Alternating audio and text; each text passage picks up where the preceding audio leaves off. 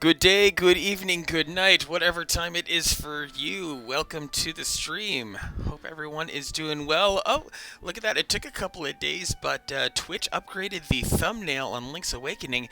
They were using the old Game Boy box art that was just a a goldish, a bronzish background in the logo. They gave it the full Nintendo Switch treatment. How lovely. So, here I will be. Had to make sure that I had the appropriate frame for myself. Had to make sure I was placed inside the Nintendo Switch. Hey, Ruthie, Hideous Winter, hello. Welcome. One of my delightful VIPs and a subscriber. Thank you very much. Always glad to have you here. You make chat lively, Ruthie. Thank you for rolling in. So, um, I'm going to pretend Friday and Saturday didn't happen, but at the same time, I got in super deep. I went in really hard on Link's Awakening as much as I could. I think over the past 3 days, Friday, Saturday, Sunday, Monday. Okay, 4 days.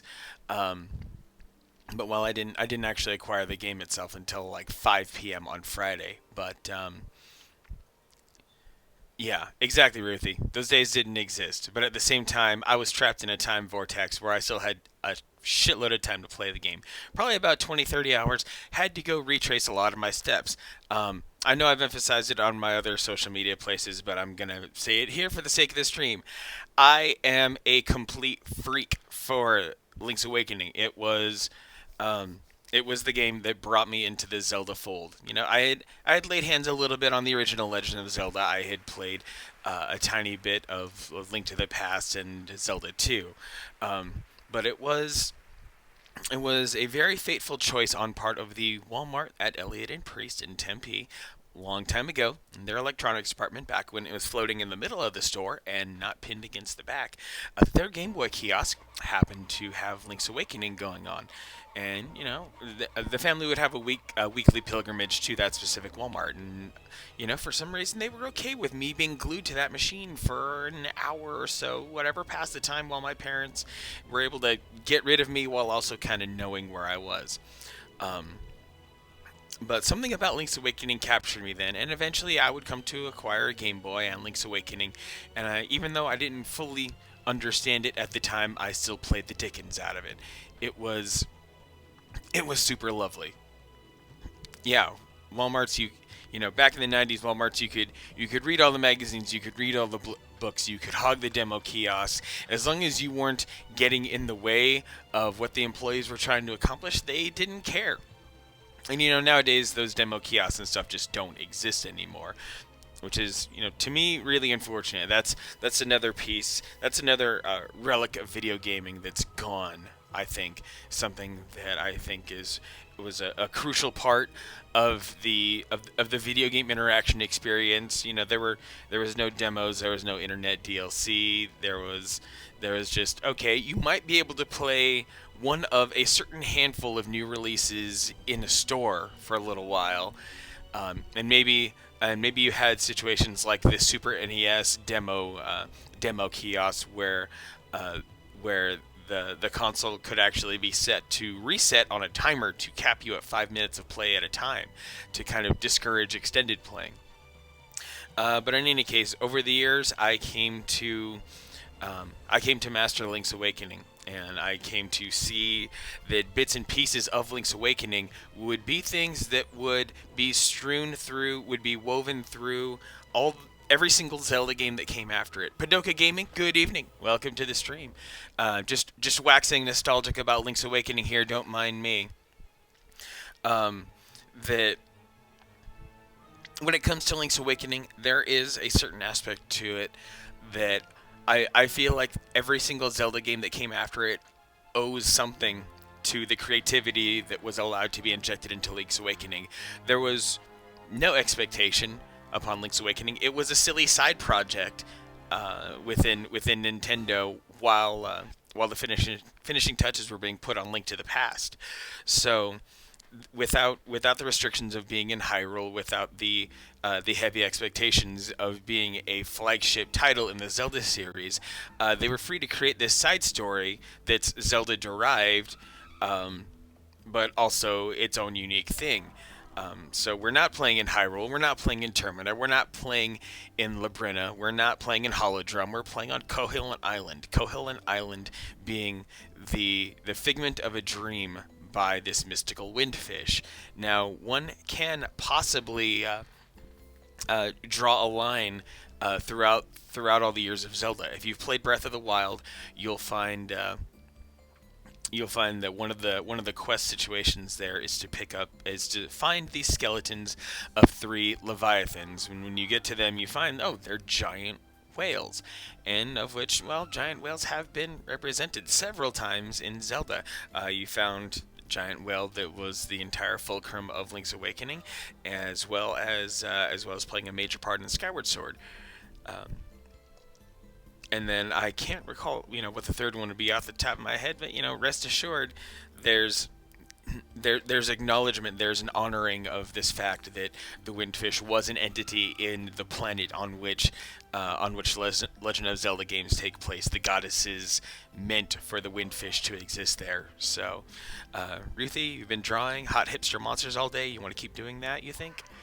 I highly encourage you drawing. Anything that helps to expand your skill set, anything that makes you feel like you can be productive, to become accomplished, to be able to elevate your skill a bit more. I'm all for it. So keep drawing. I hope you've got all the right materials available for you. But in any case, I think I have spent quite enough time here. Talking a whole lot about what Link's Awakening can be. Just I mean, I could go on longer and longer. The surrealness, the delightfully weird aspects, the quirk, the non sequiturs, the little characters that don't actually do a lot in and of themselves, but when you add them all together, helps your imagination dance around all of the dots and put together a game world on your own accord.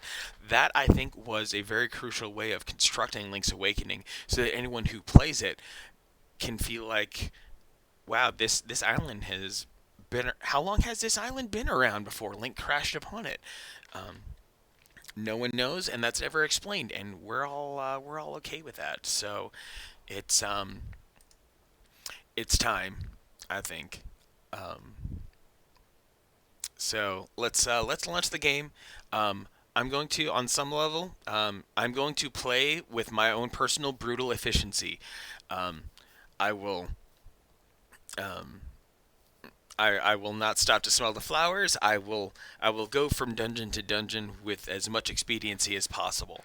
Out of all the games that I could possibly play for you, this is the one. I will not call this a speed run, not by any stretch. And by all means, there are other people who have the energy to do so, who are trying to explore skips and things to see how many things from the original will apply to this.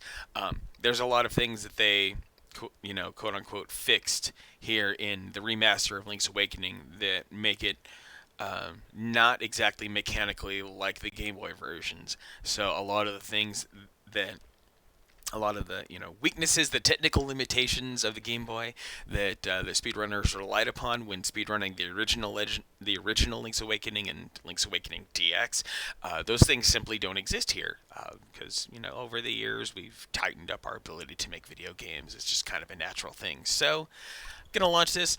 Certain things, I'm not going to go skip too fast through text messages. I'm going to let cutscenes like this intro wash over you, literally and figuratively, pun intended.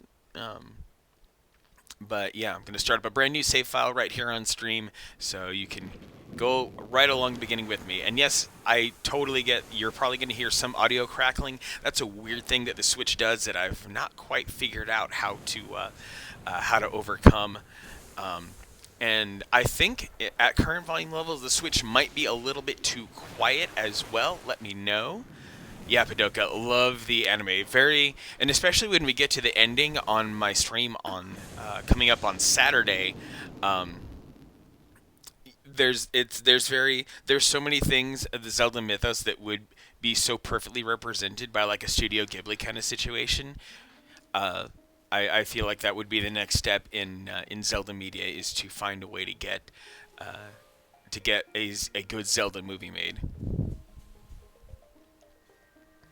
Very beautiful recreation of the intro. I actually did tweet a link right before I got on stream. I cobbled together a little video that that shows. I overlaid the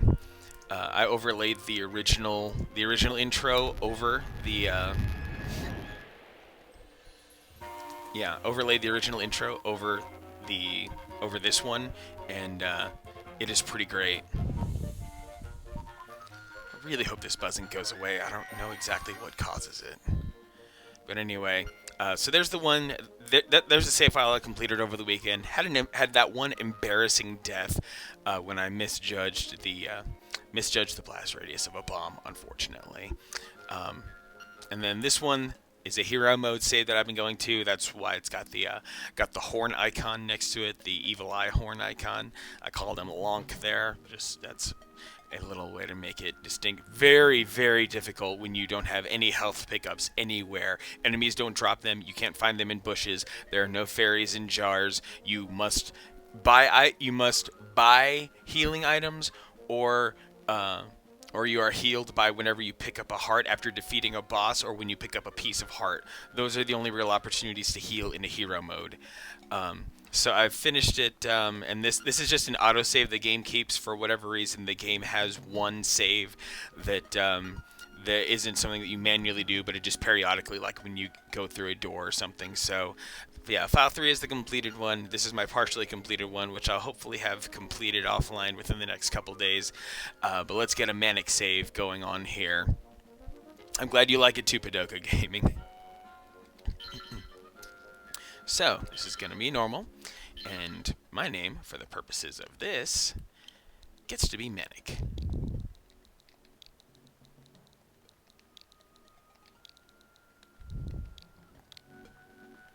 Okay, actually, that audio issue, I'm going to see real quick, if there's if there's a thing I can do to, if I crank this to mono, no, that did not do a single thing to the crackling. Ugh. So frustrating.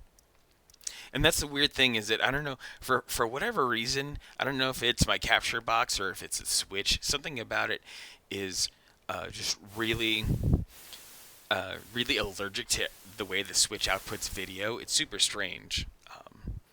Okay, that sounded fine without crackling. I think I'll just leave it at automatic maybe. Ugh, there's that crackle. Sometimes it goes away, sometimes it doesn't. Like I don't want to shut it down or anything. It's kind of weird.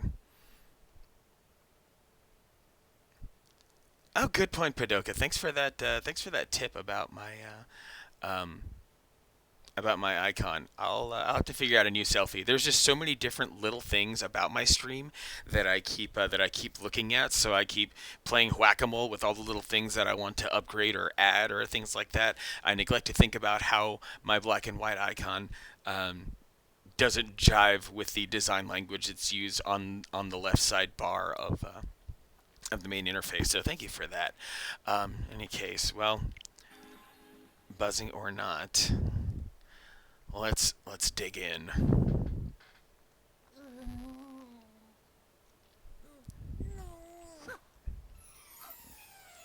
What a relief! I thought you'd never wake up. You were tossing and turning. What, Zelda? No, my name's Marin. You must still be feeling a little woozy. Yeah, Padoka. New projects are... They take a lot of energy, but they're so rewarding when you can break new ground on them. You're on Koholint Island. Well, Manny, you finally stepped out of it. Name's Taryn. Hope you're feeling better. What? How did I know your name? You think it's weird? Well, saw it on the back of this shield. You got your shield back. Hold R to repel enemies with it. I wish it was on R2. You cannot customize the controls in this game. I got used to it, but I can see how it would bug a lot of people for the way that their muscle memory for their hands goes. But overall, I really feel like being able to use all the face buttons to use items and abilities makes this game so much smoother to play than it ever did on the Game Boy. So I get to go down to the beach. And very helpfully, this game provides us with a path that leads directly down there. Yeah, also, yeah, really cool upgrade is that there's a proper Hylian shield that Link gets to sling around here instead of just the generic two-tone shield that he had back in the 2D days.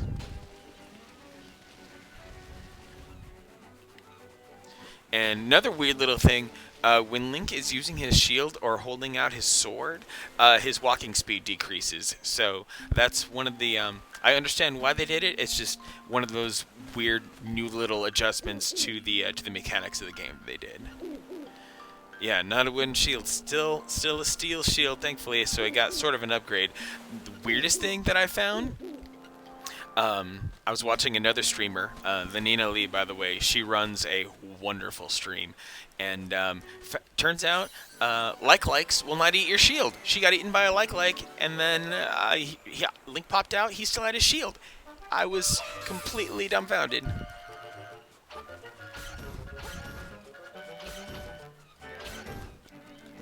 Oh yeah, now it's time to tear up everything.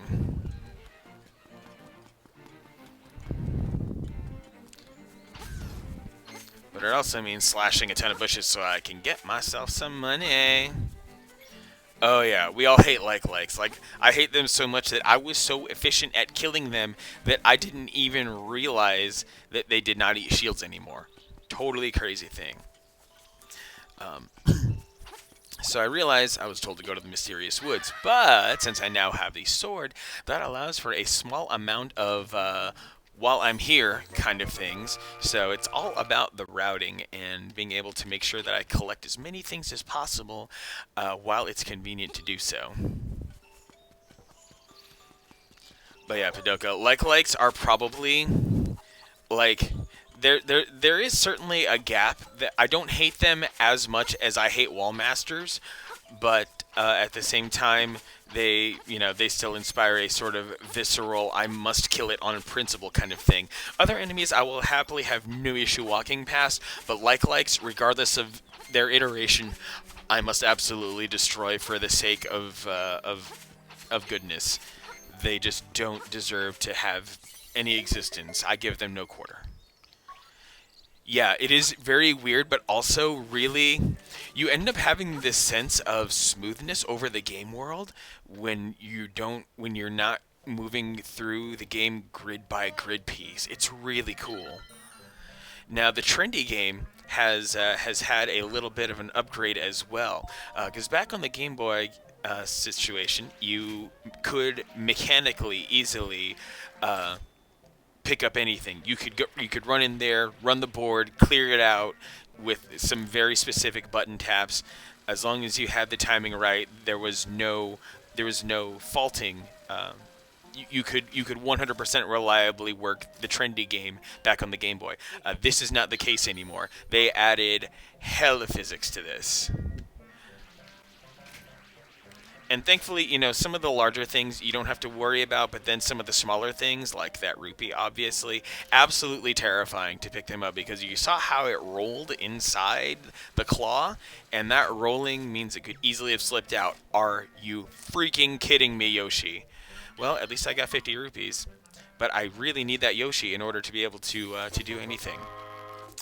Because, as we know with many Zelda games, there is a trading quest. Yeah, Padoka, exactly like that Yoshi. Absolutely here to troll me. So, and yeah, not only is that Yoshi trolling me by having fallen out, he's getting shoved around a little bit. So, all the more, okay, thankfully he got moved over to a spot where he's rather stationary. But it's that overall aspect to it where there is a non-zero chance where no matter how well you hook it, it's going to find a way to fall out. Even though there is that helpful spotlight that gives you a little bit of aiming hope, you still have to calculate the deceleration of the claw when you release the button, and even then you can't always guarantee that the claw will grasp the object correctly. So that's why this Yoshi took 3 freaking times to get to the conveyor belt. And yes, I need that one more challenge so I can get that piece of heart. There are many, many more pieces of heart in this game than there were in the original, which is a really nice little quality of life feature as well. I believe it was a maximum of 14 hearts you could get in the Game Boy Zeldas, and now they may have cranked that up to like 20. So they had to be able to stick more pieces of heart throughout the game, and yeah, I think the trendy game has 2 opportunities for pieces of heart at that. Not to mention secret seashell opportunity as well. But just getting all the basic stuff out of the way first and foremost while I'm here in the village and while I have the money. Whoa, you won the Yoshi doll. We've been trying to do that forever. Our mom is really desperate to have one. I mean, that's another nice little clue there, because in the original there were a lot of things, in spite of it still being a nice and beautifully simplified Zelda, the original was still really obtuse in certain aspects, where you got only the faintest hint of how to proceed when it came to these things. But thankfully you now have some NPCs that are a little bit more helpful than they were in the past. So I get to kick off the trading sequence, as most Zeldas have. This trading sequence starts off with our good friend Yoshi, and gives me a ribbon which I can flip right into something else here before I leave.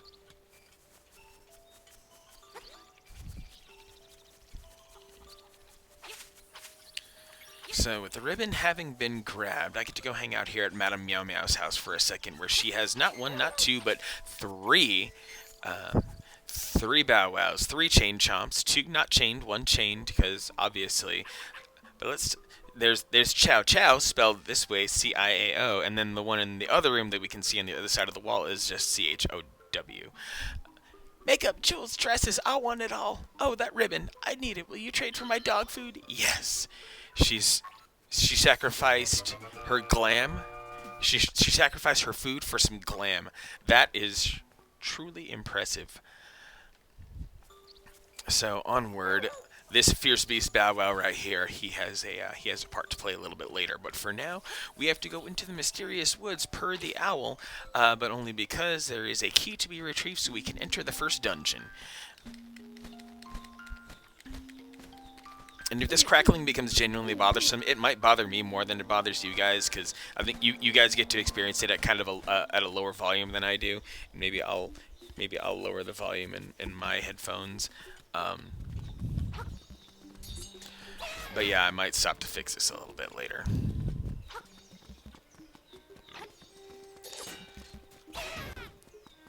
And yeah, there's some slight modifications to enemy behavior as well that are kind of fun to observe. One thing that they did not do, like there are modifications, but at no point are any of these modifications. None of these modifications are, in my opinion, so far out of the ordinary that it feels jarring to encounter the enemies. You still feel like you can rely upon all the mechanical knowledge that you have from the past to be able to combat the enemy correctly.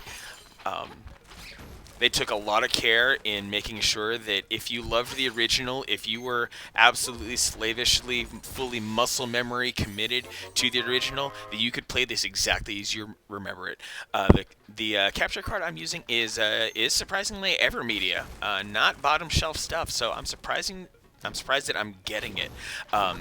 I haven't tried too many HDMI devices. Like the extent of HDMI devices I've tried with this thing are my NES Classic, my SNES Classic, and the Switch.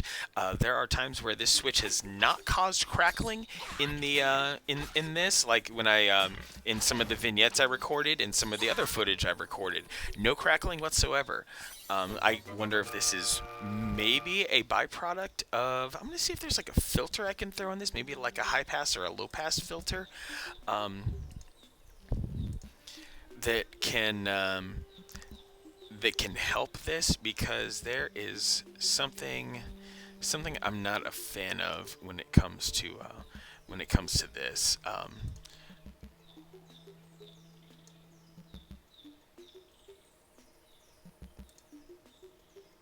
Okay, some of the things I tried right there won't help.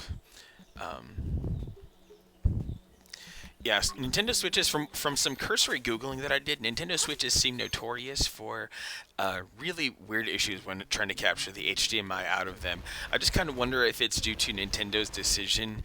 Um, you know, physically, the bottom of the Nintendo Switch contains a USB-C port, but the data that passes in and out of that port is it's wild to say the least. So it may not be like perfectly to spec or anything like that. Like it might be too electrically hot, so it will cause certain things like the crackling. Video's fine, but it's just super strange that it comes about this way. Um, these enemies here I find really fascinating, just because um, they're they're actually aren't technically modified from what they were in the original when an enemy has a sword and shield, but at the same time, you have to use a little bit of technique. You can't just do a spin slash on them to kill them. You have to use a little technique. You have to let them stab you so they recoil. You wait for the recoil and then you slash. Yeah, that non-standard Type C. You're right. Technically outputs. Technically is USB-C. Technically outputs data. Technically works with the power. Technically outputs HDMI, but maybe it's just a tiny bit out of spec. And certain things like this older box, I don't like it. Like this, my capture box was incredibly allergic to the 1080p signal that came out of my Switch, so I had to drop my Switch to 720p output in order to get this to even function in the first place.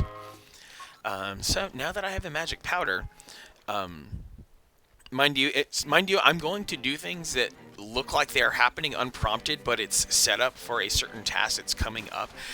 So I guess I'm not technically doing things in order. I'm kind of galaxy braining my way through this game. So I apologize if I'm doing something that looks like it comes unprompted and it's confusing. It's only because there's a method to the madness, and the task that I'm doing eventually becomes clear once I have completed what I'm trying to do here. So yeah, I came here to the forest and I grabbed this magic powder. Well, there was no prompting to get this magic powder. How did I know to get this magic powder? Well, as you see, when it comes to here, there is this raccoon. As a raccoon, my nose is very sensitive to stuff like dust and powder. And well, it's hazy here. Hey, you're not gonna be lost you're gonna be lost thanks to me. Hee hee. And then I get zapped over to this similar looking map tile that's elsewhere in the mysterious forest. Thankfully has a fairy right there. But yeah, basically that raccoon blocks your path right there if you do not do the correct thing. And that correct thing is to sprinkle magic powder on him because, as he said, he's very sensitive to dust and powder. So, I'm gonna let him feel the magic of my powder. And oh, who's that? It's Terran. Already got himself in trouble.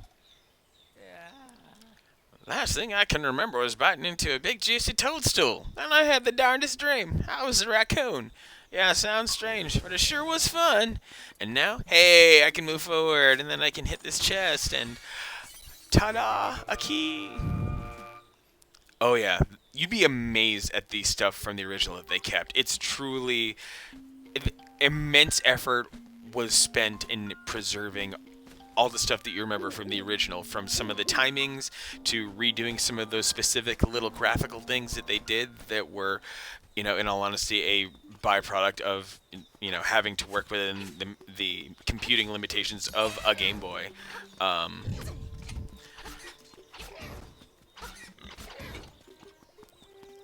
And it's just beautiful to see it in this particular aesthetic. So I get to go down to the first dungeon. Did a tiny bit of questing that was well within my grasp, and now I get to not only do I get to go to the dungeon, but I also, while I'm down there, get to hit the next item in the trading sequence. Button mapping on the rocking a Switch Pro controller here. The extent of button mapping is that X and Y are customizable. The B button is for the sword, and the A button is for grabbing, which is later enhanced by the power bracelets. Later on, when I get the Pegasus boots, running is going to be mapped to the L button, and that's all hard coded. There's nothing. There's no way around that, unfortunately. You cannot map 4 items. You can map only 2. But in my opinion, that's all you need, because the power bracelet basically gets its own dedicated button, and then you map the two miscellaneous to Y and X. But then, on top of that, with the way I play, once I get the Rock's Feather shortly, that is always mapped to the Y button, except in very rare situations. And yeah, I won't have to hit another spot in the trading sequence until the lead up to the 3rd dungeon. I am way ahead of the game here. But yeah, the only button I end up truly changing out throughout my run of the game is the X button. So a numbered item like the magic powder, I just automatically throw out X, because Y in my world, Y is reserved for the Rock's Feather, and nothing else will do. It matches the way that my hands mechanically function in this game. That jumping on Y and being able to slash with B is good, because you can mid-air slash, and that is an important tactic sometimes when you need to clear some brush as you land, or for certain enemies that fly, like especially that flying mushroom in Ukuku Prairie that drops bombs. Yeah, you want to jump slash those. So here we enter the first dungeon, Tail Cave. Now, if it looks like I'm not entering all of the rooms in the dungeon, you are absolutely correct. Part of what I will continue to affectionately call the brutal efficiency with which I play is that not every room in every dungeon needs to be explored, and not every key needs to be used. Later dungeons, certainly, but in some of the earlier dungeons, there is a shocking amount of leeway that is present as you're crawling through.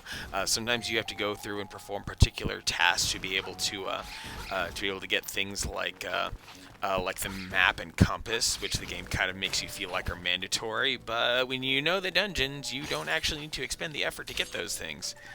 But I will expend effort here in the dungeons to make sure that I get things like money and the ever important small keys. So now see, with the way the dungeons are, they didn't have any choice but to include the old scrolling in certain portions of the dungeon, but other things like this room, this general area, they made it wide open. So it's still segmented in certain ways where they had no choice in the matter, but in certain other ways it still feels old school tile by tile. but it really makes there's still, at least dimensions wise, they did not modify the dungeons in any material way. They still feel exactly as they should. um, so you can still just kind of, if you're any good at the old game, you can still happily sleepwalk your way through it, and through it you will go without any issue. All of the routes will feel familiar. You just have to make sure to kind of adjust your eyes, like, oh, I'm playing this in HD, and I'm not playing this on the old Game Boy screen that was all of 160 by 120 resolution. So up I go so I can get the Rock's Feather. Yes, those are, you're not seeing things. Those are indeed Goombas. The Goombas.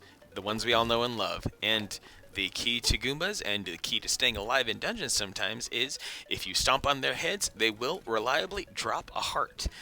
Very important if you're feeling like a dungeon is truly kicking you down too hard. As long as you can find some Goombas, you can get a couple hearts so you can get your footing back.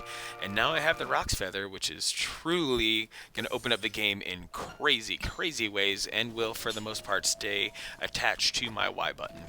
So don't expect to see that going anywhere. I'm going to need a total of 3 small keys to be able to get through the rest of whatever's going on in this dungeon. So I already grabbed the one in the room to the left of where I entered. So now there are 2, and I already used one as well, I think. So now it's time to get a little bit more going.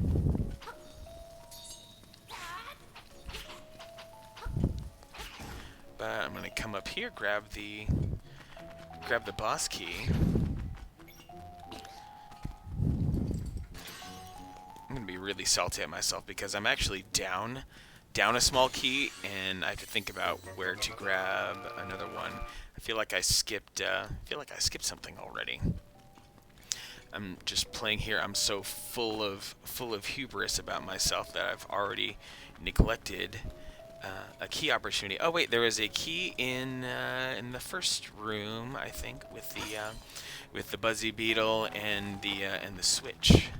Yeah, and I call them Buzzy Beetles because, well, it's, if you remember Buzzy Beetles in the original Super Mario Brothers, this is functionally their Zelda equivalent. They pop up in quite a few of the 2D Zeldas. There we go. There's the other small key I needed. And I believe I can just shortcut through here with the door up top, the one-way door, a fine feature in some of the dungeons. And of course, a small bit of gating here. You have to make sure you have the Rock's Feather before you can proceed. So a little bit of gating right there by making sure that you can jump. And now, I mean, really a safety feature too.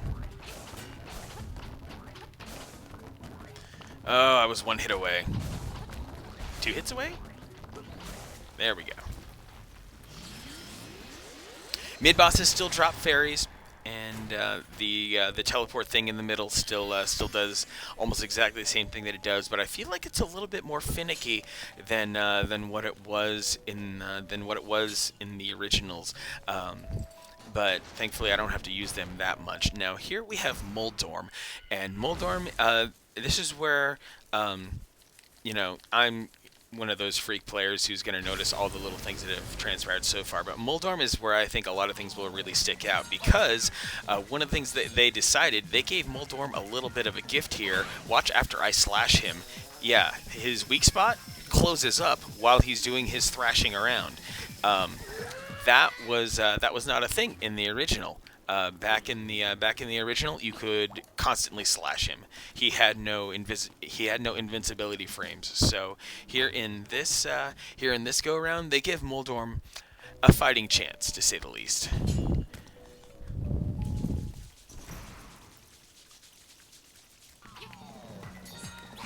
And I can't remember if they keep the damage recorded, but uh-oh.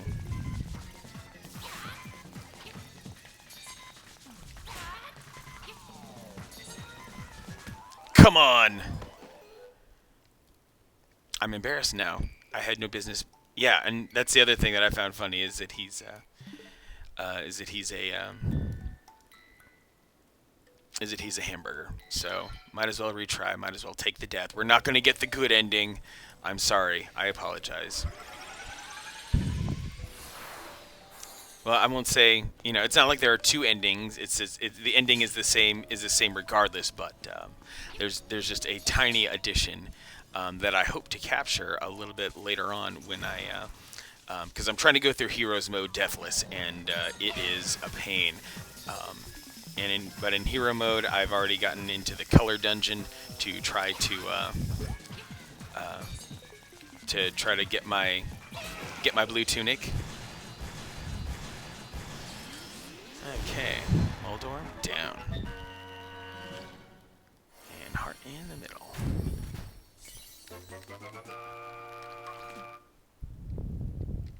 The Photoshop from DX is not here. Unfortunately, the Bucket Mouse does not have a part to play here in this version of Zelda. The Photoshop has been replaced, and I can touch upon that a little bit once I get to the general area.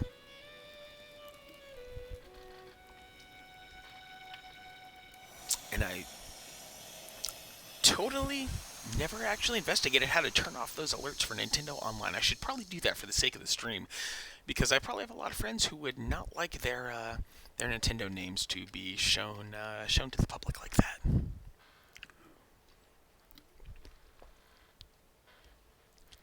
And in the absence of the Bucket Mouse's Photoshop, I feel like the way that they enhance some of the other cutscenes and other aspects of the game added a level of cuteness and sweetness that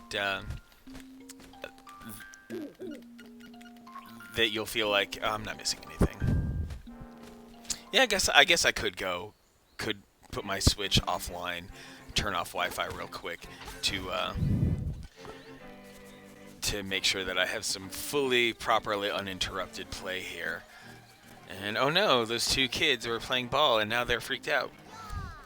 Hey buddy, it's serious. Yeah, really serious. Yeah, it is. The Moblins came to the village. Yeah, that's right. A whole gang of Moblins. And it's for real. They all went to the house. Yeah, that house. And they did something at Bow Wow's house. And it was a really bad scene with the Moblins. So I mean, might be faster to find out for yourself what happened. Okay, fine. So get to go to the Moblin Hive. Well, okay, not exactly a hive, but it's more like the Moblin headquarters, the Moblin Cave. Yeah, the fact that the Oracle series of games had Moblin hideouts was basically inspired by what happened here in Link's Awakening. They just took the concept and cranked it up a few notches. Because by comparison, the Moblins in the Oracle series had freaking gorgeous mansions compared to the absolute third world terrorist cave that we're about to come across. So another piece of heart. Woohoo! Got 3 of them. So one more and I'll be feeling good. I'm sure it won't be long until I find that next piece of heart as well. But being able to come here to the Moblin Cave and defeat the Moblins, it's going to be a good next step here.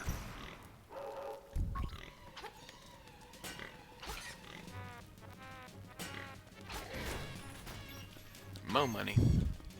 Need to be able to collect at least 200.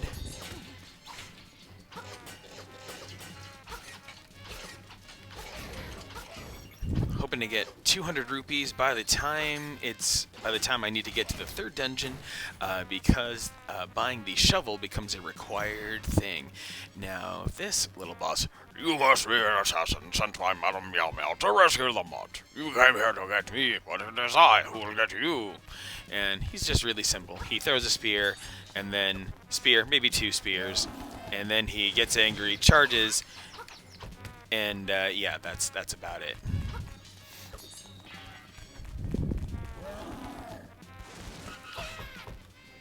And sometimes he stops himself. So you have to really commit to it. No, I walked right into that one. Hey!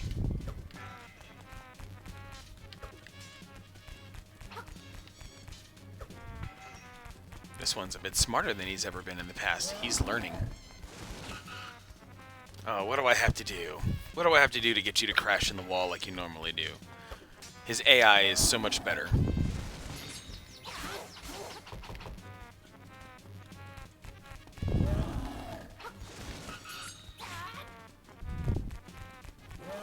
It was really funny in the originals because he would get like compressed inside of his helmet. It was hilarious. There we go.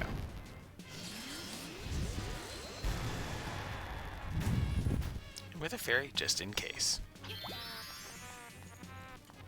And so now I can get Bow Wow. You've saved Bow Wow. What a fearsome beast!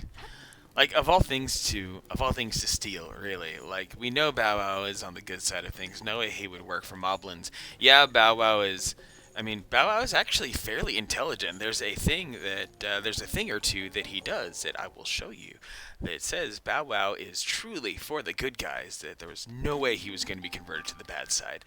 Oh, and Mr. Owl is going to come talk to us. He does that a lot. He did that in the original too, where he talked a shocking amount. Hoot, fearsome looking animal. Goponga Swamp. Okay, let's go to the swamp.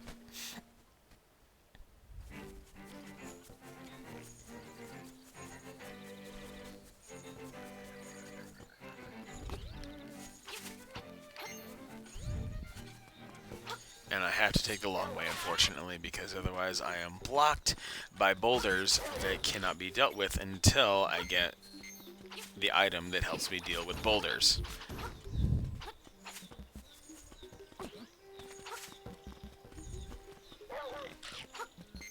And here, bow bow. Woof, dig, roof. Yeah, he's able to, on a limited basis, sniff out secret seashells. Oh yeah, and he'll happily eat enemies for you. Now, mainly Bow Wow's purpose is to get past these crazy flowers that are here throughout the swamp. Now, back in the Game Boy editions, if one had the level 2 sword and did a spin attack, you could actually kill those flowers. You didn't need Bow Wow. But of course, you don't get the level 2 sword until later. In the original, it took 20 secret seashells. Here, it takes 40 secret seashells. So there's going to be some effort expended in making sure that seashells are acquired throughout this playthrough. Small key, what? And yes, just because this room has a small key door at the bottom doesn't mean I'm gonna go through it.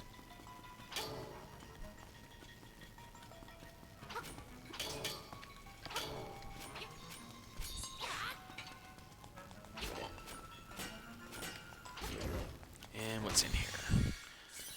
Oh, another small key, perfect. And so now here's a little bit of, oh, I guess I'd better let that thing get back on track here, literally. They force a tiny bit of backtracking here. Because, oh hey, Shy Guys, actual Shy Guys, how about that? Pretty weird how certain Mario things keep coming up in this game. There is kind of sort of an explanation for that. Given that this is called Link's Awakening, and that we can eventually establish that we are in a dream world, that means that all Nintendo characters, when they go to sleep and dream, share a common metaphysical space where dreams happen. Oh, how about that? Small key, open a locked door. Actually, I think I have enough keys to proceed. I don't actually need to walk back and grab that one. So I'm just going to keep on trucking, and I'm going to let that key dangle here. Because I think the last time I went through this dungeon, I still had 2 keys left over. So I'm just going to do what I need to do.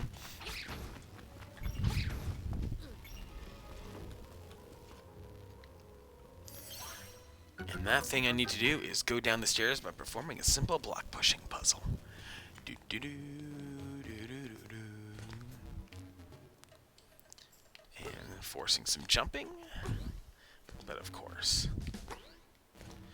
And when I saw in previews and all the preview trailers, there was a certain kind of physics. It felt like they screwed with the physics behind the way that Link jumps. I thought I wasn't gonna like it, but it still, thankfully, feels natural. I mean, either way, Link does a flip, and you would think by just looking at the motion that it would feel different here, but thankfully it doesn't.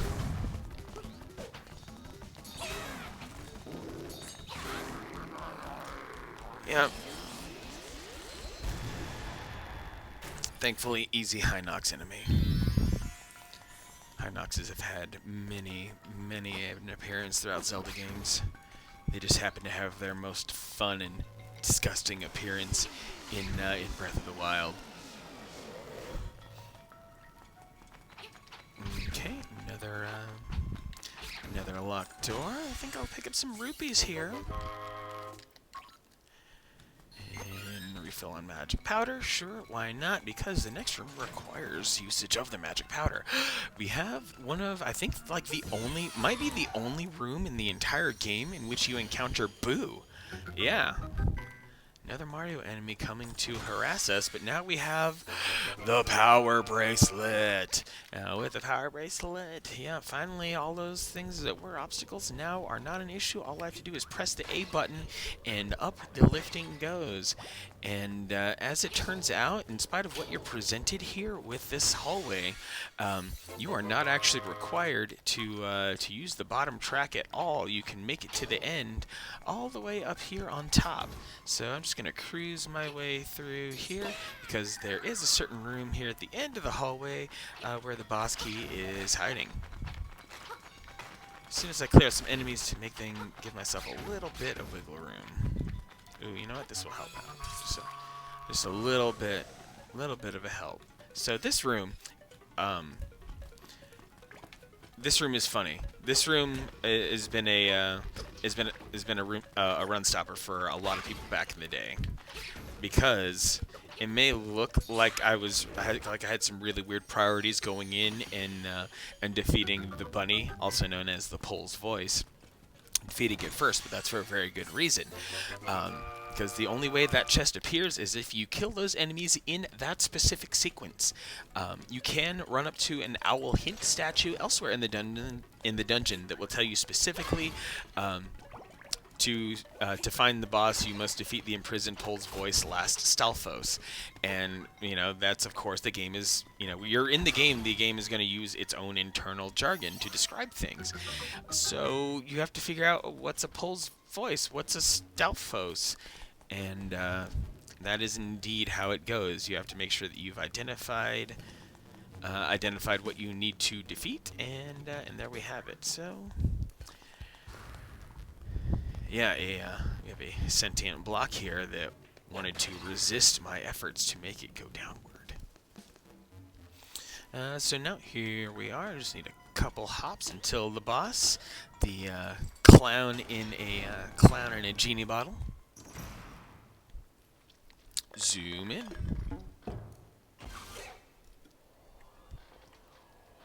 Ho ho ho, I'm your bad guy this time. Ho ho ho.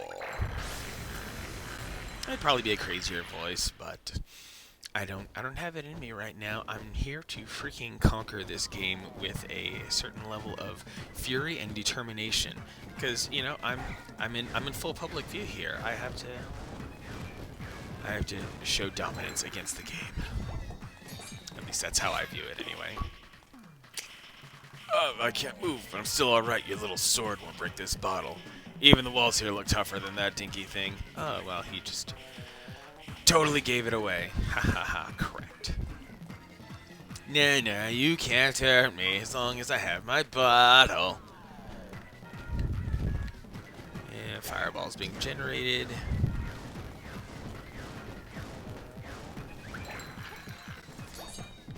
Time to do the needful and crack.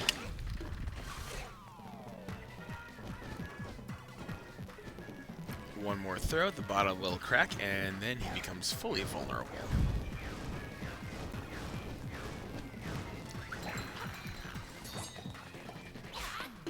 But really, the point of most bosses is at least just to get you thinking about the practical application for how to use the item that you've acquired. Wow, you broke my bottle. Why, you make me hoppin' mad. And while these dudes are rotating, and this is especially why I why I broadcast in 60 FPS, because he might flicker a little bit too quickly to really bring it out. But one of these two images goes fully solid and lets you know exactly which one he is. And that is it.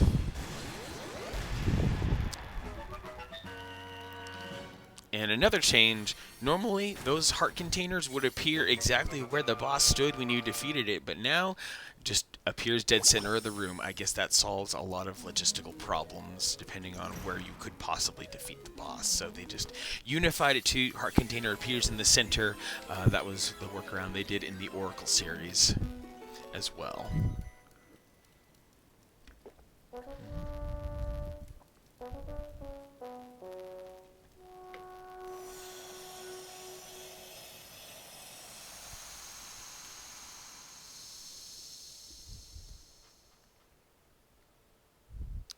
Prairie, prairie. The prairie is waiting.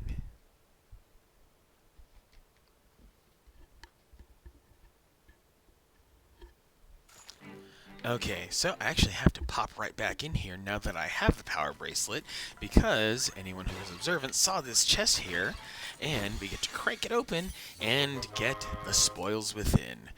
Okay, 50 rupees, very nice.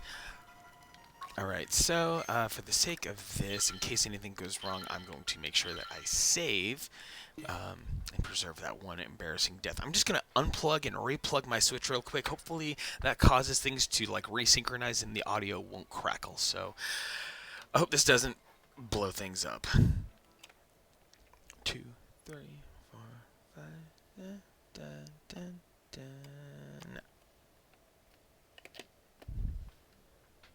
So we're back. We still freaking have crackling, but maybe, just maybe, it'll go away. Actually, oh, you just kind of gave me an idea as well. I'm gonna turn off Wi-Fi.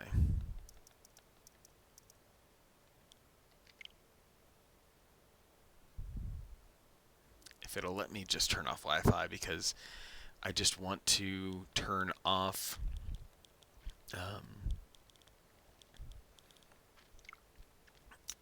yeah, I just want to turn off Wi-Fi. If I turn on airplane mode, then that keeps me from using my Pro controller, and I'd rather not have that. Can't turn on airplane mode. There's that kills the controller. Yeah. So I'm kind of obnoxious that like, you know, this is basically an Android tablet, and I can't just shut off Wi-Fi. It's dumb. Yeah, it's airplane mode or nothing. Can I? And yeah, even then, can't enable it while console's connected to a TV. So that's even weirder. So Wi-Fi is in a way always active. Yeah, super dumb. 220 rupees at a really, really good pace, and at the same time, I am also,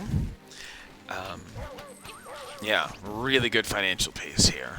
This is probably the best financial pace that I've come through in this game so far. Be able to have 270 on my way to the third dungeon.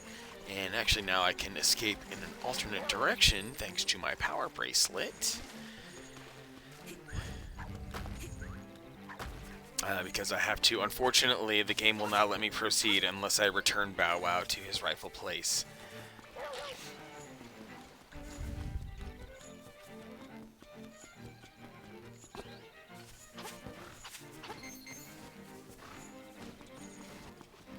And the shortest path from up there to Mabe Village, to me at least, or Mabe Village, depending on how you want to treat these pronunciations, it's down this path here. Yeah, Nintendo is really weird with how their operating systems work. I don't understand. I would love to just turn off Wi-Fi, but it's all or nothing. especially considering that, you know, it's separate Wi-Fi and Bluetooth for the purposes of controllers and internet. So why not be able to turn them off separately? I don't get it. Switch outputs audio on dock mode through the HDMI port. I don't know if it will output through headphones, but then I would have to completely re-rig my audio situation to do that, and I'm not sure that would be a favorable situation to me or the stream. I kind of would rather live with this little bit of crackling.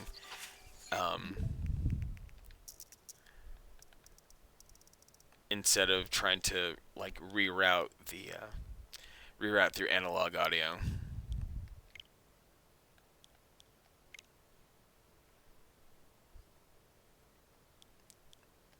See if I turn that off. Yeah, there's not really much else unless I do something silly like this to get it to resync in another way. If I go do a little bit of tweaking here, I'm gonna go do that, and let's get this back to 720. Maybe this forcing resync from the from my capture box as well can help the process. It's the only thing I can think of. It's a lot. There's definitely a lot of just playing whack-a-mole with it and hoping for what sticks. Hey! I don't hear crackling. Maybe a tiny bit. But anyway, let's get that shovel.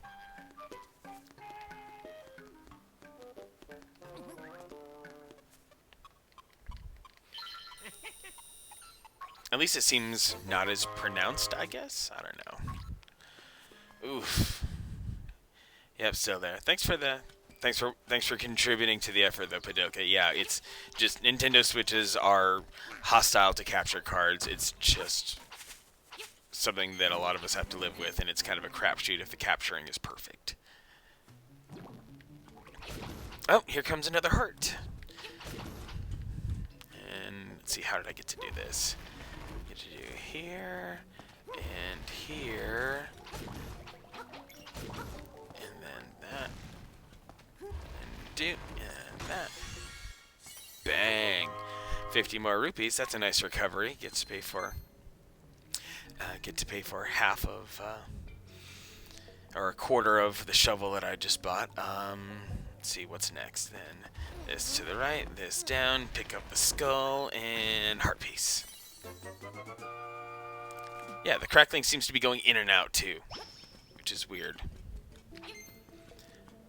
And like, I also wonder, I have this heavy duty ass HDMI cable that has these incredibly chunky ferrite cores on the end, and I'm tempted to see if I can coerce that into my Switch dock as well.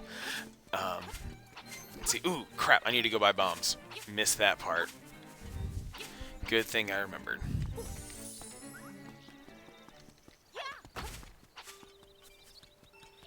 And since I am so freaking loaded right now, I'm gonna buy 20 bombs.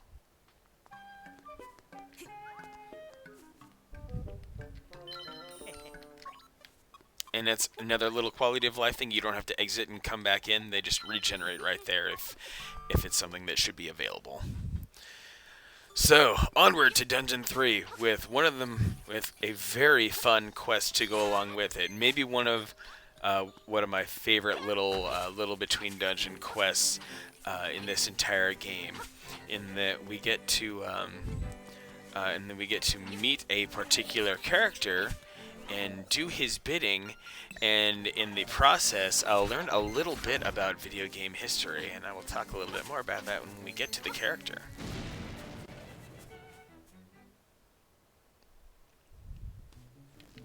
Oh, can't do this one yet. My bad. After Dungeon 3. So anyway, onward. Now, this to me is kind of a fun little Zelda thing here, that this skull here is pig-shaped, that this skull blocking my way happens to basically be like, looks kind of like Ganon's head in a way.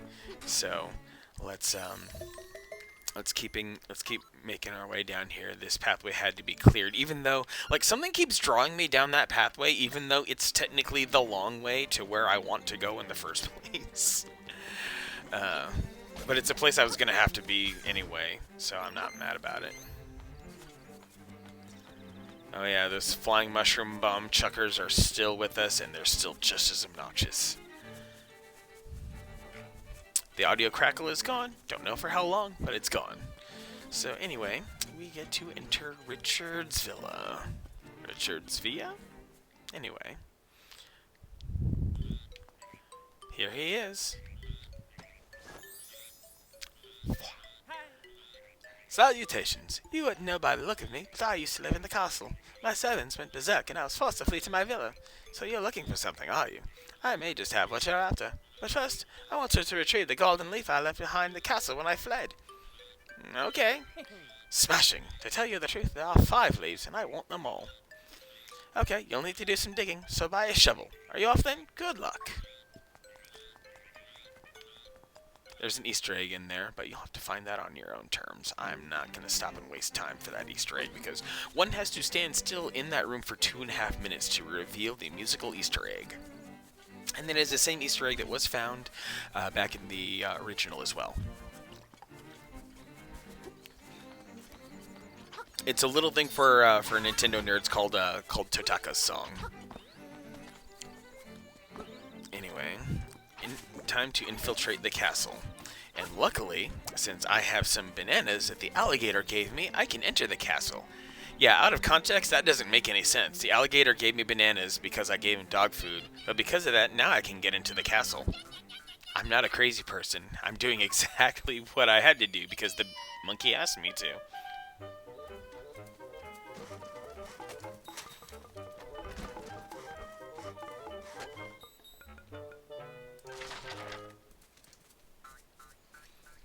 Monkey, monkey. Monkey business done. Bye-bye. Good old Totaka song. You found a stick a monkey left behind. You take it. And this lets me infiltrate Kanalet Castle.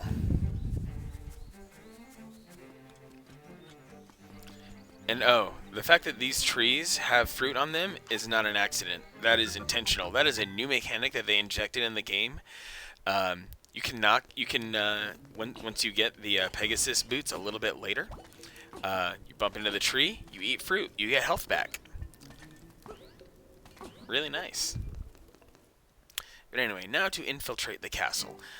And here in this castle, he said golden leaf, when it turns out there are 5 of them, and 2 of them are outside, 3 are on the inside, and this is the one on the outside that's not immediately obvious.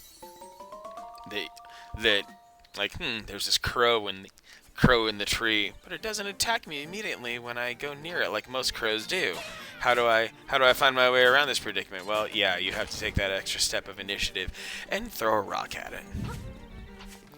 And then over here on the other side, we get to play a rousing game of whack-a-mole to get the other outside leaf.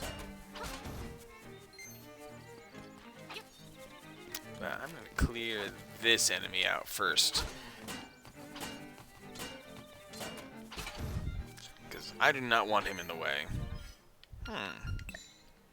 That hole's suspicious. Okay, just there are 50 seashells in the game. I've found 41 of them in my other save file, and I just want to make absolutely sure that I haven't skipped over any of them. And yeah, the timing window on this dude is so tight.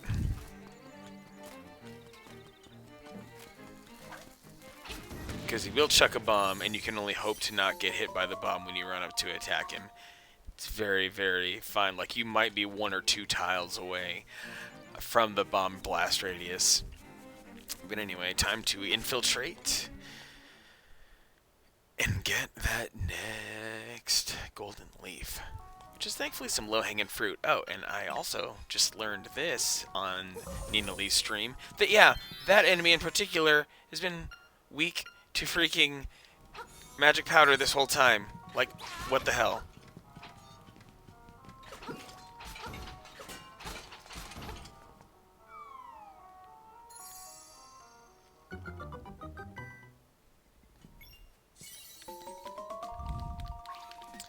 golden leaf down. 2 more to go. And I'm just going to ignore these enemies as much as I can. Well, I guess I can't. Okay.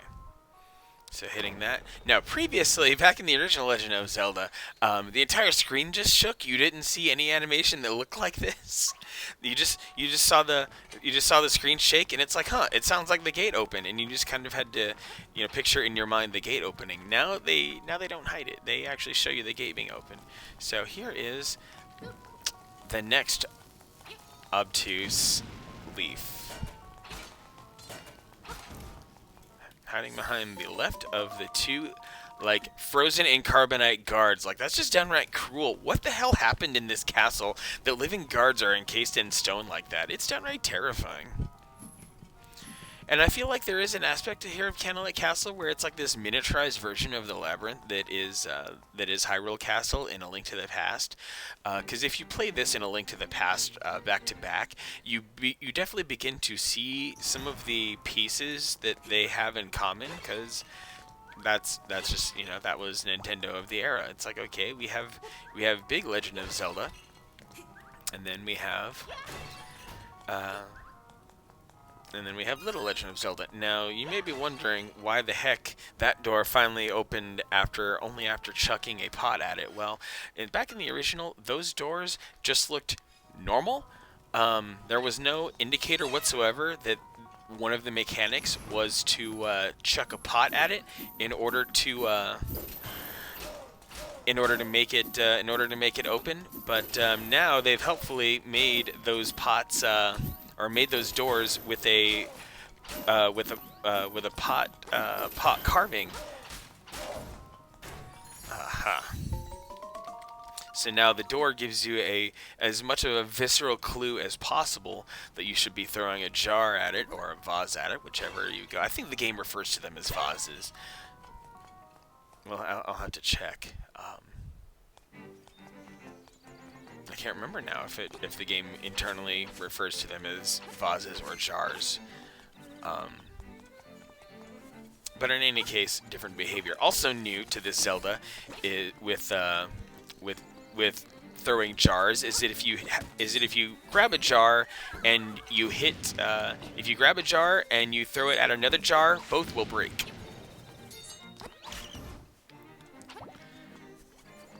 Stationary jars are no longer invincible. But back to Richard's Via we go, now that we have all 5 of his golden leaves.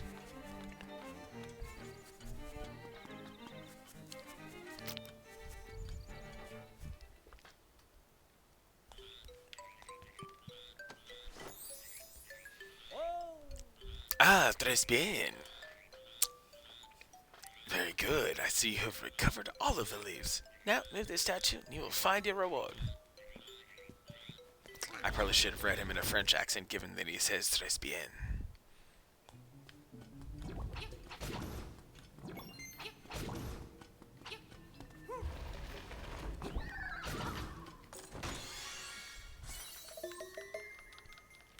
I found yet another secret seashell, but what am I gonna do with it?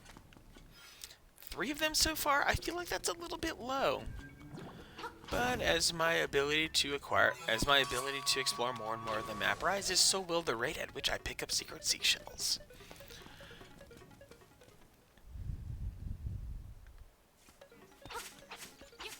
Now, it feels really, really disorienting going through Pothole Field now.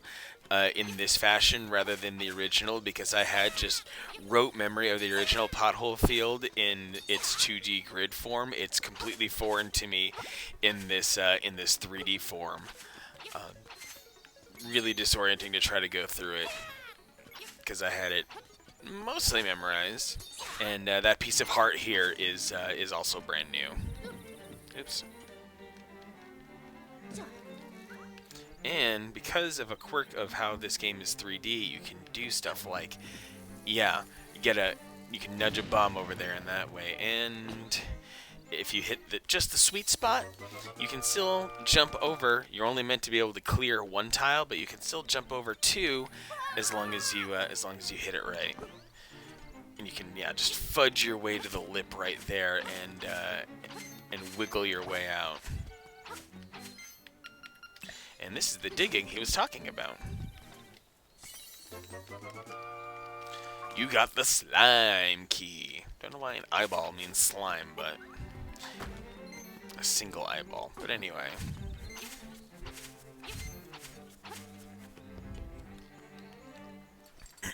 Now to open that gate and go around to get up in it.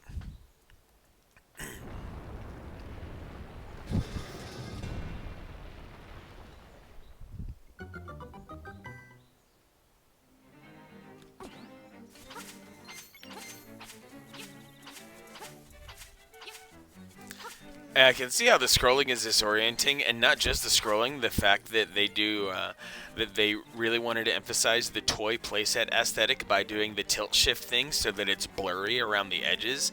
I can see how that would screw with people's visuals with their eyes. Ah, so it could cut itself, Neurolab. So it could cut itself, like good emo kids do. They're suicidal, you see, so they cut themselves. But you see, cutting the grass is half the fun.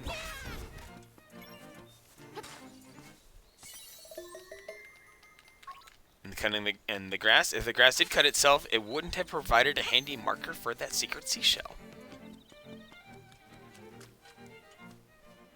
Emo robot, womp womp. Oh, hey, and here we have yet another. Now, I'm going to try a tactic through this dungeon that I have not tried in the past, but should theoretically work, because there's a certain portion of the dungeon that is reliant upon acquiring keys in a certain fashion, and I don't want to waste the time to do that, so I'm going to try to cut to the chase in a certain way, and see how it goes for me.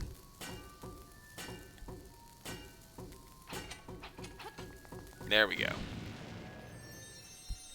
There is a weird specific algorithm, I think, that kind of dictates the distance that it will travel before exploding.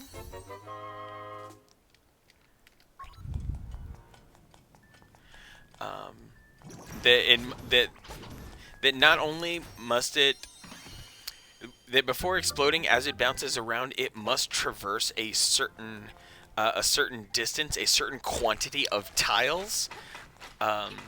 Before actually exploding. If it just keeps bouncing between the same like 4 or 5 tiles, it won't explode. But if you let it roam around a little bit so that it travels like 8 or 9 tiles, then it will finally explode. So my tactic for this was going to be just going here to the right. Oh, wait. This tactic is not going to be... I'm going to have to, like... Yeah, thankfully they designed these dungeons in a way that you can't soft lock them. There's still a key that can be grabbed, because there is a switch that I have to go back into one of those rooms and tap, and that switch will let me actually roam through the rest of the dungeon correctly. So I'm going to be getting a small key here, backtracking a tiny bit. Princess Zelda doesn't find heroes. Princess Zelda is eternally locked in a triumvirate of individuals chosen by the goddesses to keep balance through the world. Oh, Zelda finds her heroes on LinkedIn. I see what you did there. And I hit that twice. It needs to be red. Out it goes.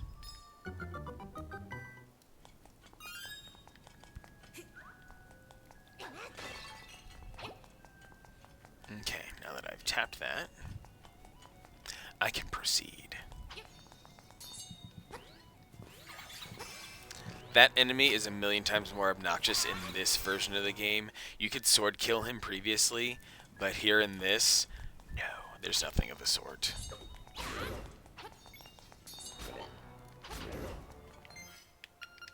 I'm going to preemptively blow the spot here that needs to be. Pyoro. I'm not quite familiar with the franchise you're referencing there, Padoka. I know that you are. I'm guessing that you're angling towards some sort of JRPG. Pyoro at least sounds like a JRPG kind of name.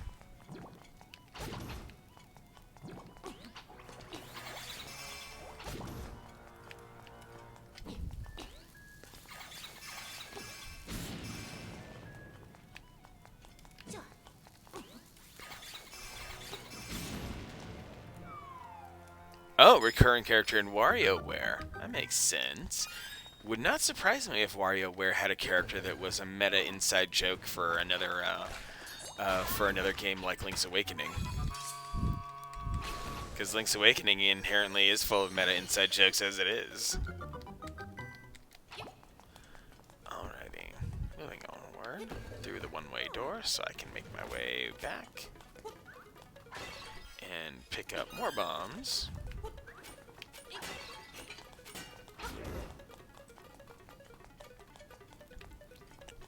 Because the extra quantity of bombs is required for when I encounter the mid-boss coming shortly. Ooh, back up over 200. I can go buy that next piece of heart from the shop. Now, they tweak this particular mid-boss. Once upon a time, you could endlessly feed them bombs, but now they have about 3 or 4 cooldown frames where they don't open their mouths when they move. Okay, looks like it's about 4. Yep. And yeah, so you have to wait and count their movements in order to in order to know when they will finally slurp up a bomb. And so that was probably, yeah, now that I've had some practice with them, that is without question the fastest I've ever defeated those guys. It was really weird to try to defeat them initially and try to time out their mechanics and count their different movements. Pegasus boots! Yep, if you hold L, you can dash. Try going for a long jump. Yeah, much nicer when you don't have to equip the Pegasus boots. They just are what they are. They're just part of your natural skill set now by the buttons you can press.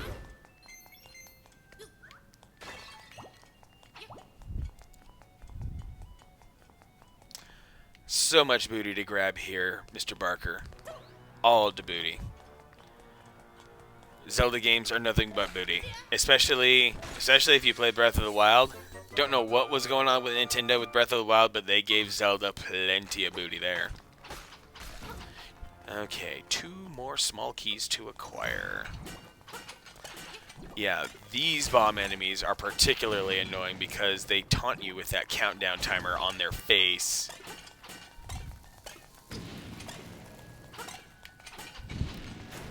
You were Mr. Barker to me before you were ever Dr. Barker. As if your particular style of trolling wasn't going to get figured out eventually.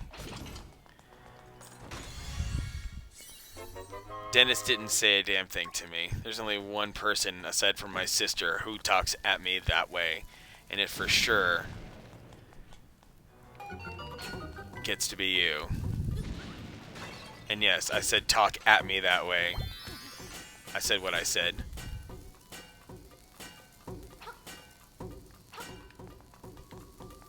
Yes, I love when they chain bomb each other.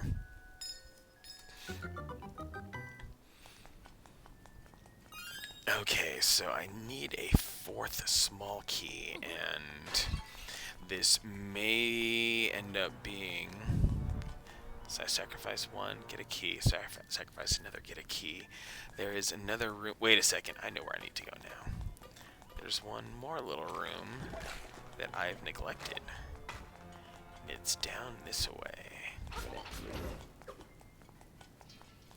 Oh wait, this one. Okay, this one had the key because I need to be able to get myself to a 4th. Oh, that's right. The 4th key was I can't believe, silly me. Now that I have the Pegasus boots, 4th key acquired by coming back here. That's my story, and I'm sticking to it, Doctor.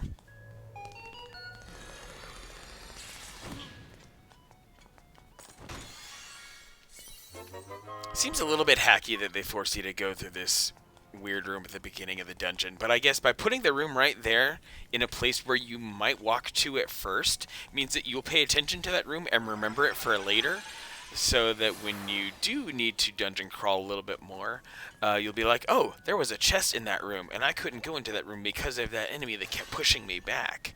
Now that I have these Pegasus boots, maybe I can push against it.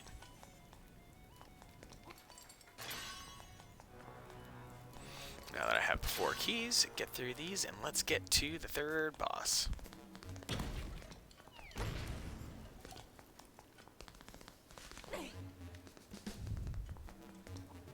Hey, Piranha Plant. Time to die. If only Mario had a sword to kill him that easily. And I'm just killing these guys out of spite now.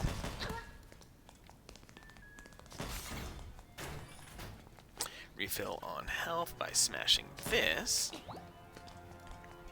Now, weirdest part of this dungeon.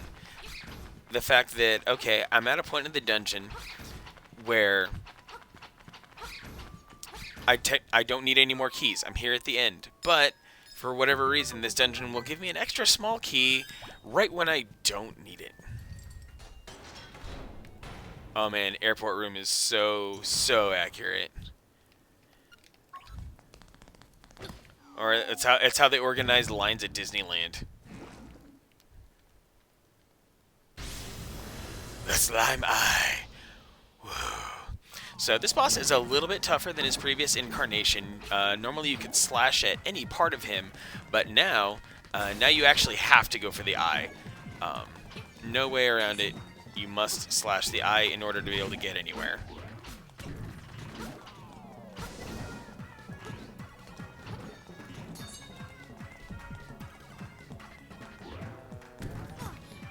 Oh, should have jumped. But goes down nice and quick, even with my feeble little level 1 sword. Grab my heart and move on.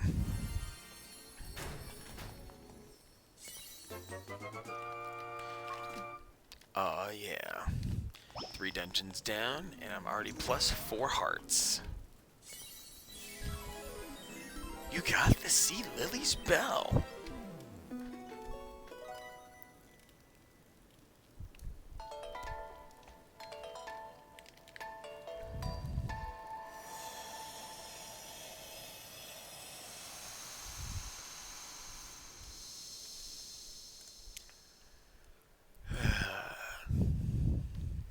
Waterfall.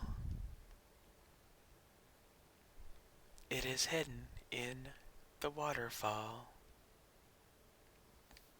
Oh, I will ring you up, Dr. Neurolab. Hey, here comes the owl to admonish me again, to help guide me in the story. I don't need your study guide. I know where to go. Hoot, how many instruments have you gotten so far? When you play the instruments in front of the egg, the windfish will wake and you will leave this island. Now you must hasten to the Yarna Desert, the dark monstrous inhabitants, etc., etc. So, the quest for this portion is, to me, one of the most fun. There's a lot of fun moving pieces to this part of the quest. First and foremost, I have to make sure that I advance the trading sequence while I'm in this region. Oh, it's Terran again. Dennis just confirmed he's a rat. I think he folded too easily. Oh, Manic, I see you have a nice stick. Can I borrow it for a second? Sure, you can. And I will cautiously take a couple steps backwards because I know what's about to happen. Oh no! The look of horror on Link's face. But I got honeycomb! Which is very essential for the next part of my questing. And now, since I have the Pegasus boots, oh boy. But now, since I have the Pegasus boots, I can now go into this little side cave here and get some goodies.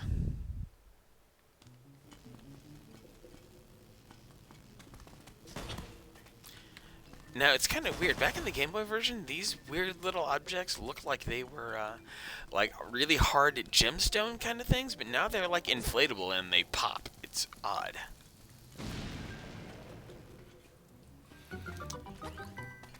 Really like what they redid to the Discovery sound effect.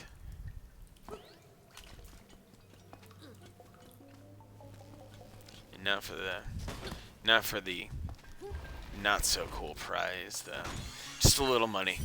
Just a little, 50 rupees. Very nice, I guess. At 281, well, that does put me in contention to get yet another piece of heart in just a moment here. Once I head over to the shop.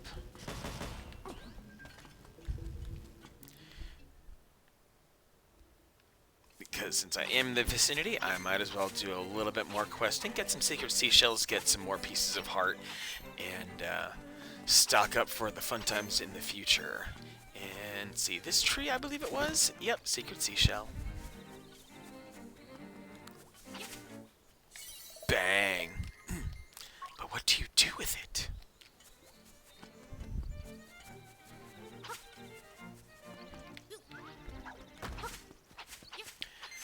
Oh, and yeah, and I had to come back here to the village anyway because there is an item that I must acquire in order to make the next phase of things happen. Peace, oh heart.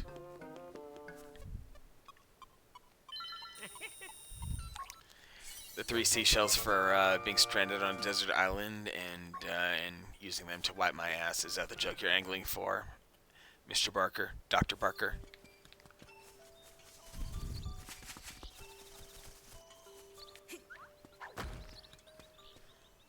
I get to use 40 seashells here, so don't talk to me about 3. The load that I have to carry here on this, 40 seashells. 40.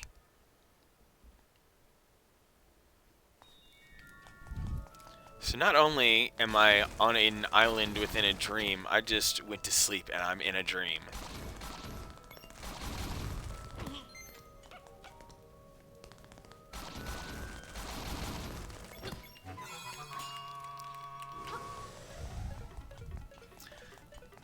Demolition Man, they said we still have Taco Bell, so, you know, they were right on that.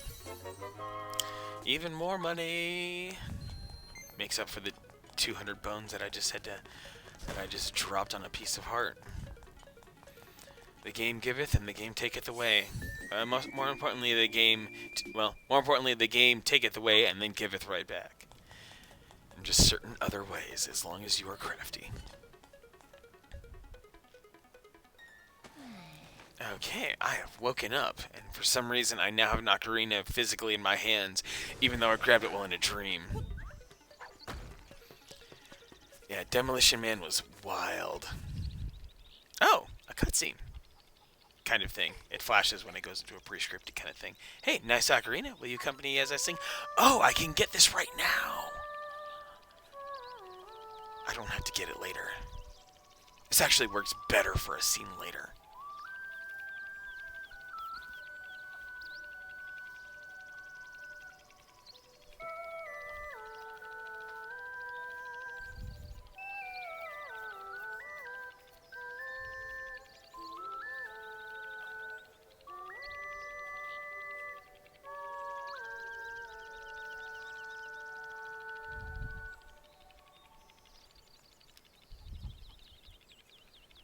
So, how do you like it? It's really touching, isn't it?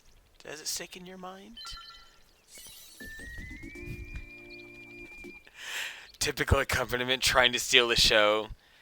Clearly, the throats have it. I got a raid!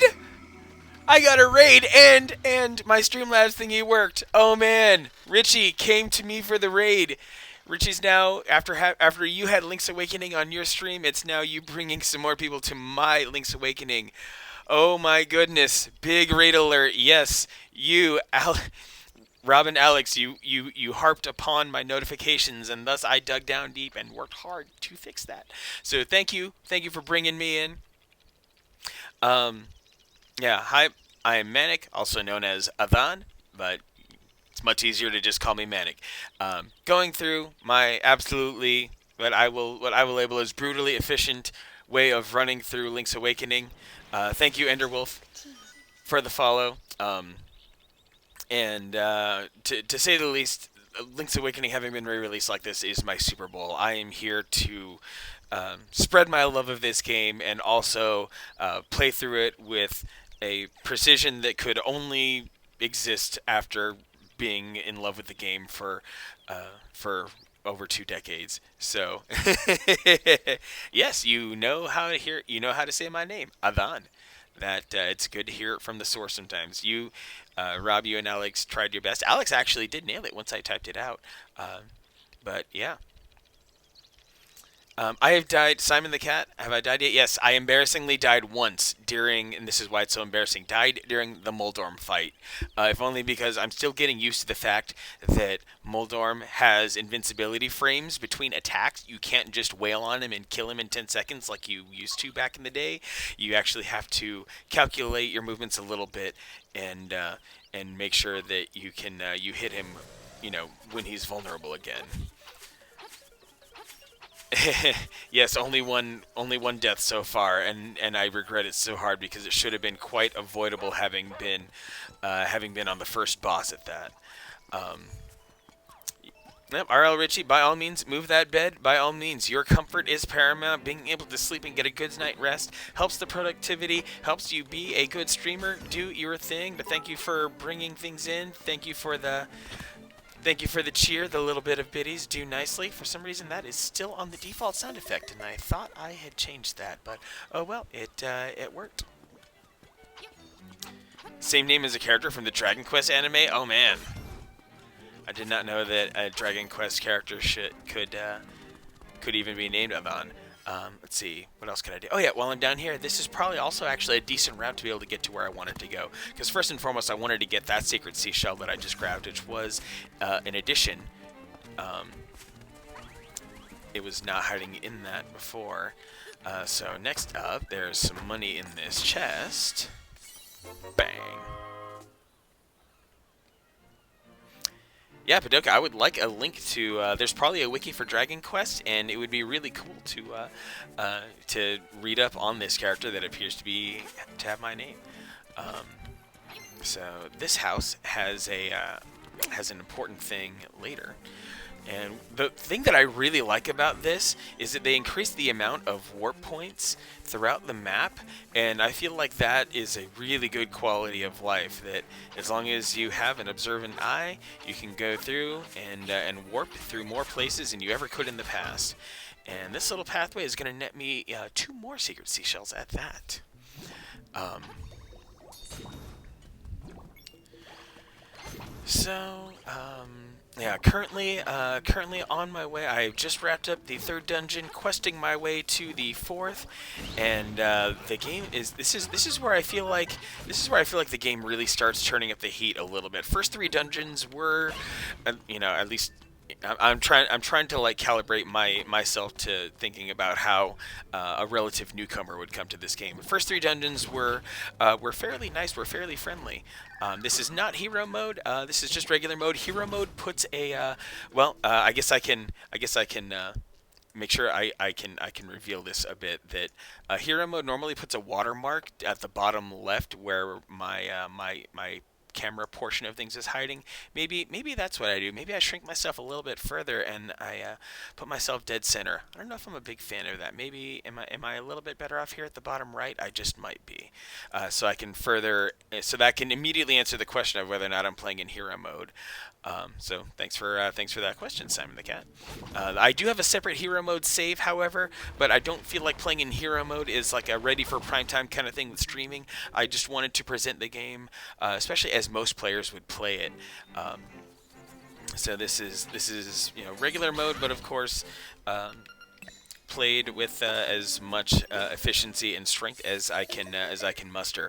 I sunk my teeth in deep over the past 4 days. Really looked look for the differences. The differences are there, and they're small, so they're easy to augment over my existing knowledge of the game. So I can route those little changes into the things that I do, so that I can reach the very end of the game in short order with as many hearts as possible. Don't think I'll get all of them because there is a heart piece that is gated behind going through Dampe's dungeon creator. And that's something I'll explore a little bit later personally offline. I don't feel like... now, don't get me wrong. If this was RL Richie's stream, then yeah, playing with the dungeon creator, totally their bag. But not for me.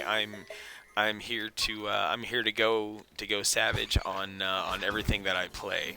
And this game, while I am 99% of the time a retro streamer, I'd consider this game to be kind of grandfathered in, so to speak. It's a remake of a 26-year-old game. Oh yeah, level 8, super brutal. A sick burn, what, for the dungeon thing? Yeah, level 8, Simon the Cat, level 8 is pretty brutal, if nothing else, because it requires, the requirement of level 8, the entire dungeon hinges upon you finding a hidden room. And I think that's maybe the most obnoxious part of it, is that if you do not find that hidden room, you cannot proceed. And you have to make sure that you are fully diligent and find that hidden room, that you pay attention to every single nook and cranny, or else you're going to have a bad time. You'll fight very hard only to have all of that effort just completely washed away. And that actually needed to be a shovel. Yeah, Simon, the room with the crystal, exactly. You have to find that crystal and tap it, or else the entire dungeon run falls apart. And the dungeon forces you to crisscross through so many crazy paths, and keeping all of those organized in your head is insane, and it takes a lot of practice to get through with that. I'm going to claim one of the prizes here because there are multiple prizes here in the Seashell Mansion, things that were not here before in the original game. Because previously in the Seashell Mansion, back on the Game Boy editions, you could get an additional seashell for every, like, 5, or, like, at 5, 10, 15, like, it would just give you, if you got 5, it would give you a 6 shell. If you came up to a 10, you would get an 11th seashell. If you came at 15, you get a 16th seashell. Now you get a piece of heart, you get a detector that helps you find secret seashells, and eventually the level 2 sword as advertised. I do not know the prize for the full, for catching all the secret seashells, but yeah, one day I will find that out. Yeah, that's another kind of the frustrating part, is that marking the stairs, good idea, and that there's no that crystal that you hit, it doesn't have an apparent purpose until you literally see what its purpose was, and then you either get angry or you feel a sense of relief that you hit the crystal when you did. Yeah, I don't want to fully spoil that for anyone who has not played or is still trying to reason their way through that dungeon, but I feel like the 8th dungeon in this game was masterfully created. It is coherent, but it's time-consuming and tedious. So now, finally, Animal Village, and I love its music. It was a light and bouncy tune back in the day, but now they just added little vocalizations, and it's just fun, because now it's like meow meow meow meow meow meow meow meow meow.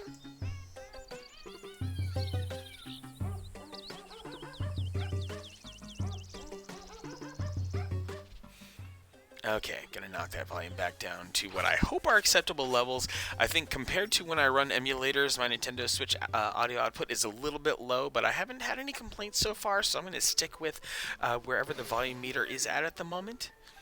Or ho, hey you! Is that possibly a honeycomb you have? I just ran out. Will you swap it for a pineapple? Yes, I will. You exchanged the honeycomb for a pineapple. It's not as sweet, but it is delicious. Hi ho! Yeah, I know that tub of goo is asleep right in the way to Yarna Desert. Once he's asleep, he won't budge for a long time. But hey, take little Marin and wake him up with her singing. That slob would wake up with a jump if he heard her sing for sure.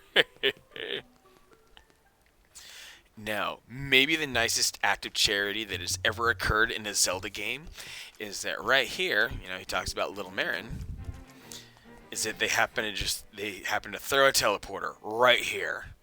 And because I was so savvy and I hit that warp portal earlier, I can get to her faster.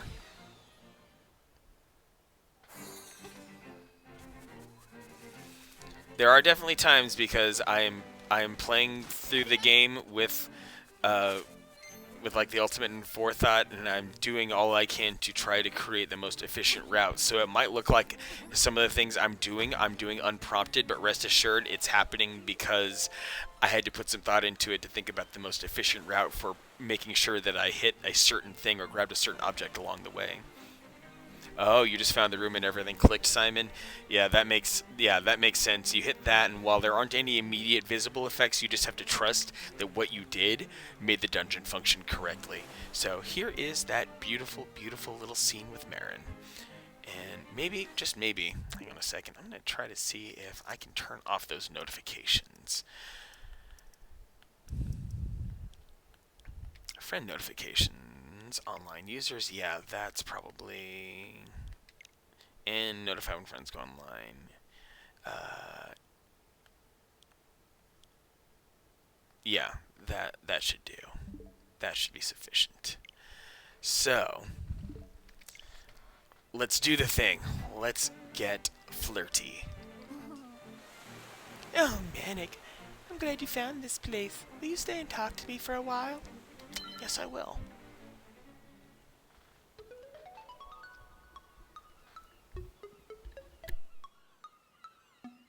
And I'm just gonna let this breathe a little bit.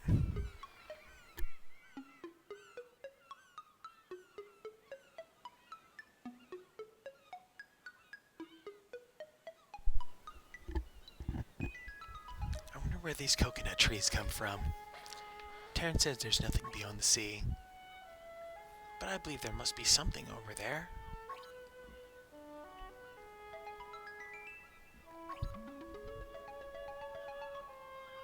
When I discovered you, Manic, my heart skipped a beat. I thought, this person has come to give us a message.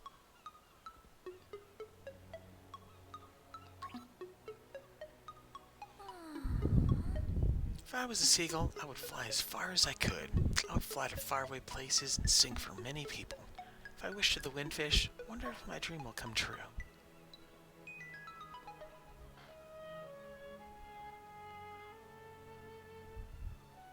Hey, are you listening? Manic, are you listening to me? The message is you don't exist. I want to know everything about you.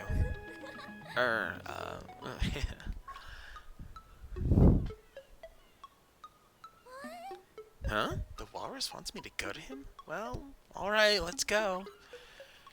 And yes, I know I've spoken highly about being brutally efficient in this game, but for the sake of the stream and for all of you lovely people, I am going to do a couple of the silly Marin things that only happen while she's accompanying me. And look at that sprint. Look at her go.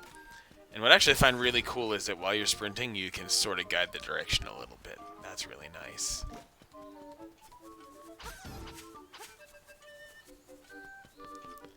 I like this cutesy little remix of the song as well.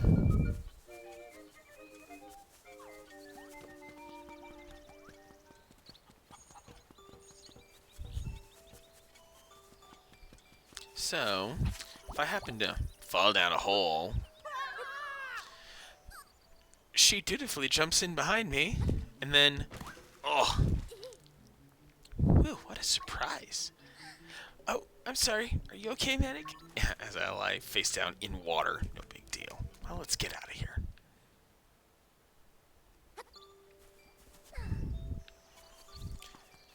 Now, onward. The next part, where it's fun to have Marin, is the trendy game. I think a lot of us remember what happens here, but it's cool to see it faithfully recreated in this version. Wow, Manic, can I try this? What do you say? I have rupees to spare. Sure.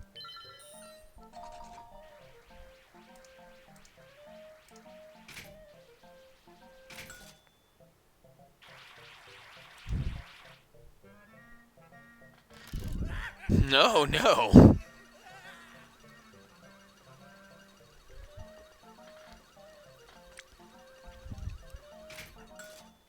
And just like how he turned red, there's steam coming out of him, like it's so aggressively Japanese, but universally it's such a great way to communicate his anger too. You're good. You're a pro, aren't you? Well, beat it. Pros aren't allowed in here. All right, let's get out of here. Let's head over to the animal village.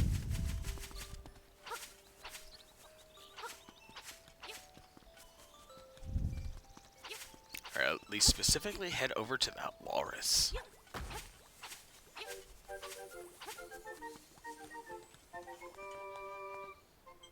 Where to? Right over here.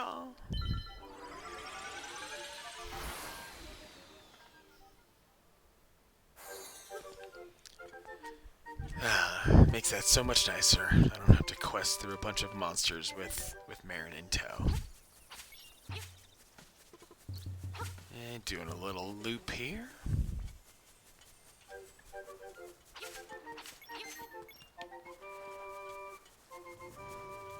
Oh, sleepy walrus. Yes, it's that lazy walrus. Shall we give him a little surprise? We shall.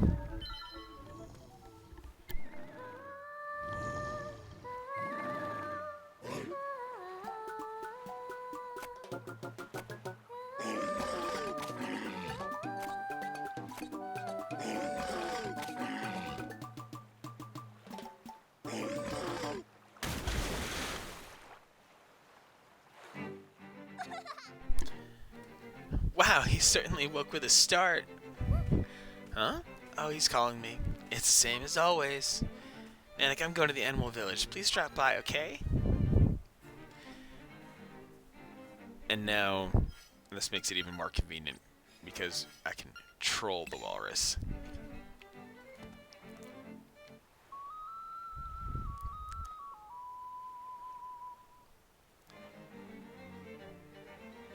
Oh, I guess I can't do that immediately. I have to go away somewhere and come back.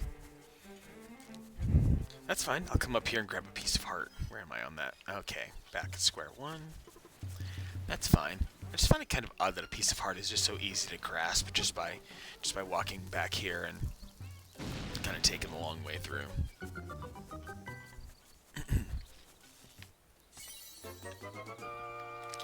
Piece of heart.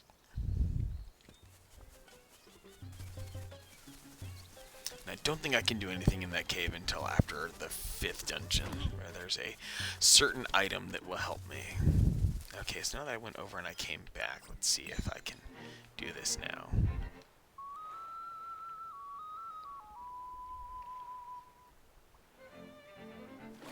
Oh? Oh! Marin! Link?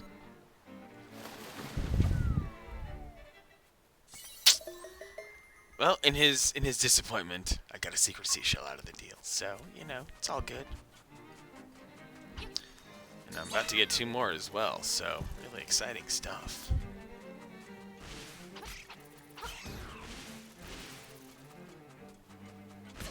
Can't touch the cactus like I accidentally just did.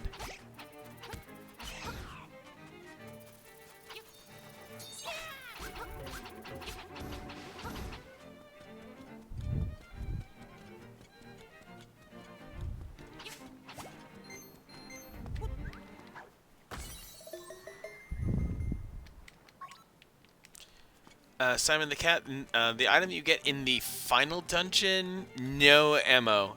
It stands alone. It does what it does.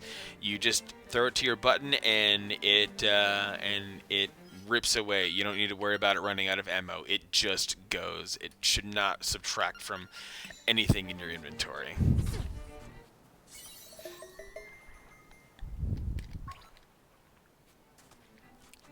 You know, Neuralab, sometimes touching cacti is allowed. Like if this were Super Mario Brothers 2, you could jump on top of cacti and it'd be completely harmless.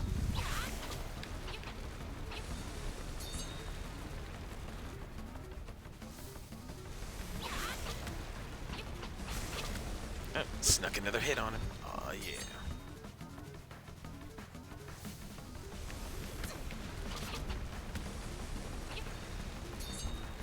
It's fine, I'm gonna get a health refill once I defeat him.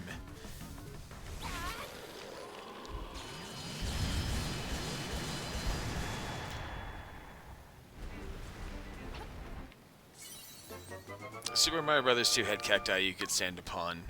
There were pokies, and then there were stationary cacti.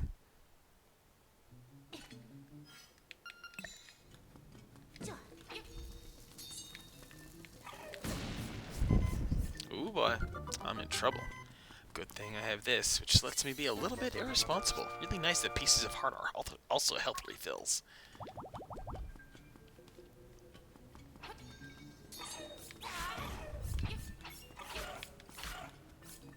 You would think getting slashed in the face like that would discourage them from trying that again, but it's not the case. Alright.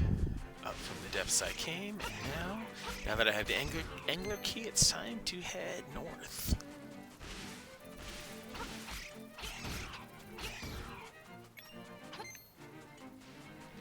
I'll avoid a few enemies by taking this path.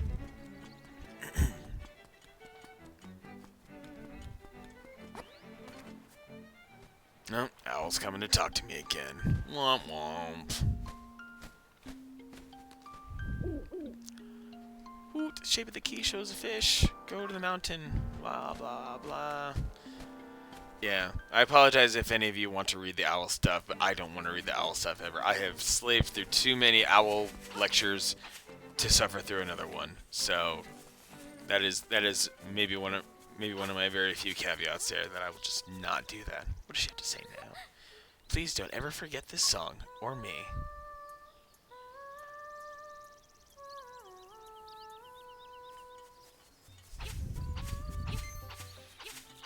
Now, I know art is subjective, but I also think that I don't ever really see anyone discussing this when it comes to any talk about this game, and I'm going to make sure that I bring it up right here on stream for everyone.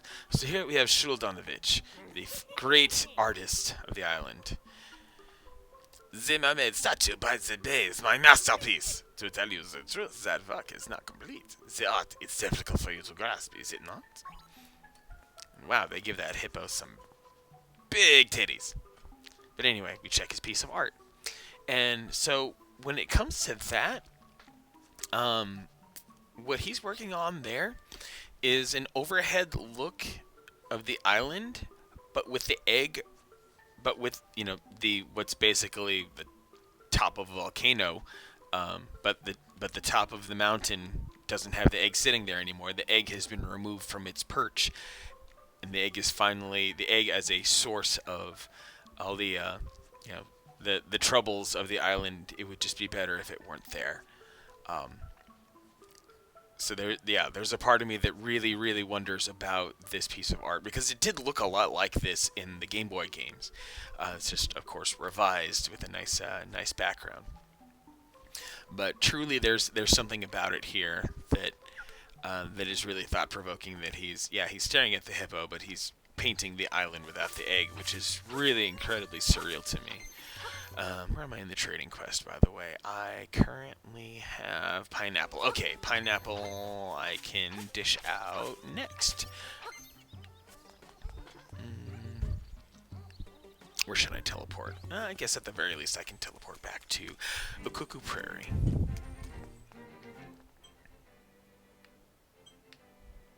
That puts me decently within range of where I need to be.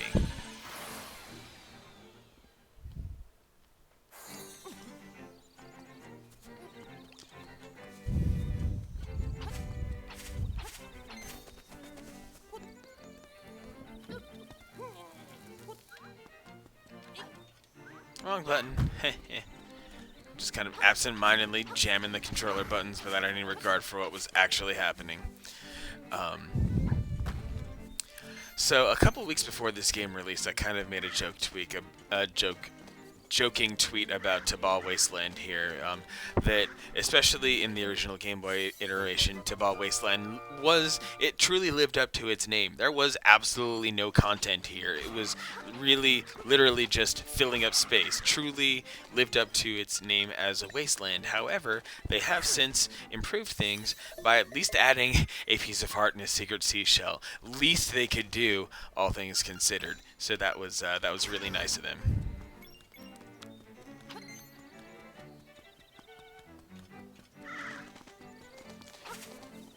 And I'll talk to Crazy Tracy later. Oh, hey, that's Dumpe, and then that's his house where the dungeon creator is. So instead of the bucket mouse that we had in the DX version, we have who I believe to be like the only other canonical character to ever show up in this game. They decided Dumpe could use an appearance.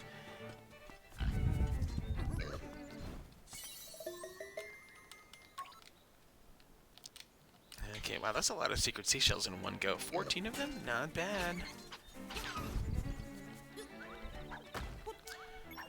Oh, and I guess this is another while I'm here kind of thing, that the Forest of Illusion has 2 seashells that I need to extract from it. The ice puzzles? Oh, yeah, the ice puzzles. There are not that many ice puzzles there in the 8th dungeon, but you are correct. The first one, where it's just a room full of ice, it's just obnoxious to try to get the timing right to jump and use the fire rod in a precision way. But then the following room is where it really takes some mental muscle. I'll spoil that fire room right now if you'd like, but I know you'd rather solve the puzzle on your own.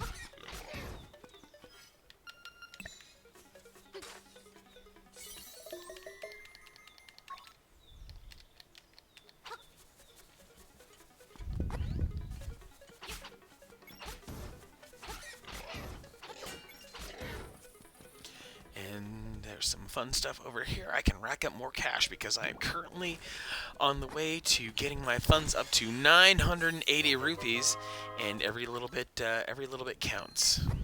So the more money I can extract out of my path, the better.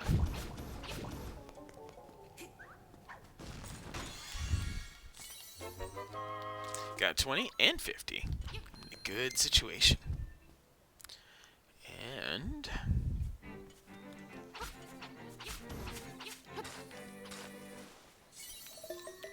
another secret seashell. Want.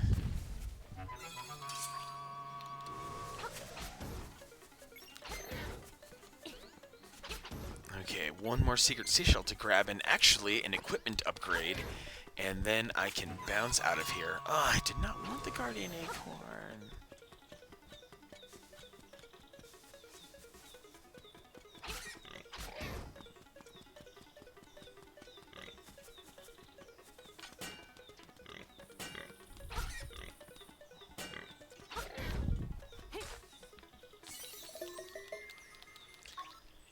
Secret seashell. Got a decent pace going now. I was kind of worried that I only had 3 seashells earlier, but now I am really cooking on the pace of seashells.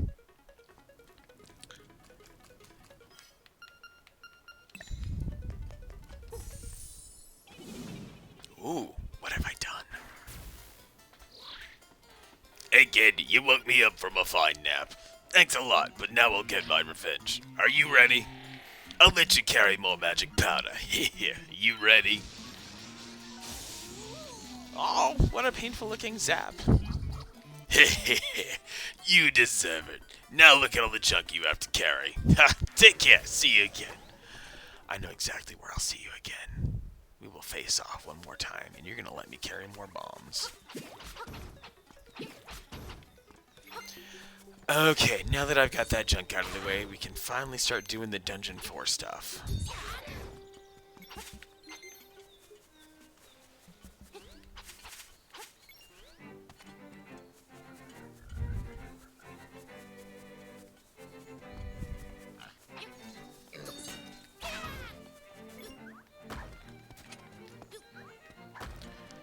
Gotta make my way to the keyhole. Make my way to the keyhole, and I should probably run there. Seems like a good idea.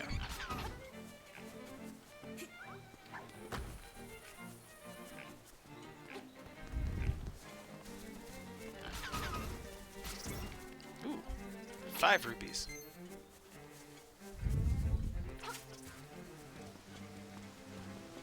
And key.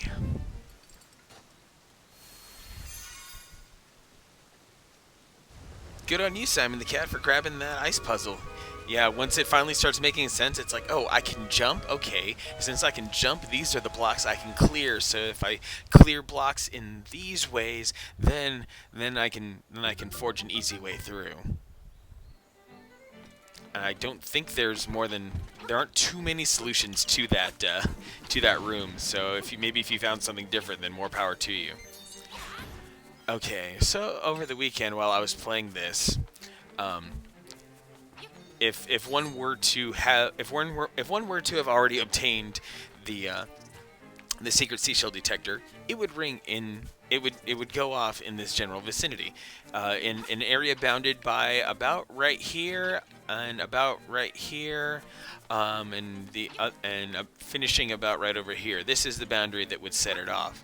So after digging up everything and trying every trick in the book that I can normally think of, I come to find out that they added on a brand new mechanic that was not in the originals.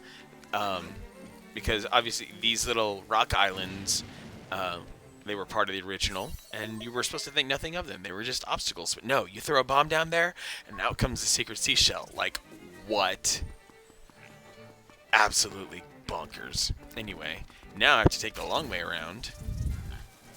2 bottles of whiskey for the way, so that I can get to the next dungeon. And I think I'll feed that pineapple to Papa. Definitely emphasizing that, while I'm here, trying to make the most out of these trips so that I don't have to backtrack as much. Oh, you missed a small key. Did you get the small key where you have to shoot an arrow into the eyeball of that little Cyclops statue? That's definitely a small key that is missed a lot in the 8th dungeon. It's kind of towards the northwest side. Okay, if you got that one. Trying to think of the other places small keys are. You got the small key from filling in the floor.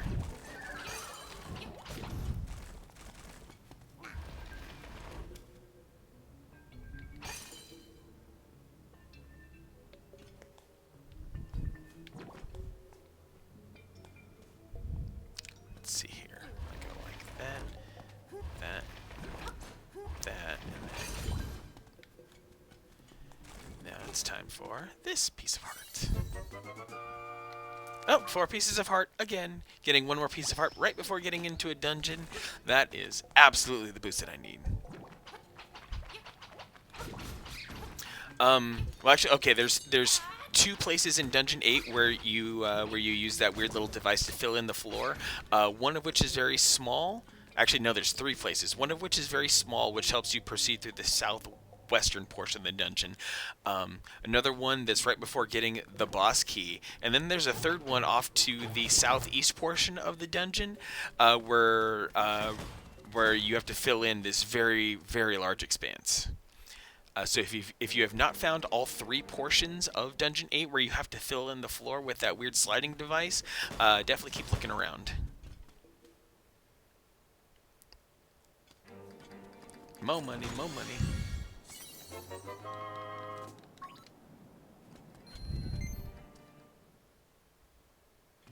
Yeah, I think the most frustrating small key situation in the 8th dungeon is where you have to we have to make sure that you have like 3 or 4 of them all at once before going in and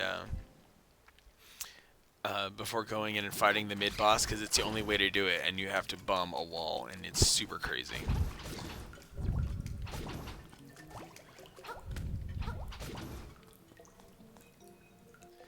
Oh, missing the key to the room for the boss key.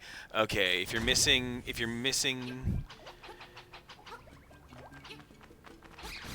key to the room for the boss key. Okay.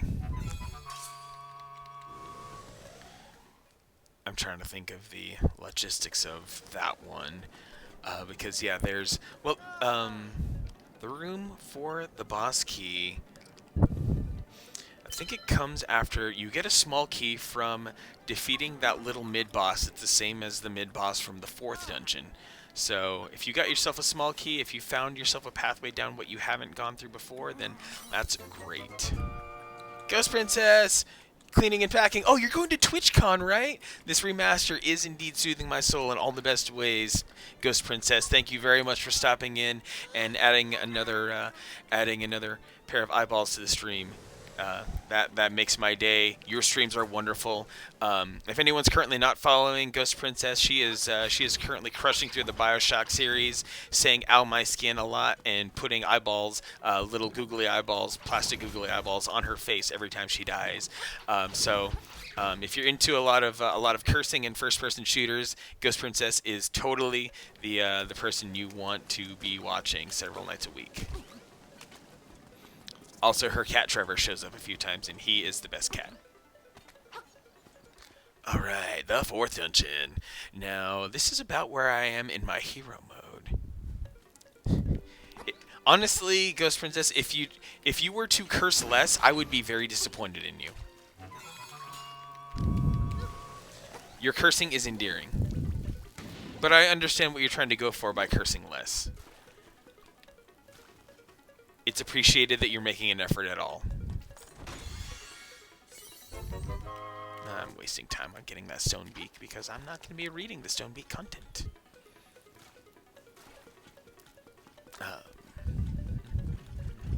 Tedious path, tedious path, tedious path. I have 10 bombs, so I should be good here. I jumped too soon. Weirdest thing about falling down holes in this is that because of and it's a fix that they had to make. I totally understand why it is that way. Yeah. Also, hearts float on top of the water now if they spawn above the water. That's a really nice touch. Rupees will sink, but hearts will float. It's really nice. You found it was in the room that you had to light the torches with the rod. Oh yeah, that room. Yeah, that's a room that's easily forgotten because you might approach it from one direction and realize, hey, 420 rupees. Yeah, that room where you light the torches with the rod. It's the one, you know, every dungeon forces you to make a practical application with the practical application of the dungeon item, and that room is certainly the clincher there where you get that small key. Good on you, Simon the Cat.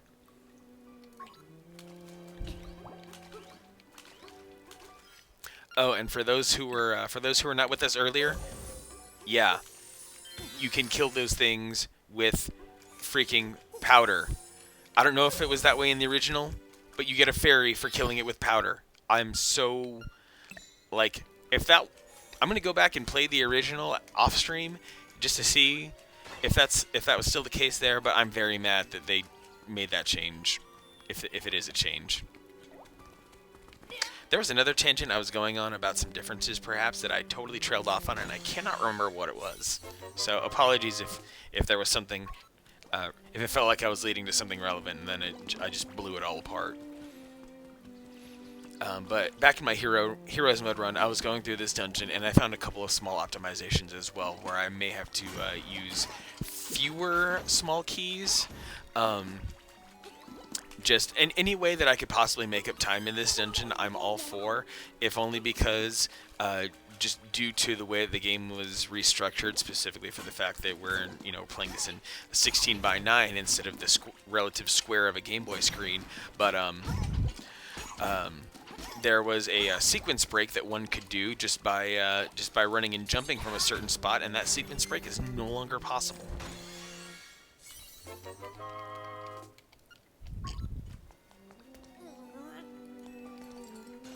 Another small key, still have one. It's all good.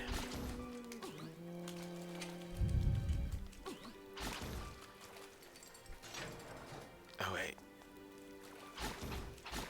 I should have one more.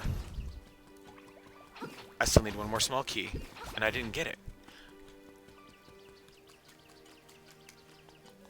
Because... oh, what the hell did I do to myself here? Oh, I still have to go to that one room. Okay. Had a little too much hubris.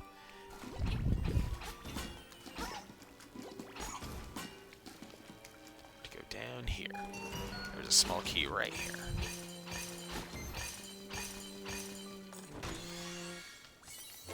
Good, good, good. Only a tiny amount of backtracking. Come to me.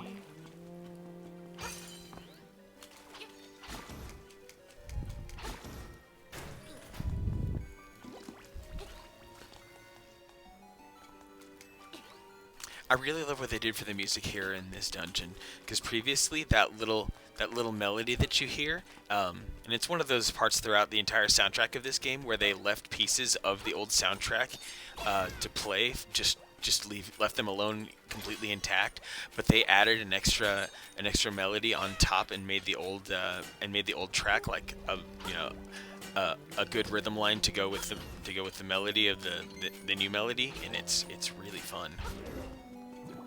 This extra euphonium part here.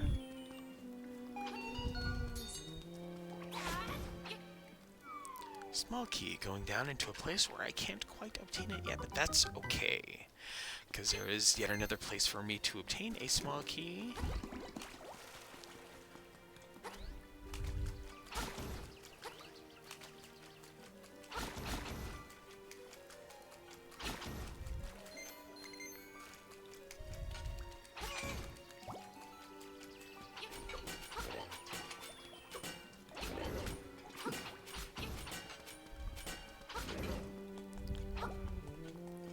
Yeah, this dungeon kind of forces you to go backwards a little bit. It's kind of strange.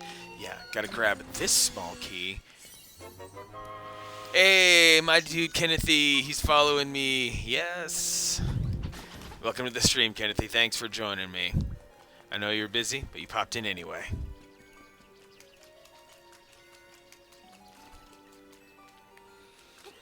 Just doing my thing here, just like I told you. No nudity, nothing specifically sexual. If it is sexual, it's purely by accident. Just enjoying the games. That's what I'm married to. That's what I make love to. I am a student of the game. Nothing more, nothing less. This is... Thank you for coming in to see this masterpiece. This game truly is... it's... You know, just when you thought that a masterpiece could not be improved, it was improved. Link's Awakening really does bring it hard.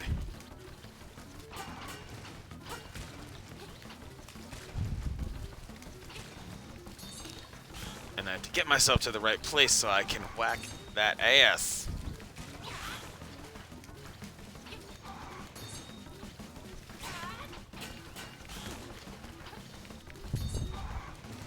Ah, that's where I need to realign myself.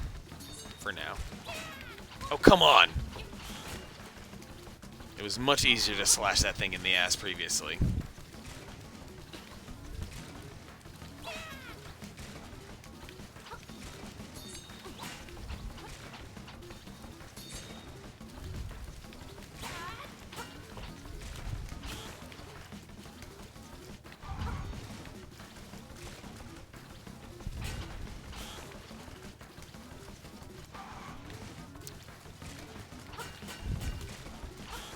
There we go. Getting some kind of rhythm here.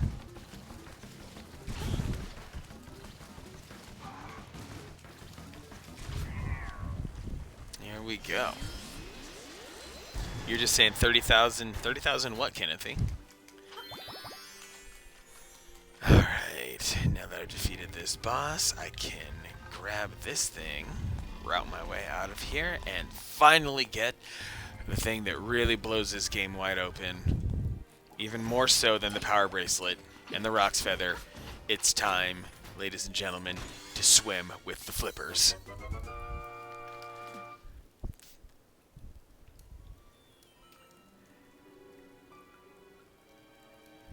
$30,000 for a video?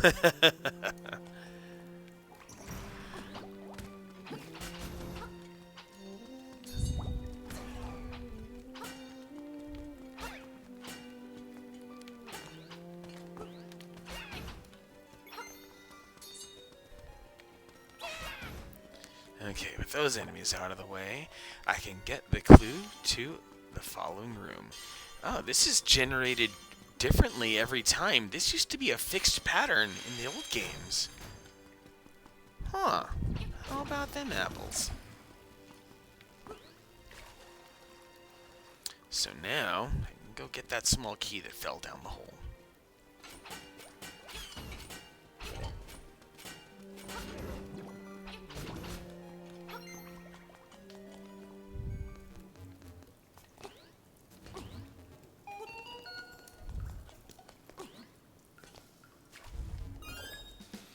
Small key obtained, and it's gonna give us a good vantage point a little bit later.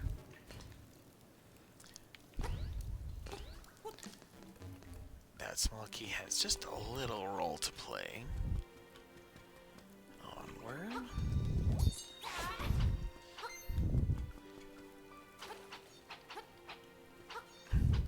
Oh yeah, Simon the Cat, the boss is, yeah, the boss of Dungeon 8 is a really weird one, if only because of, you know, only one item can damage that boss, and at the same time, you know, his attacks are entirely indirect. He's really, like, if you think he was a joke of a boss now, he was even more of a joke back in the original.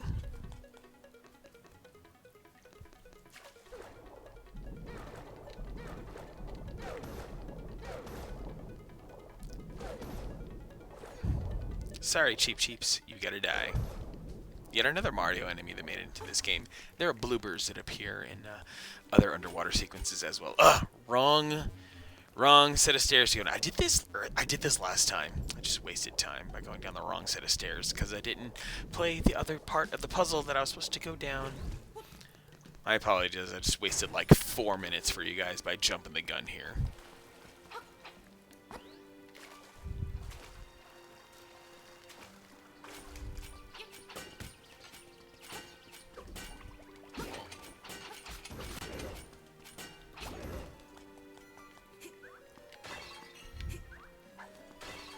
Okay, so clearing these guys out. So how did that pattern go again? It was something like that, then that, and then that, and that.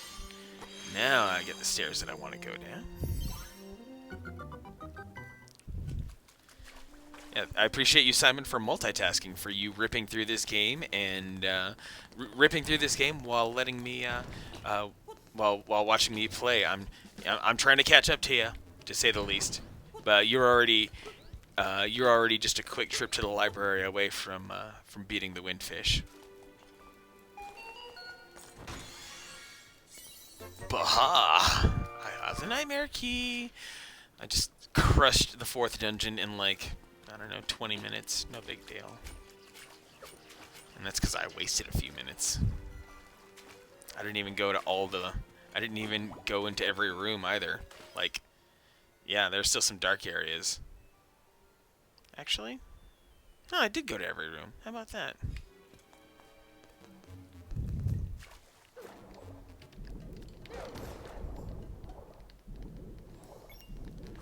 There's definitely, in the 7th dungeon, there are many rooms that I will just straight up not visit. Yeah, Simon the Cat, bosses have been pushovers, and that's the thing. All these bosses, you know, all these bosses are definitely pushovers, but they were created within the constraints of the original game. That's the thing, is that I guess they wanted to play it safe, and they didn't want to make the boss's behavior too far out of what they were back in 1993. So there were definitely some tweaks made to their behaviors, but at the same time, those tweaks are also like non-offensive. The bosses aren't doing completely new things, just variations based upon what we knew they already did. So this anglerfish, this is like a 3-minute fight, but he's also he's also a little bit. I kid you not, just a tiny bit harder to defeat than he was years ago. Oh wow. And I know I'm just kind of making it look like he's not even doing anything substantial here. Now he used to go up and down and charge you appropriately. Now he just stays on the bottom. It actually became easier in this iteration. Kind of weird. And this might be the only. Okay, it appears at the bottom left. I was gonna say, my initial suspicion was that this is the only boss in which the heart appears where the boss once was standing, but this is not the case. So up I go, and now I get to explore the world through swimming, and there's a lot of fun stuff to collect here right off the bat. If I complete the main story, will I be able to play the save file again to complete everything? Yes, yes you can. The game actually, after you've defeated the final boss and gone through the end credits, the game will allow you to save it in will allow you another save. So it doesn't really stop you in any way. I don't know what happens when you reload the save after after that, but it puts a little star on your save to let you know that you've beaten the game in that save, so you don't have to like go back.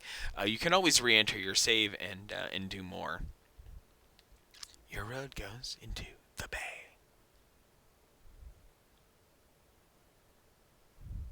It's a little bit like Breath of the Wild, yeah. But like back in the original, you'd save your game like right before the final boss encounter, and that was actually trying to think here about it. Yeah, it is like slightly different because you couldn't save your game in a beat the boss kind of state, but you can still always go back and fight the final boss again. It doesn't stop you from doing that. This is a fun little musical sequence. I'm gonna turn up the volume and let it breathe a little bit. So enjoy Mambo's Mambo. I'm Mambo, child of the sunfish. Have you got an ocarina? Why, yes, I do. And I can teach you my song. Bloop.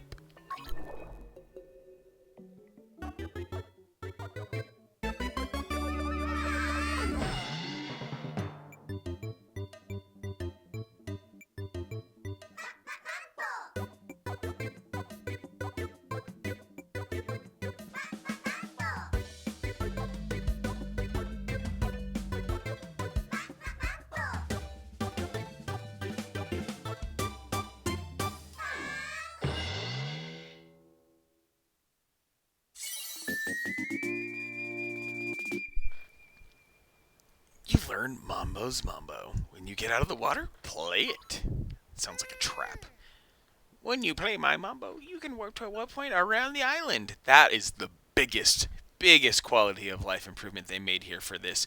Because previously the only purpose of the song was to take you back to Mambo's Pond, and it didn't have anything to do. It was like its own separate warp mechanism in its own vacuum. Here, it actually hooks into the teleporting system. Also, really fun thing that I like, just a little paying attention to detail thing that they have in this game. So, this is how things sound here underwater. But if I go out.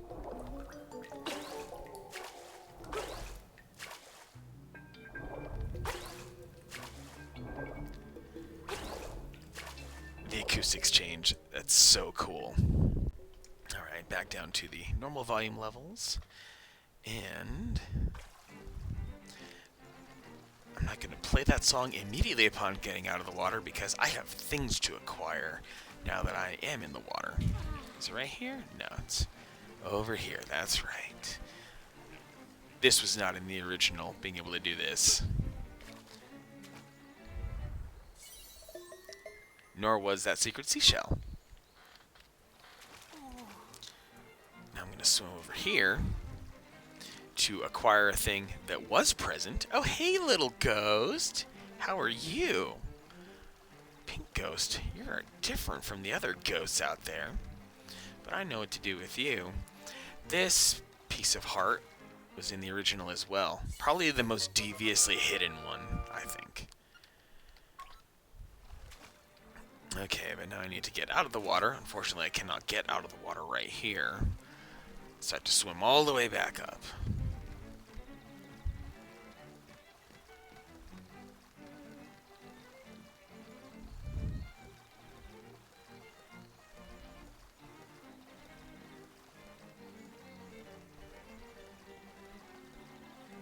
That poor ghost looks so sad. He must need some help. But why me? He just chose me this time? Kind of weird. but I quickly know how to ease his pain.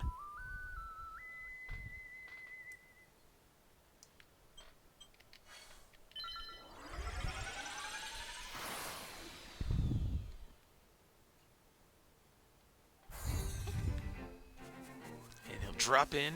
Yep, Ghost is smart. Ghost knows exactly where I am.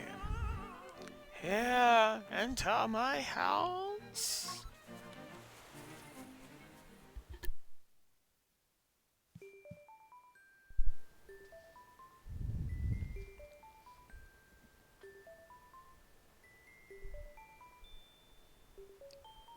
So much emotion and world building back into this scene, I think. Like, it creates mystery, and it creates a lot of questions, but you also are okay without having these questions answered. Nostalgia unchanged.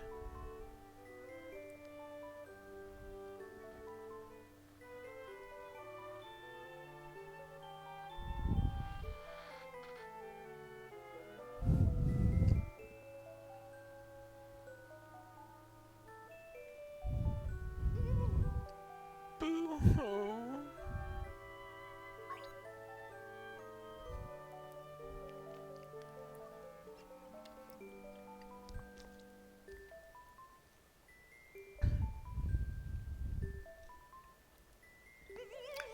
Enough. Cemetery. Take me. My grave.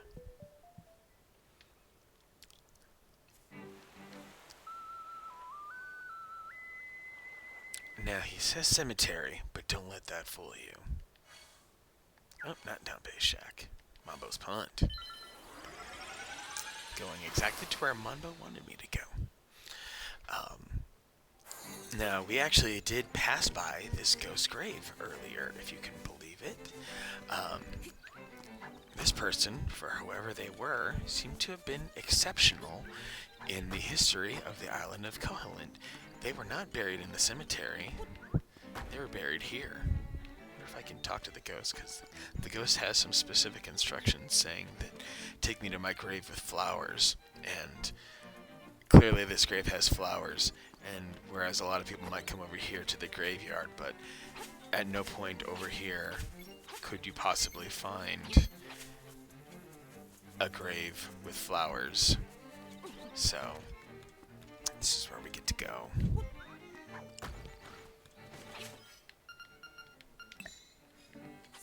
And get a secret seashell in the process.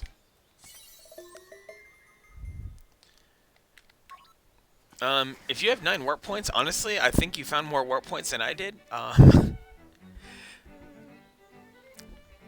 maybe it's just me and my tolerance for exploring the island and knowing how to route myself through it, but 9 warp points is plenty. Bye-bye. Oh, and one more quality of life adjustment that actually makes this game a little bit easier. You get bottles in this game. Bottles were a thing in Link to the Past, but they were not a thing in Link's Awakening, and then bottles were a thing again in Ocarina of Time. So now they retroactively gave us bottles here too. There's a couple more bottles to acquire. There's one bottle hiding in the fishing game, and a piece of heart over there, so I might have to stop by and do the fishing game later. Oh, time to talk to the owl again. It's been some time since our paths crossed, lad. You must dive into the waters of Martha's Bay to enter the Catfish's maw. The closer you get to the windfish, the more restless he sleeps. Carry onward. Hoot. Okay, so I'm going to use that as a nice little bookmarking point. I've been at this for about 2.5 hours, and I may be a machine at this game, but I am still at heart only human, unfortunately. So I'm going to give myself 5 to 10 minutes. You should give yourself 5 to 10 minutes, and yeah, we all deserve a break for the sake of all of our comfort. So I will see you in just a few. ピーチ姫を救い出し、再び平和なキノコ王国を築くため、マリオは今日も行くのです。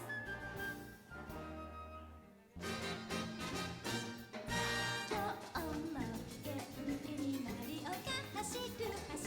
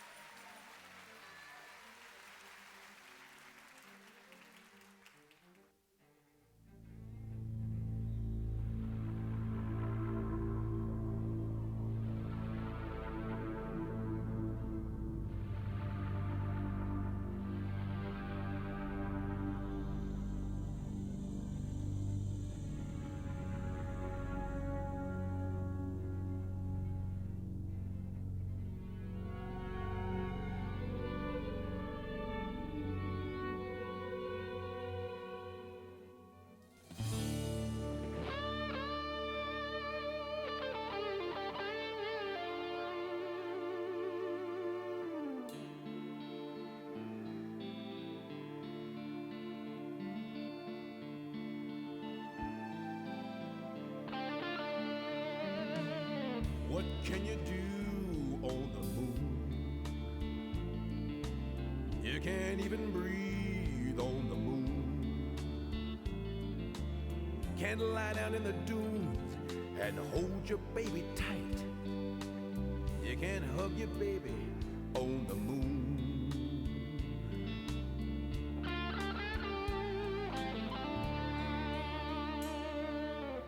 What can you do on the sun? You'd be burned to blazes on the sun. In the darkness with your love, trembling in the night.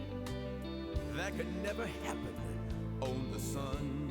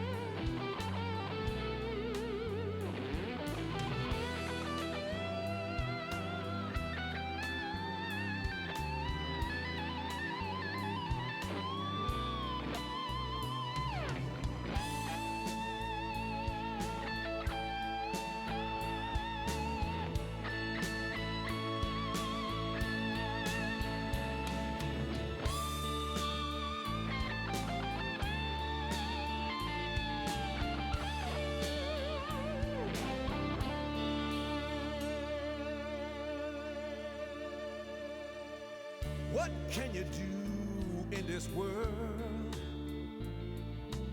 You can't even love in this world. You can't face the darkness, can't face the light. You can't even live in this world. You can't even breathe in this world. You can't even love in this world.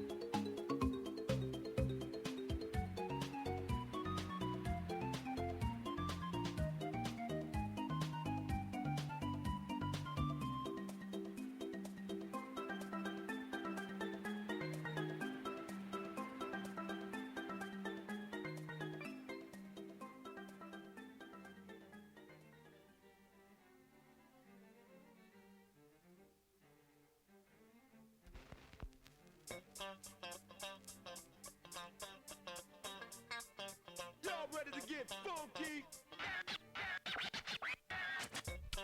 The most important part of dance is music. So now let us listen to the music and identify the beats. 1,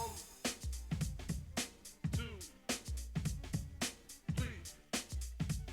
But that was too soft.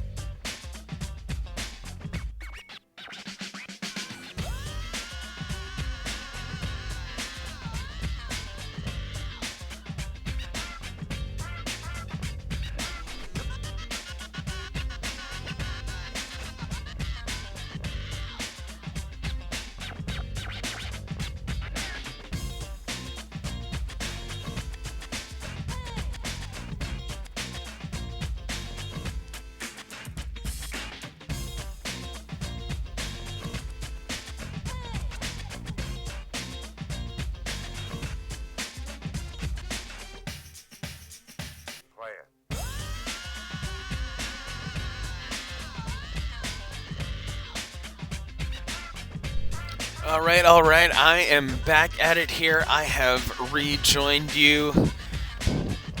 It's been an honor so far to be able to crush the Link's Awakening so far for you. We are about to do a little bit of questing before our way into the 5th dungeon, though I have considered the possibility that because there is a small chance that I might not be able to get all 40 of the secret seashells along this questing, or at least I may not be able to get the strengthened sword in a time frame that pleases me. I may just make a run right now at the color dungeon, and that's starting to feel like the prudent thing to do to me, at least, because I know the color dungeon lets me, do I boost my defense, do I boost my offense? And honestly, here in normal mode, not hero mode, just normal mode, don't need the defense. There's all the health drops, and you get a lot of hearts anyway. And plus you can collect fairies, and you can get Crazy Tracy's ointment. No need for defense. Just want to go ham on offense.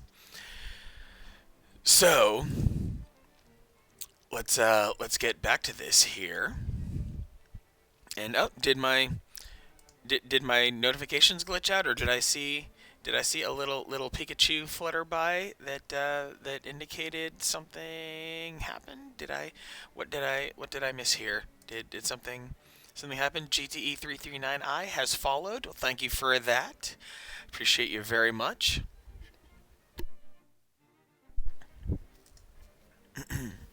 Okay, so I'm going to shrink that window, and all right, let's keep making some progress here now that I've dropped this ghost off, and I just happen to be very close to the color dungeon, so I might as well jump in there and get myself into the red tunic. Now, the part that I can't quite recall is whether I have to read the book that tells me all about it. So I'll see if I can go without it, if it will let me just go right in. If I hit the sequence, yes, it does. Yes, I just hit the sequence, going right in. This is wonderful. This is perfect. Now, the color dungeon is a little bit watered down. It's not as special as it once was back in the day, because the color dungeon was engineered specifically so that you could not. It was one of those kind of weird, cruel little tricks there that. While Zelda DX could technically be played in a regular Game Boy, the color dungeon was only functional inside a Game Boy Color. Just one of those, like, you want to make sure to reward the people who might be playing this on a Game Boy Color. So this color dungeon was invented as a neat little augmentation of the game. Happens to use a remix of the original dungeon theme from the first Legend of Zelda, by the way, for those with sharp ears. and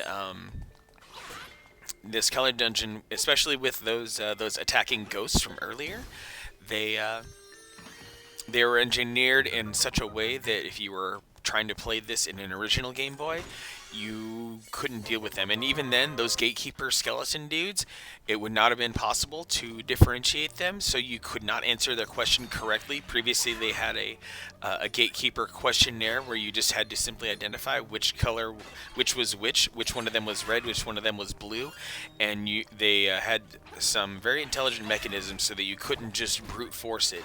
You definitely had to know.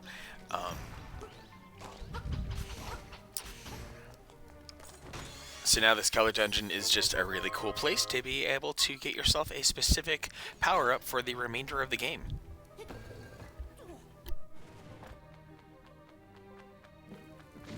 Simon, I appreciate you stopping by very much. Thank you for the follow. Thank you for your activity.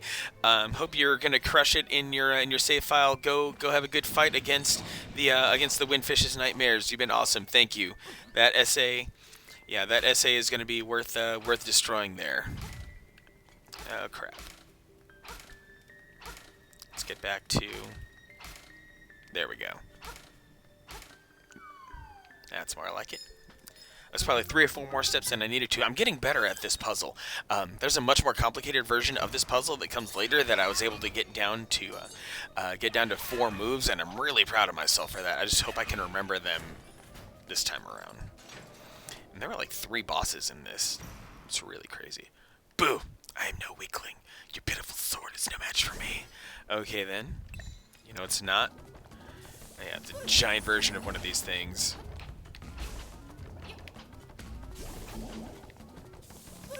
Now my sword's a match.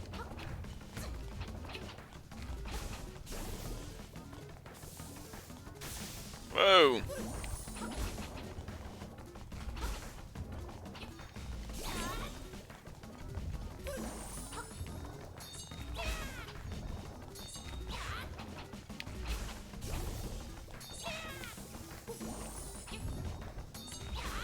There we go.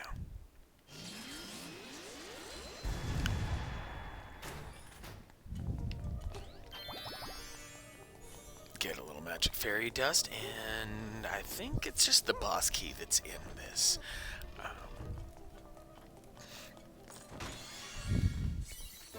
Yep. Then with my other small key, there's another mid-boss, and then I eventually make my way to the final boss. Who, in my opinion, a little bit of a pushover.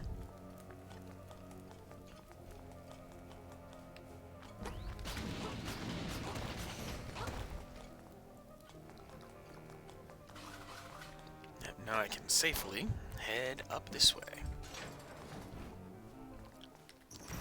And this one, you just beat him with sword slashes.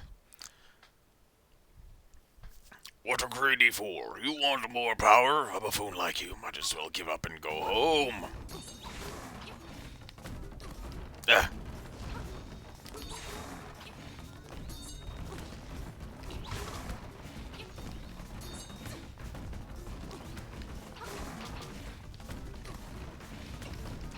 I know I'm being very reckless right now.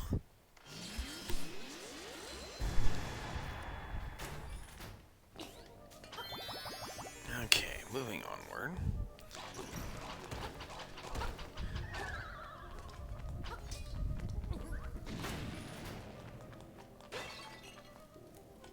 Now, I believe it was something like...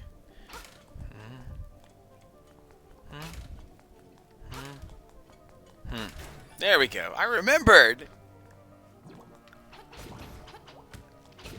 Oh, that's right. I had to go north before I came here so I can get one more small key by doing a silly little puzzle. May as well re-up on certain items here and grab this piece of power. Onward! I don't need to waste. I'd rather have bombs at my side. At least I solved that puzzle now instead of later. Okay.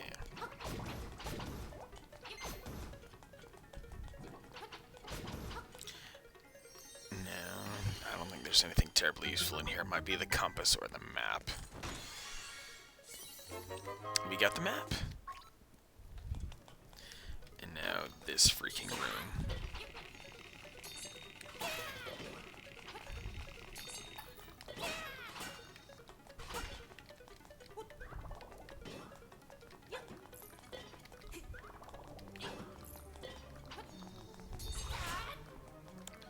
Just trying to get through this annoying puzzle as quickly as possible. Don't mind me.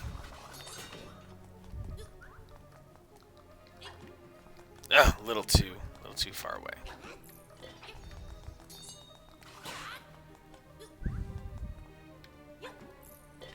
There we go. One last small key.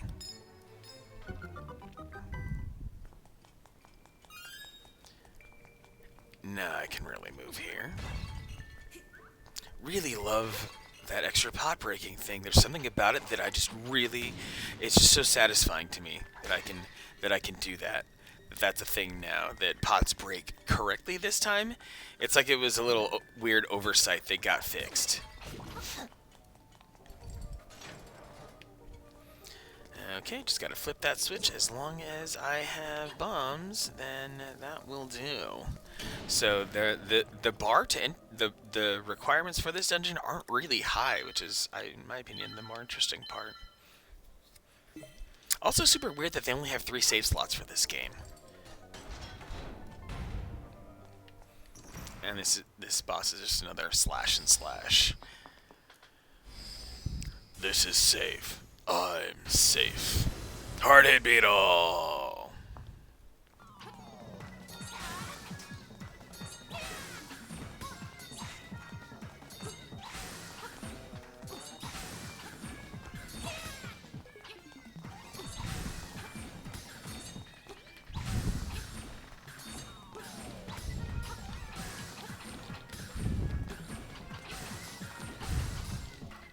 Step back, take your time. No, I won't. You gonna die. Come here, come to me. Let me slash the shit out of you. Get my fairy, get my health back, and let's go get that red tunic. Yeah. I love this little piece of music too, for some reason.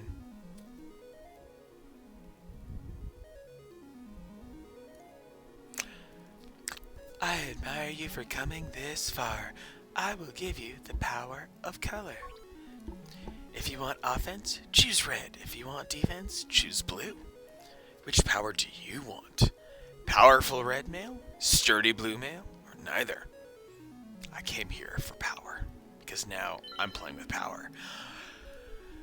Are you sure you want the red male? Yeah. As you wish, so shall it be. Yes! Wait, I like how they make you double confirm, because there's no going back on this. Relax, close your eyes.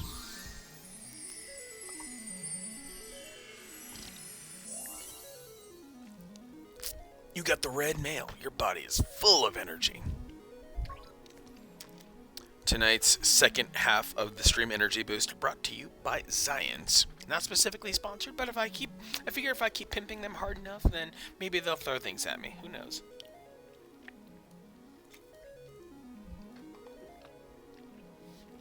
I will now take you outside.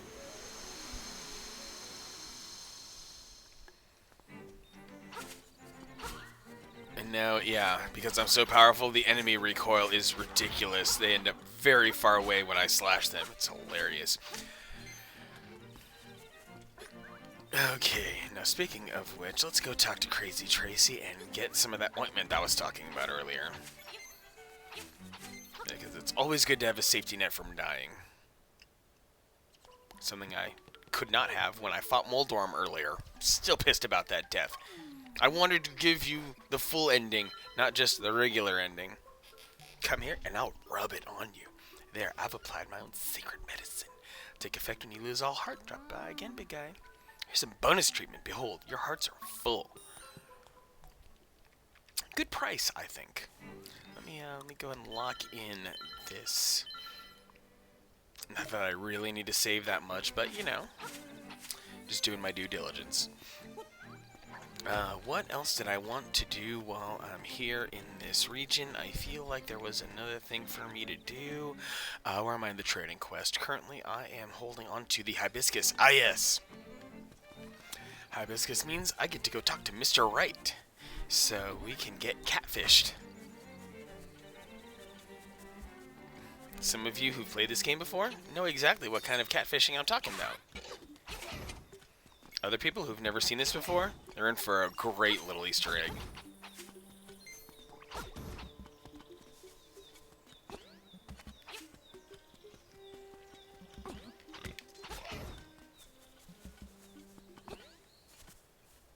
This dude leaves his door wide open with his area is full of monsters, and I'm so glad I'm gonna make sure that I hit the record button here so that I save this clip myself personally. Not gonna extract it from Twitch later. I'm gonna record this locally right now.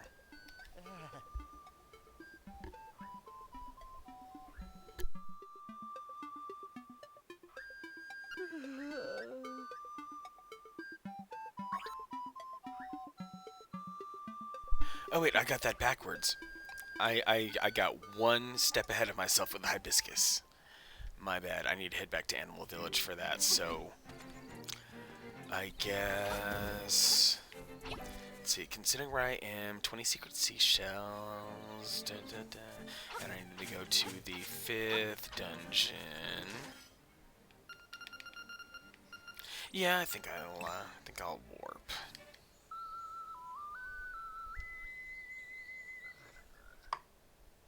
Gonna head back down to Martha's Bay. Gonna go snag a few secret seashells, hit the trading sequence item, and then step into the 5th dungeon. Because now that I can swim, the world is my oyster. Pun intended. Or something. Secret seashell right there.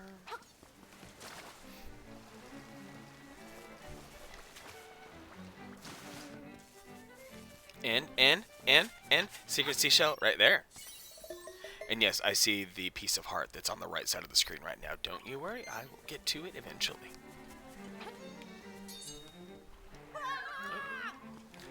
Meant to be a little bit better about that leap.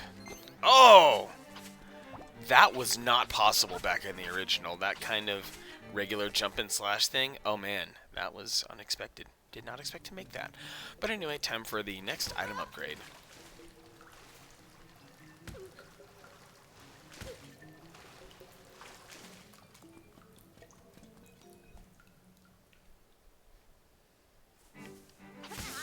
Oh, I forgot about that dude being right there. How's my money? I'll figure that out later. $4.95. Oh, I need so much more money. As long as I have the arrows by the 6th dungeon, I should be fine. Welcome back, Simon. Appreciate you coming back. You really knocked the crap out of that essay.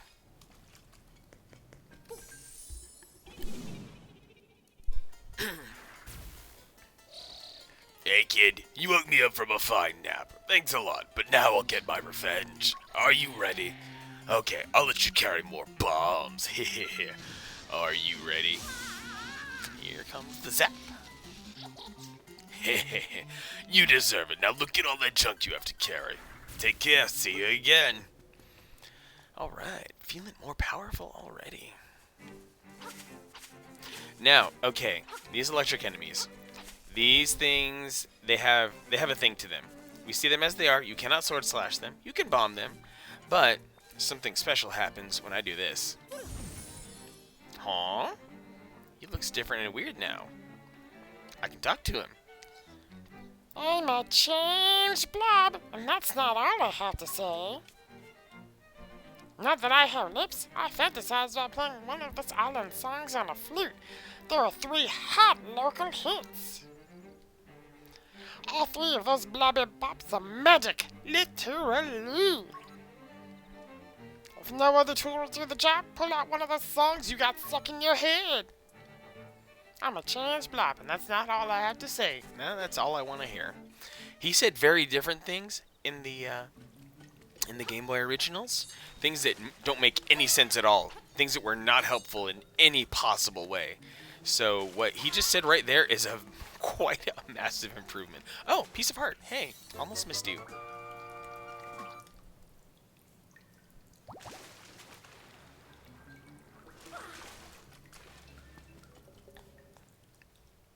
That was a sneaky piece of heart.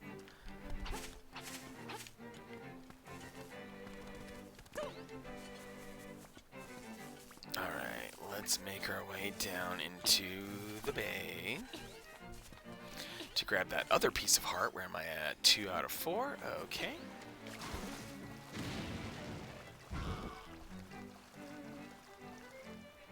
Three out of 4.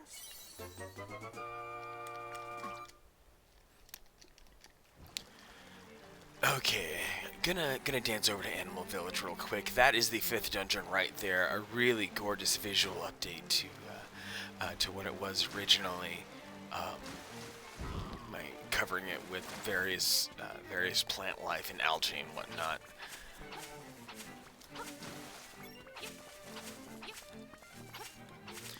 And there's at least one more secret seashell to grab here as well. So that comes by after I deal with this hibiscus.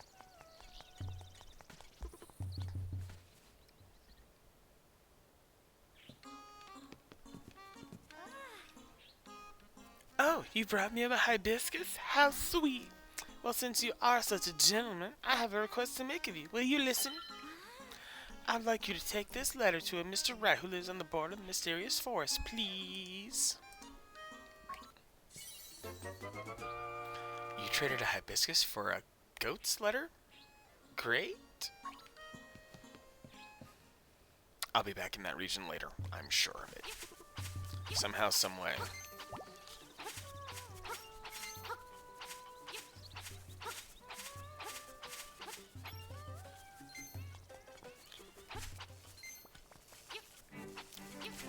Where do you take the necklace from the fisherman?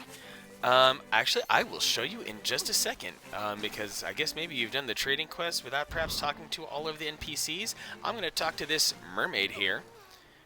When I was swimming in the bay, the waves took a very important necklace from around my neck. Yeah, Simon the Cat, very convenient time for you to ask that question. I mean, I was in the region anyway where the fisherman was, so it still came to pass here. When I was swimming in the bay, the waves took a very important necklace from around my neck. If you find it, I will let you take a scale from my tail. And the extent that I will reveal about this is that that mermaid statue right there has something to do with it. You're almost at the end of the trading sequence, so Simon the Cat, you've been progressing very well.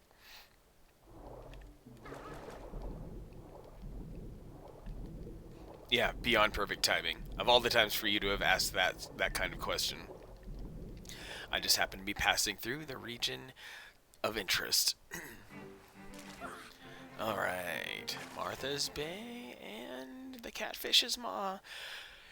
Definitely, this is the dungeon, I think, where they really turn the heat up.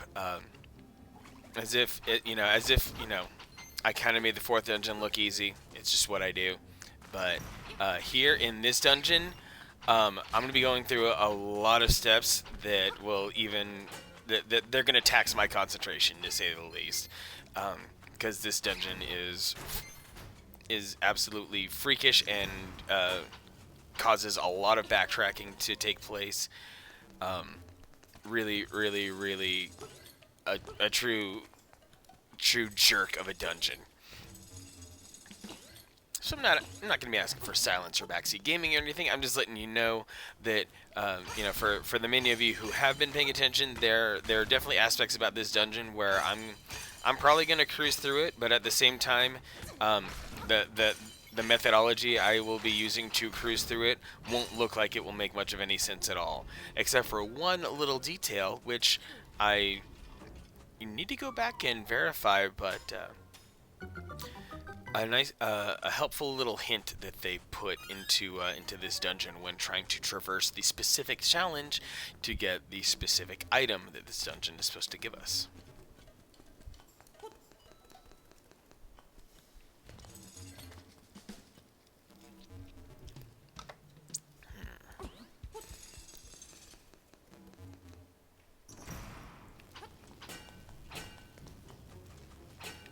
Oh, I have to kill these things now. And I don't have the dungeon item that would make it easier to kill these things. But now I have a small key, so I can proceed.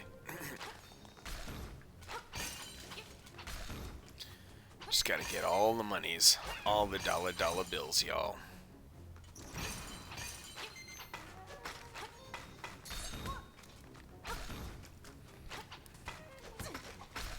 Yeah, I keep fighting as if I have the L1 sword. I keep charging up, and I don't need to anymore. And it's a really good thing that I got the bomb upgrade, because this is where shit starts going sideways.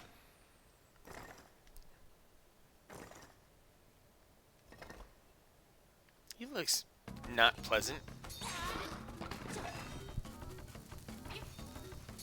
Good thing I know how to kill him.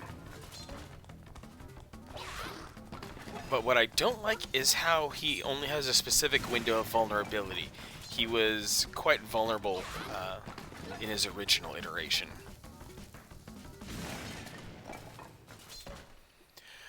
Rawr, I can't beat you. I'm out of here. You want a piece of me? I'll keep giving you a piece of me.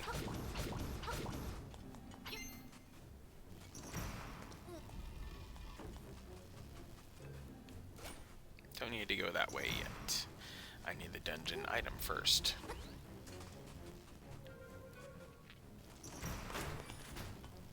But now I believe it's time for the next encounter.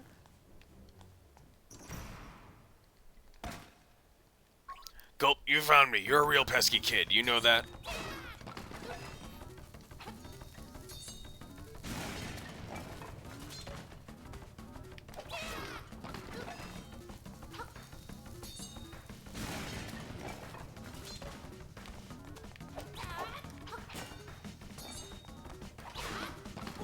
Third bomb.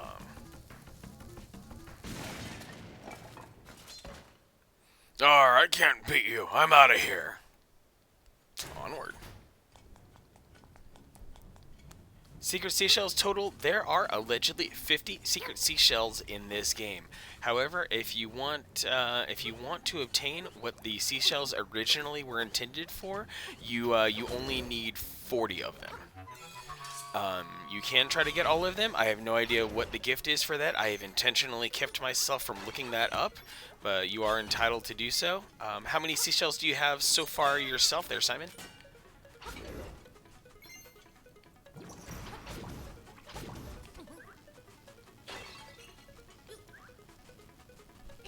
$36? Okay. Yeah, definitely lean in hard on your... if you have not visited the secret seashell house yet, definitely do so, so that you can grab the sensor. That will pay dividends more than I ever imagined, because some stuff just seems freaking impossible. And of course, watching my stream has helped reveal quite a few. Like the fact that I've already grabbed 22 of them in a matter of about 3 hours and 15 minutes might say enough. So yeah, you should be able to scrape together all that you need in short order, as long as you just pay attention, keep your eyes and ears peeled.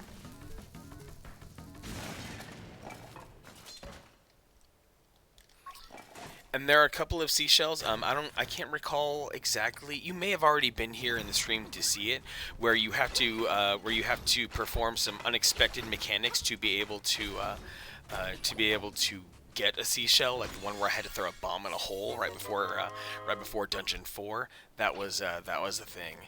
Okay, note to self: no need to advance to the next room after the third Mr. Skull fight, because I do not technically need the map. Technically.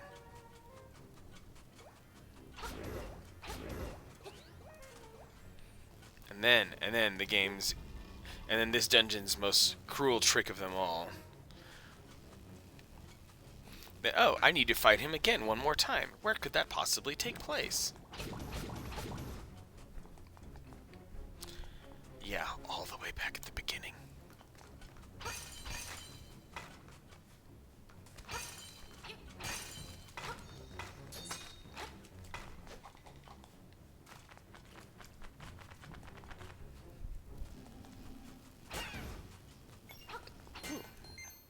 Up in the 500s now. Feeling good about the dollars.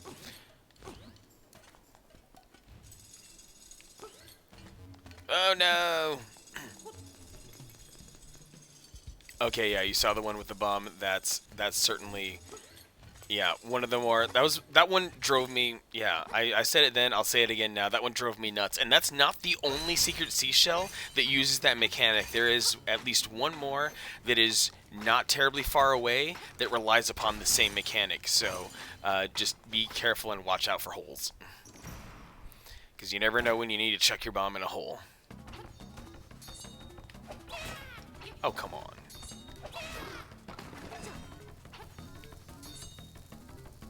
Blam.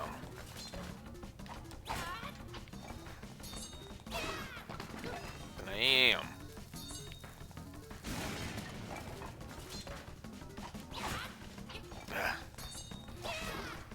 It's like there's some aspect of his invincibility frames that kind of keep you from cheesing him too fast. But now I have the hook shot, and like the entire game is mine now. Its chain stretches long when you use it. It's a grappling hook.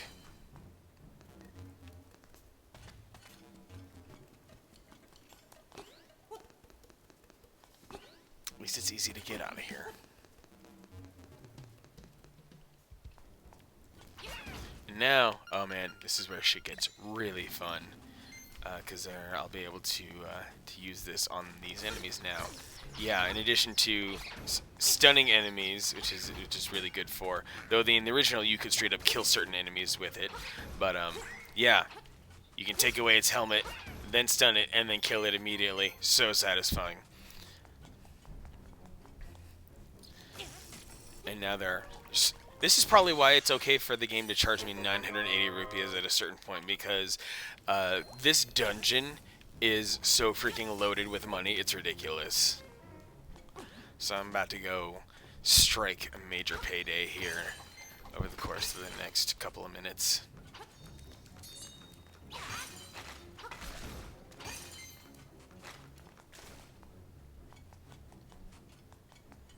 And I still have yet to grab the boss key. I know exactly where that is. I have not obtained it yet, but trust me, I will, after I get paid. Once this game pays me what it owes me.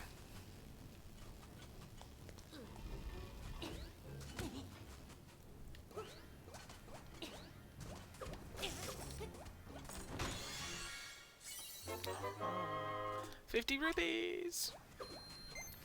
Then over here, a little bit more lovin'. Small key, very good, very good. I think that's the only one I really need here. The rest of the dungeon is very heavily reliant upon this. Yeah, which it also reaches over and it grabs little bridges that just accordion their way out.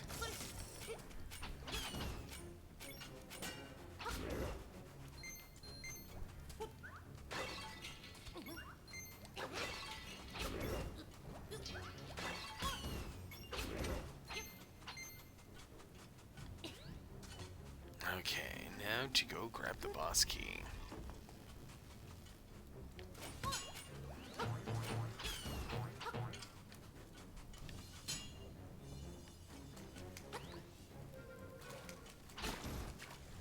And yes, there is a hint in the dungeon that tells you exactly where to go here, so I'm of course not running blind, but at the same time, it's one of those things where I just know where to go, so I'm not gonna waste any moments going and showing the things that would point you to the right place. So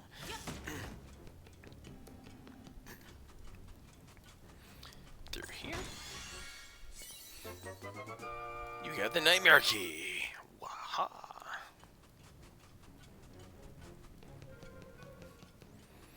And in my opinion, they made the boss of this dungeon a lot easier than he was in the original.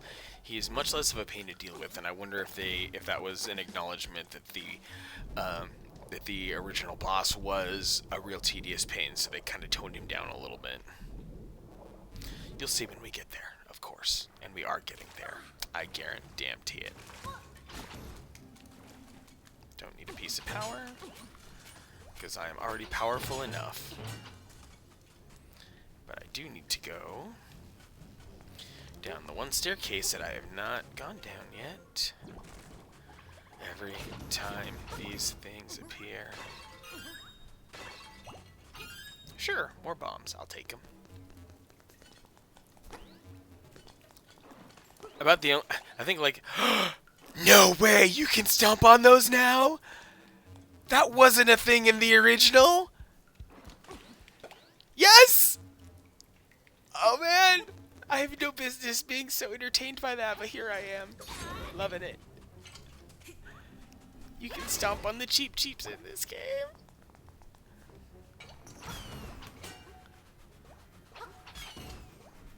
Ooh, I know what to do here. Golden opportunity to bust out a bottle. You caught a fairy in a bottle. Set it free anytime you want to get healed. Or I could just... Actually, I do not know if fairies in this game automatically activate, or if, like it said, you have to manually activate the fairy.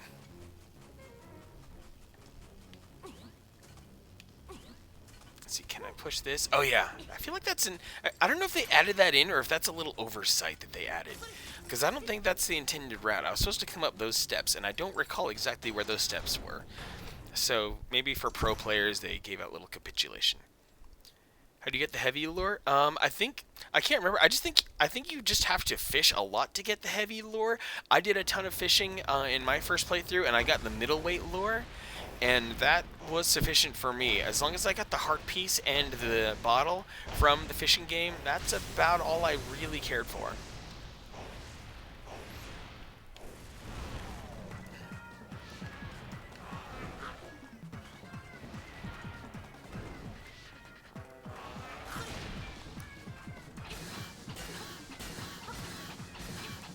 Wow, the fact that you can hit it 5 times, that was not a thing in the previous. That was not a thing in the original. Yeah, see, that boss had no business being that easy to beat. I know my sword has been upgraded, or I have more power, my sword hasn't been upgraded, but yeah. 3 seashells in the fishing game, Simon? I don't even remember there being any seashells in the original fishing game. I remember there being piece of heart, and that's it. Secret seashells when you catch fish? That's amazing.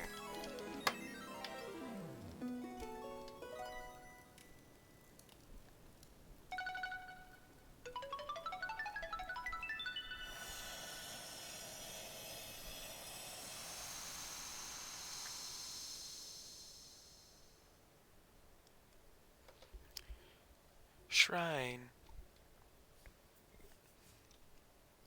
The island's secret in the shrine. Yeah, I have a map and it shows 3 there. I wonder if some of those secret seashells are hiding, just like the bottle was hiding in down in the dirt and the weeds. I wonder if it's a similar thing for the seashells. Like if you have to fish the seashells out. Or if just the secret seashells are hiding in large fish. That might be another aspect to it. Okay, so now that I'm in this situation, where I have even more powers to abuse than I ever did before.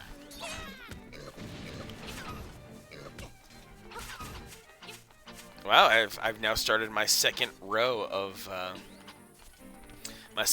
hearts. Truly, I am beasting here.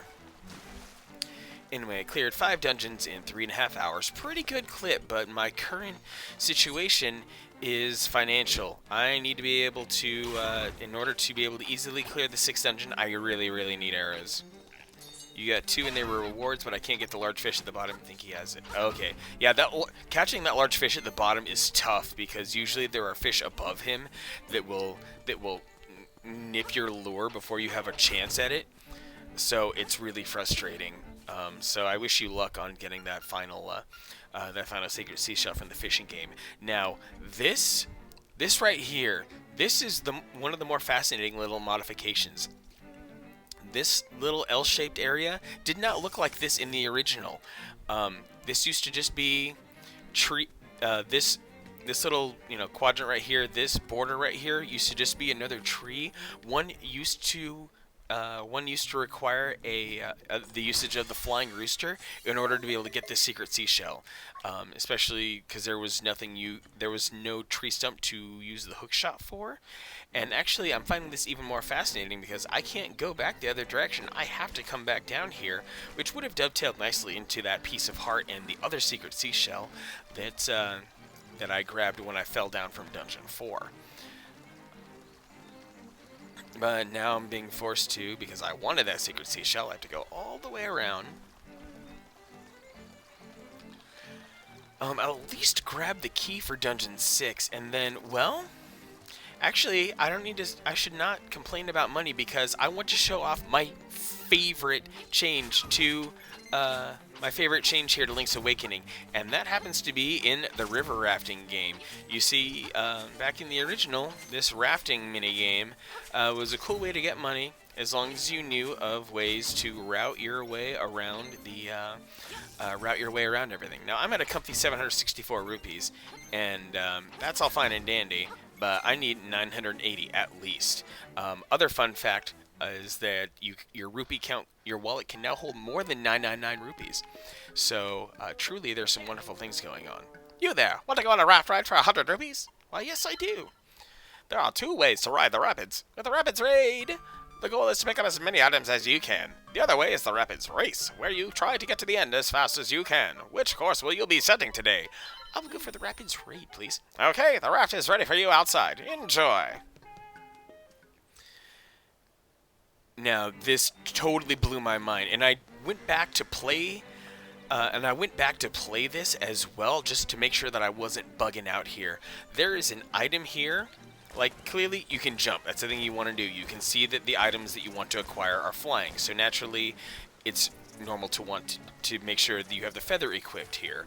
But one thing that was not a thing. Yes, you can now take advantage of the freaking hookshot here in the Rapids Ride to manipulate your position more than you ever could before. It is insanity. Absolutely bonkers.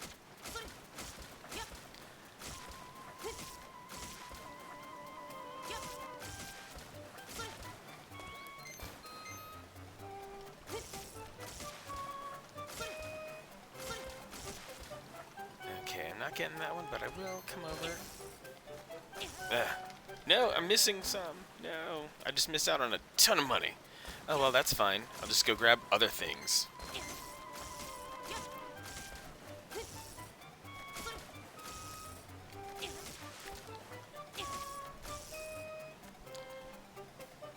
Oh, well, not my best work. I'll say that much, but I'm trying. But yeah, being able to, like, almost infinitely extend your Rapids Ride experience just with this, like, look how much I've profited. Even though it cost me 100 to get here, I now have 880. So I just need to hit the Rapids one more time, and I will be freaking loaded with money. No more grabbing stuff. No more grabbing stuff. The Rapids Raid is over. Do you want another go? Well, yes, I will ride again. There are 2 ways to ride the Rapids. With the Rapids Raid, the goal is to pick up as many items as you can. The other way is the Rapids Race, where you try to get to the end as fast as you can. Which course will you be setting today? I will raid again, please.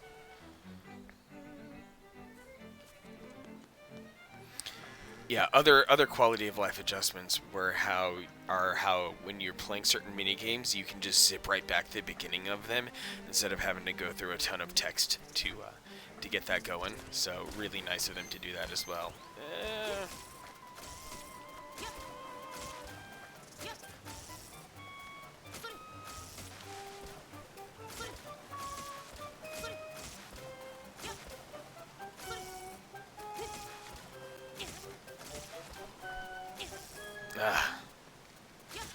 quite have the juice to head down the left side, but that's okay.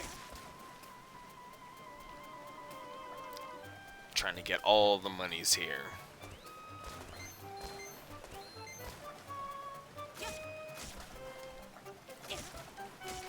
No! Screwed myself again by getting too greedy. Or am I? Or am I screwed? What can I accomplish here?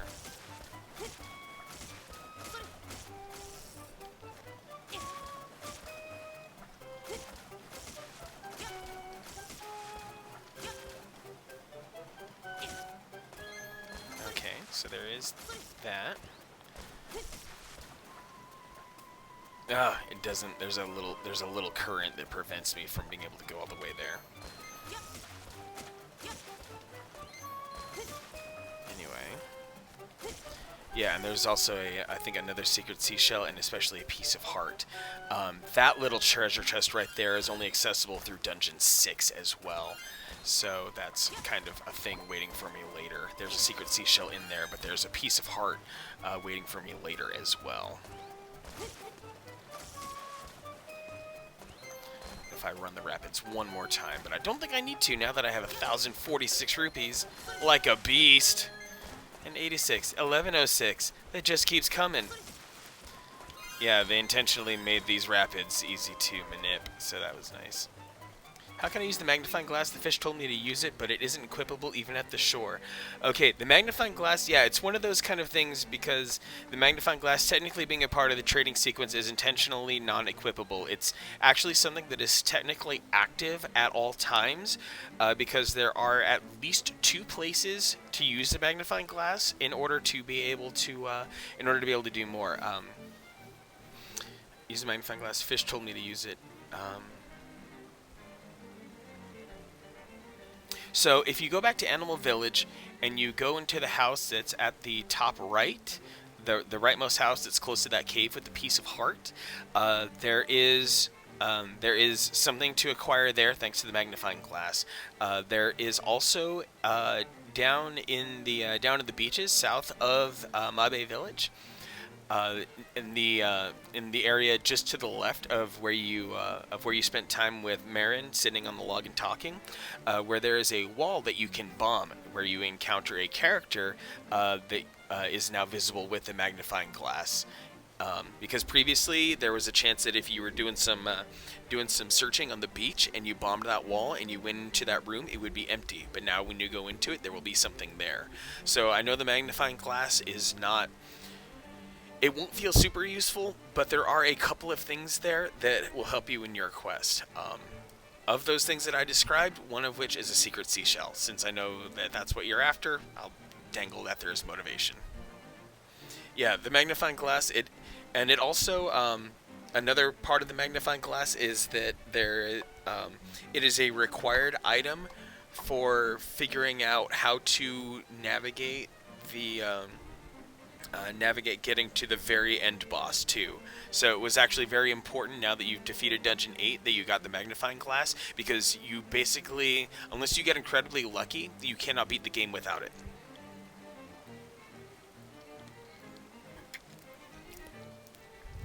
Yeah, item from the beach. I hope you traded your shovel for it, because otherwise I don't know what else you would want to give up for it. That's just me.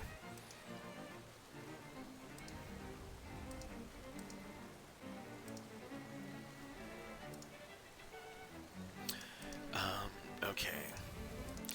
No more grabbing stuff. Rapids raid is over. Want another go? Nope, no need. So now that I'm in this situation, there is a piece of heart for me to grab. Then I will head back over to the village to get the bow and arrow, and then a couple more secret seashells to acquire as well. Yeah, definitely trade the shovel because you're probably at a point where you don't need to dig for secret seashells anymore. So you can definitely live without it. And the boomerang is also instrumental, not as much as it used to be, but it's a really good it's a really good side piece kind of weapon. Oh, there's a heart piece that I missed in this region. I need to run over and grab it real quick.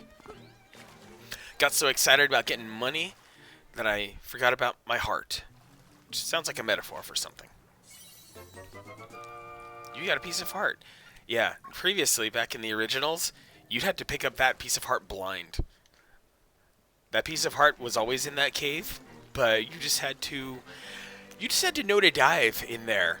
There was nothing else to it. And that's also the cave you end up in when you're finished with Dungeon 7 and you dive down and you leave it, and that's the only way out.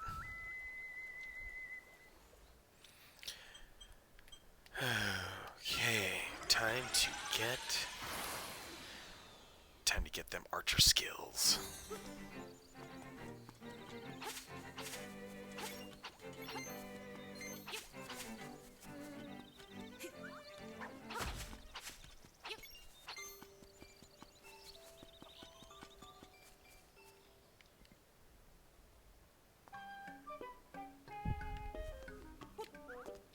Yeah, this was much more problematic when your wallet was capped at 999 rupees. So, the next major quest item is going to cost 300 rupees, and and that thing comes after Dungeon 6, and I will easily have enough money then. Real quick, I need to answer a text message. I apologize. Oh, you brought your shovel back from him. Oh, you bought it? Oh, yeah, because that was something I found kind of interesting about that dude. I'm like, I have a ton of item slots. I should theoretically be able to carry the shovel and the boomerang at once.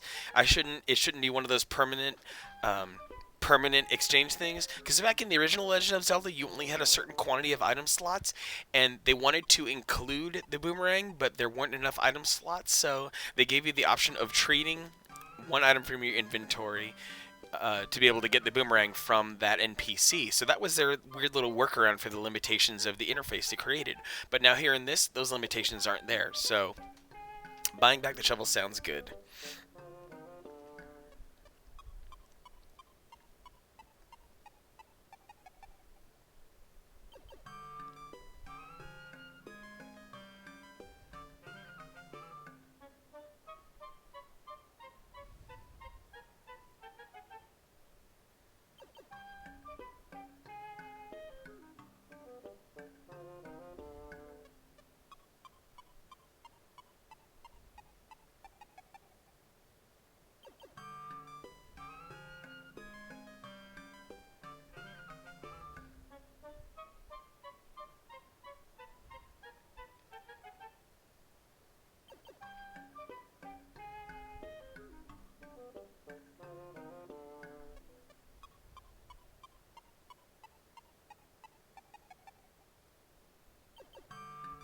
Okay.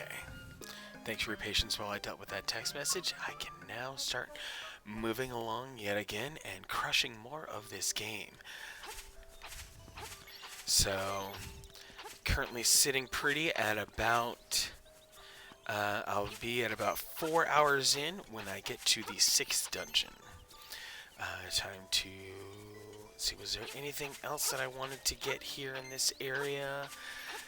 Now that I have the hook shot, I don't think there was anything. There's a thing in the mysterious woods, but I'm not going to worry about that quite yet. Maybe between 6 and 7. So let's get back to the eastern side of the island, and let's head into the 6th dungeon, the Face Shrine. Gotta grab the key first, though. Gotta grab the face key, and then read a very compelling piece of history about Kanalet Island.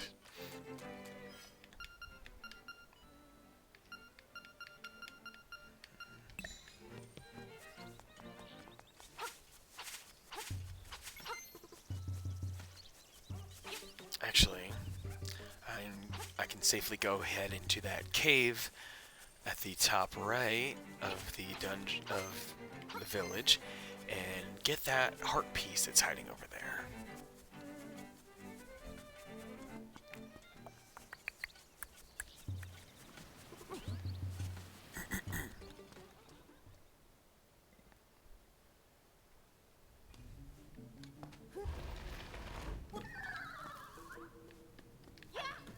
Oh, Buzzy Beetle, I hate you.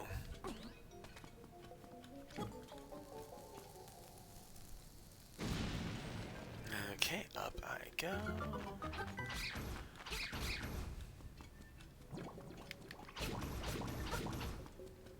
Yeah, that made it even trickier. I have to understand that that little barrier there is something I can at least throw a bomb over, and then come all the way around and use my hook shot.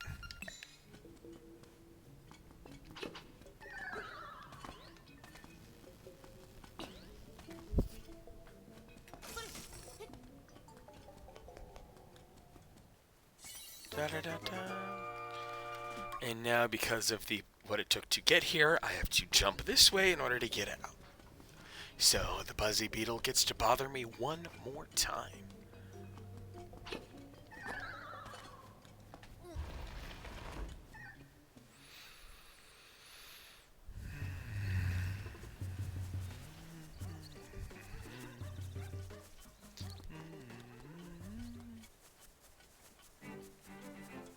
Forget I can run sometimes.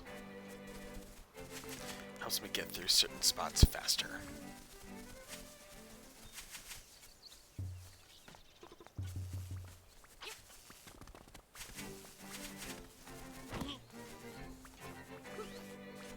Ah, come on.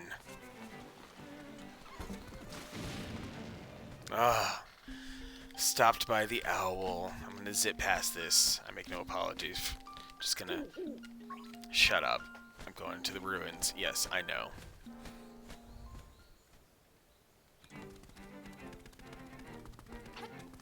I love his little foot sound effects.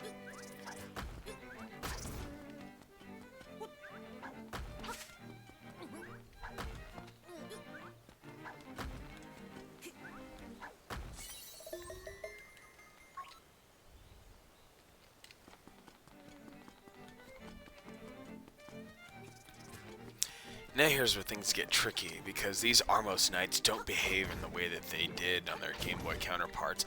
It was easy to bump them out of the way with your shield, but now you kind of have to be a little bit more forceful and patient when you try to nudge them out of the way. Yeah, and sometimes you end up activating more than you want to.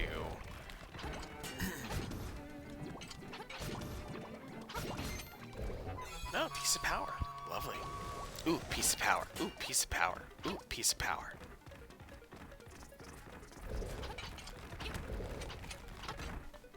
Down I go to a little cave with a little chest and a little seashell. Bam. Another sacred seashell. Yeah, with so many of them, it almost like it makes things easier. See him at 25. Smooth sailing indeed. I think there's a reward for 25, so I should shortly try to work my way back to the secret seashell shrine, or the seashell house, the seashell mansion. That's right. That's what it's called, the seashell mansion, and see what my prizes are. The detector first and foremost. There might be another piece of heart in it for me as well. But I gotta go fight this fat-ass boss. Literally, this boss is a chunky monkey. Just this really huge, excessively overweight Armos Knight. And because he's an enemy, I'm gonna make fun of him without any reservation here. And yes, he goes down to arrows, which is why the game gave me arrows, but you can also spin attack him to death. Oh.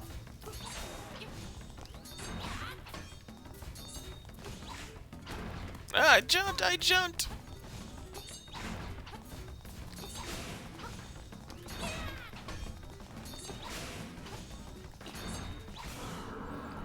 Simple.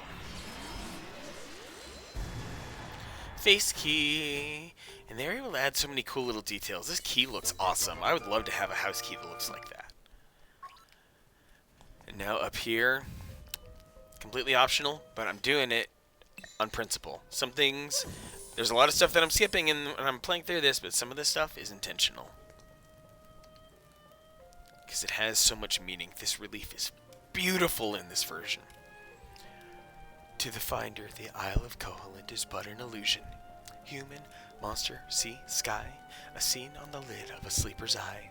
Awake the dreamer and Koholint will vanish, much like a bubble on a needle. Castaway, you should know the truth. What? Illusion? And there's just this somber minor key version of the Windfish ballad that plays in here. So perfect.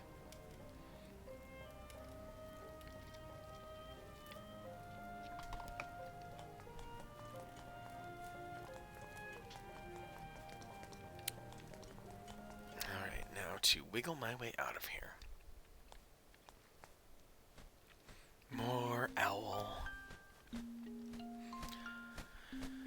I think my real favorite part about this whole, fully contiguous world here is being able to see, like, okay, I went to a certain place in the game, and now seeing what it was next to is incredibly wild. Like, seeing how Kanalet Castle was so close to the Rapids ride, that was pretty crazy to me.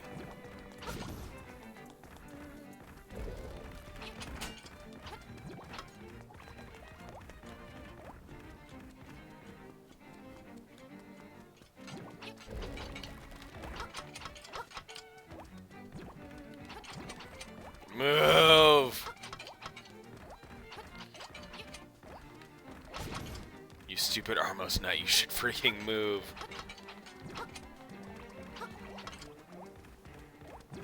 Really like the sound effect it makes, though.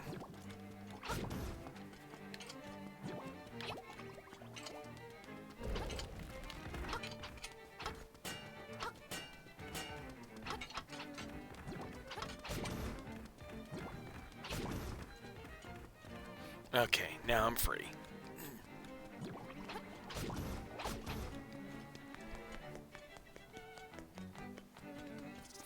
I keep forgetting if there's a secret seashell over in this corner. I'm gonna slash and dig just to be on the safe side.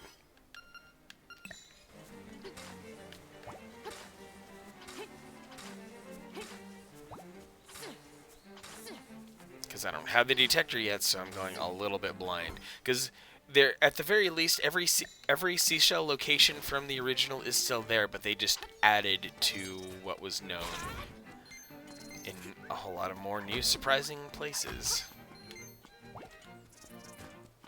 I guess I could get down to the water in a shorter fashion, but that wouldn't be as fun. I'll go down this way.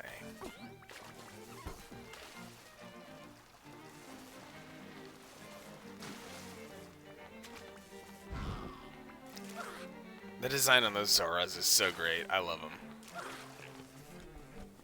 Daisy! Daisy, my sweet precious lurker. Doesn't matter if you didn't tell me. Even, you can be silent and you can be powerful all at once. But thank you for popping in and saying hello. I'm sure you've caught a few of my exuberant moments during this game so far, because I'm so excited to be playing it and presenting it and talking about it, going all VH1 behind the music with it, pop-up video kind of stuff. I don't know how prevalent VH1 was in Canada back in the day. Maybe Much Music had something similar a long time ago. Let's see what my current seashell stash will give me.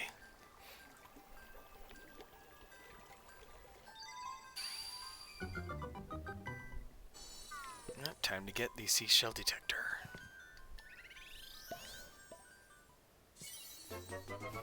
Oh, seashell sensor, that's right.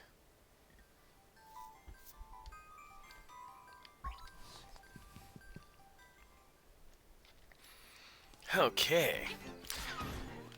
Now I'm all clear for the 6th dungeon. Let's effing crush this, y'all.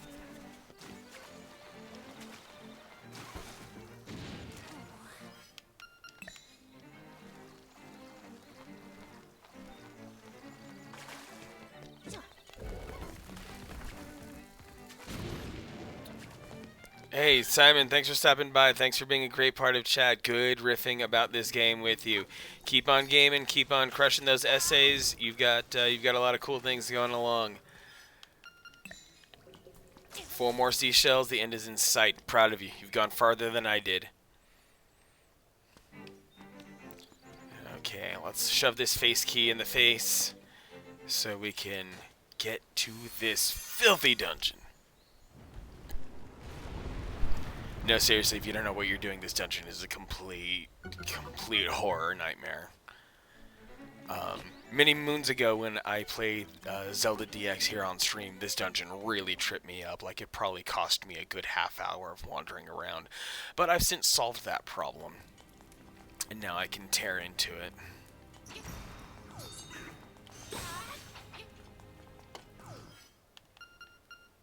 I'm trying to conserve arrows, though. No, I'll deal with this room later. Dealing with that room will be much nicer when I have the level 2 power bracelet, which is what this dungeon is meant to impart.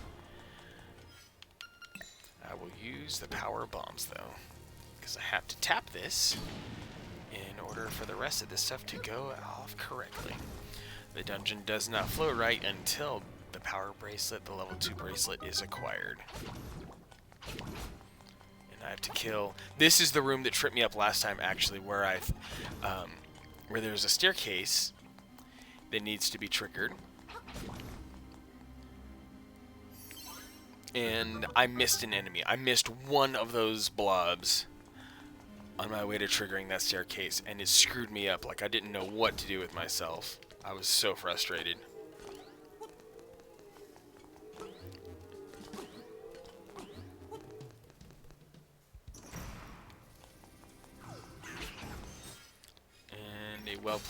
A well-timed bomb will knock out a Wizrobe quite easily. Give me the beautiful, beautiful level 2 power bracelet, which, yep, more powerful bracelet. Feel like you could lift an elephant. Oh, hey, there's happened to be some elephants in the room, right in the middle of everything. How about that? I should really play the fishing game so I could get that other bottle, but it's so tedious to get that other bottle. Oh man, the way that they messed with the fishing game here in Link's Awakening for Switch is ridiculous. The fish come out in different, wildly different patterns, first and foremost, and after that, the fish AI is wildly different as well. Especially for when you try to hook the bottle and bring it up, those damn fish can and will knock it off of your hook. It is obnoxious. So let's get that. Let's get that. More money, more money.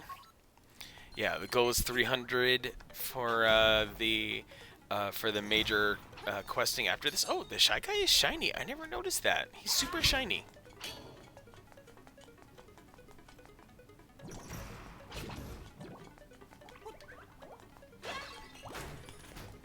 Yeah, there's a pot sitting on the switch, but it's not heavy enough, so I have to step on it.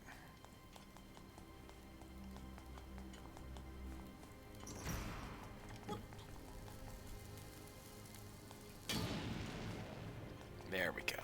Now this will go nicely. I think I can at least pass through this way.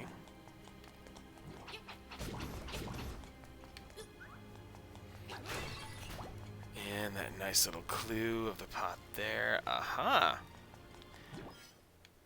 This is where the bow and arrow comes into play, because I can come back here. Give me more. So I can go poop and have a much better, more favorable path cleared ahead of me. Now, there is a certain mechanic in this game that is used to complete dungeons, and I will show it to you on my way out of this room. And it was something that, like, I'm gonna curse up a storm. I'm gonna tell you, earmuffs right now. Just totally fair warning. You're not gonna like the sheer amount of cursing that's about to take place, because this little horse head key mechanic to get out of this room, way different than it was previously. Absolutely a freaking nightmare to try to throw these things exactly in the way that the game wants you to. I think I sort of have figured it out, but I don't think I have fully yet. So it's a trial. It's truly nightmarish. you have to be standing on a certain spot, and then it glides into place like it did with the white one. But that certain spot is kind of locked out to me right now. Yeah, and so this is gonna take a while. Fair warning. This is not gonna be pretty. This is gonna take a while to freaking jam these horse heads into their rightful places. And it's not that they're keyed. It's not like the white one has to be on the right. It's just you just have to get the horse heads into those little pedestals, because you can see their bottoms match. But the crazy part is, wow, I've never gotten it that fast. That's new. That was brand new. It had previously taken me like 5 times longer. That was remarkable. Okay, compass, good. And I also like here, this is another one of those examples of the music in the game where the original music is left untouched, but they added something to it, and it became that much more awesome.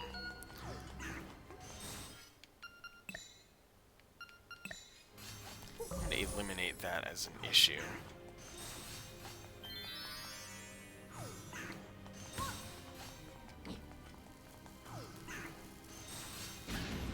There's one. You have to lay the bomb down right before it disappears so that it can hit on the next cycle. It's pretty hard to do that sometimes.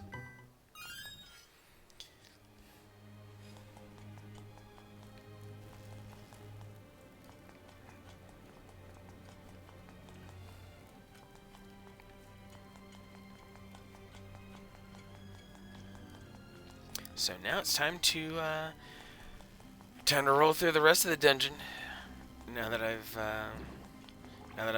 accomplished these pieces so far. Oh yeah. Rock's Feather always stays on Y, no exceptions.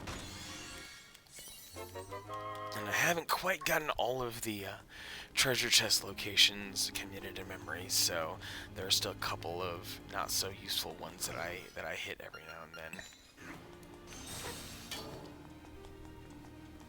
Because I'm not interested in wasting time on picking up compasses and maps, because I'm a freaking beast. I really don't know how else to say it. I am a fucking beast at this game. Don't test me. And the fact that I've gotten here to Dungeon 6 in 4 hours with a 10-minute break doesn't say enough. I don't know what does.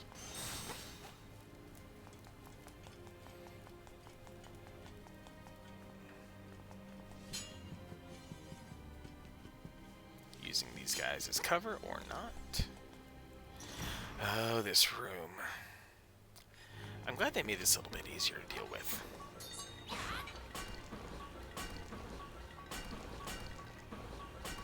Just have to wait this out.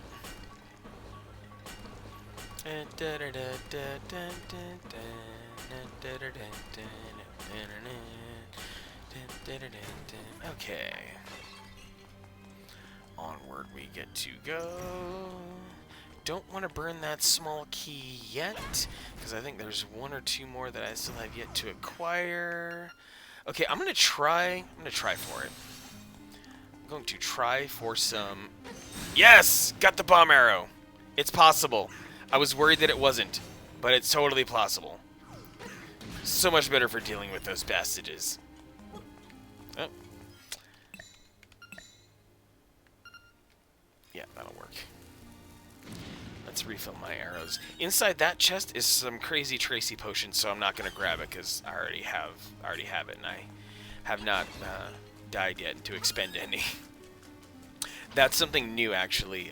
Previous iterations upon this dungeon, or the original did not have any chest with crazy Tracy potion in it, so it's pretty endearing and a nice little helpful quality of life thing that they put that in dungeons. I've seen it here in Dungeon 6. I think I saw it in Dungeon 7, so it might even be in 8 somewhere. I don't know. I bum rushed through Dungeon 8 when I had the chance, because you never want to stay as as our good friend Simon the Cat, who was once here in chat, discussed, you never want to be inside Dungeon 8 any longer than you have to. It's just a nightmarish experience.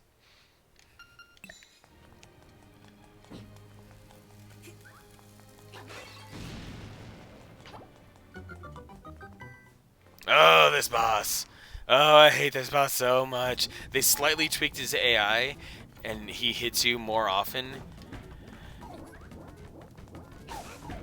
And he recovers the ball a little more often. They slightly tweaked ball physics and his ability to chase the ball down. But there are some times, like right now, where you can get into a groove and just keep whacking him straight up. So, really fortunate that I was able to knock that out. Onward, and hiding under one of these elephants, this one in particular, is a staircase that I need to be able to start heading down the path to the boss key. BGR, good evening. Good evening to you. Welcome to the stream. Happy to see you pop in here. Just currently crushing my way through Link's Awakening as promised. Yeah, gotta keep whacking it, or else nothing's gonna happen. You know, no whack, no slack. No, anything else. You know, technically this ain't the new shits. I know I talked so much about retro. This one I'll consider, you know, this one gets grandfathered in. This one has street cred. So don't fuck with it, don't question it. This one you can play it almost exactly like one does if you're playing the Game Boy version. They left all of those bits and pieces in place. It has all of those delicious little ingredients. This truly still plays exactly like it did 26 years ago, but that's not a bad thing because Nintendo is so on point that even a 26-year-old game still feels lovely. But I see the point you're making there, and I understand it. And I respect you keeping me honest. But this is how I justify this one time hooking up my Nintendo Switch and showing off this beautiful game to y'all. And also trying to deal with the immense horror of being able to nail exactly what it takes, because it seems like there is a specific formula, a specific angle to hit to get these things locked into their pedestals. Like, it's technically easier than it used to be, because previously it was fully random. You just had to chuck them until they went. But now I think there's a method to the madness. I am clearing that horsehead puzzle much faster than I ever did back in the day.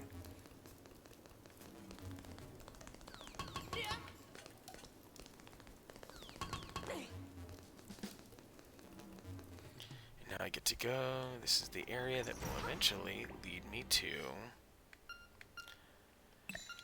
the boss key. Die, little rabbits, die. Oh, I mean, Pole's voice.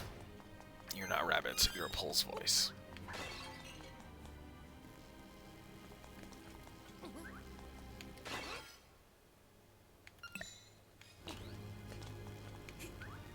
So how's life been, BGR? Thanks for sticking with me. I know I didn't stream on Friday or Saturday like I normally did, but some extenuating circumstances. You know, life happens. I did not quite have the means to do so, but it's all good now. Oh snap! 300 rupees. I was kind of questioning it, like, do I really need to head in this direction? But I'm glad, very glad I did. And I think it's something like if you're riding the edge of the, yeah. That right there specifically is the formula. If you're 2 tiles away, or if you're 2 tiles away horizontally, and then vertically you're standing on the seam, that seems to be the magic formula for coercing these pieces to drop in as intended. I'm not entirely sure, you know, and that's when you can get that particular vantage point. As for this other one, I'm not sure. Just got back from work, 10 p.m. where you live. Hey, you know, yeah, I fully commiserate on the swing shift thing. When I am not streaming, my shift is 2 p.m. to 12:30 a.m. So I'm right with you on living these kinds of hours. It is a savage life, but someone has got to live it, and we are exactly that kind.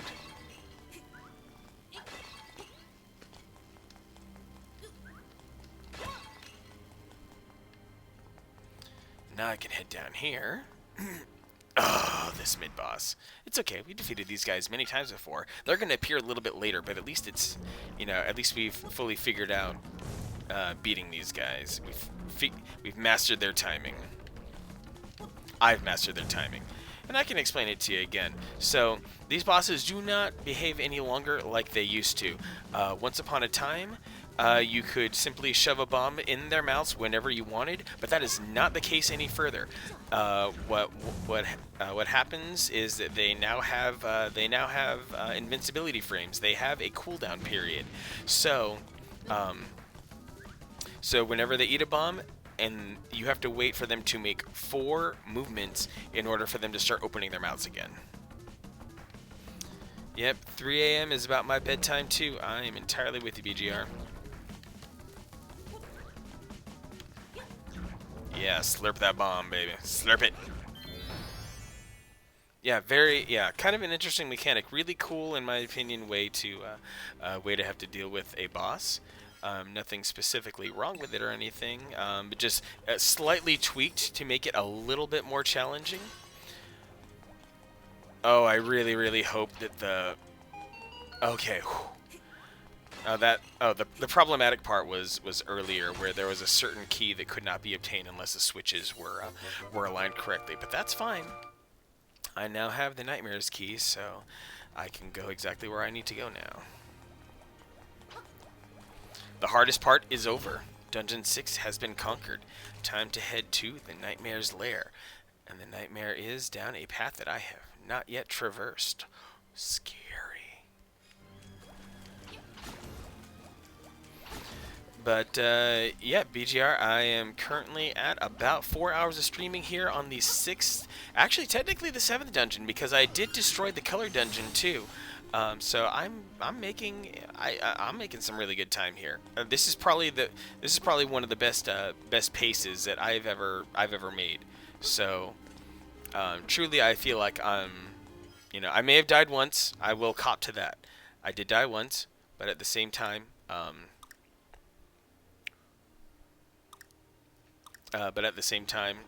no skin off my back. Shite. I have to go down a specific staircase. Okay, yeah, I have to go down the elephant staircase so I can appear on the area that will lead me to the boss area.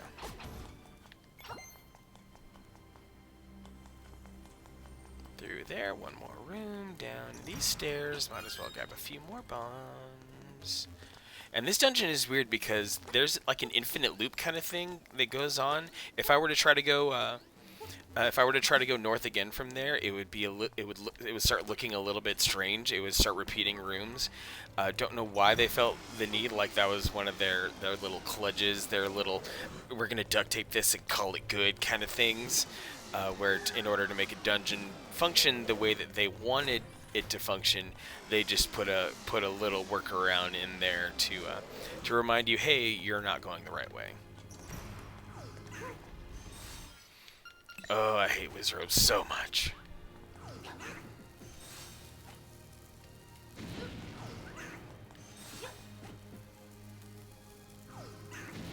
Oh, come on!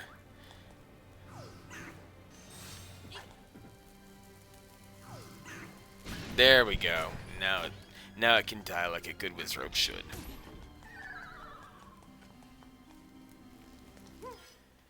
And one opportunity to refill for hearts here in a very interesting way, because for some reason this is the only room in which that enemy can be defeated like that. Oh, no fairy this time? Jerks. Anyway, now time to take advantage of the fact that I have a shitload of bombs, and let's rock this beast. They made this boss harder. This boss used to be the easiest boss.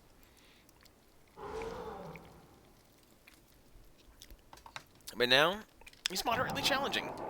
Whoops, there I go, talking too much again. Facade. And really, yeah, and the fact that he can now damage you by walking on him, that's kind of new as well.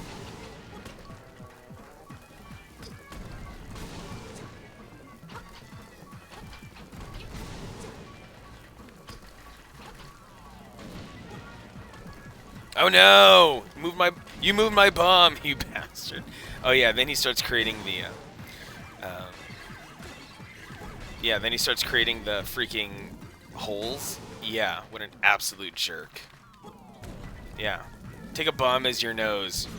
Jerk face. Literally jerk face. Okay, listen up. If the windfish wakes up, everything on this island be gone forever. And I do mean everything. It's okay. Just give me my heart. Let me rob you. Let's rock this. You got a heart container. Your maximum number of hearts increased, and your health has been refilled too. Look at that. Give me that triangle of love.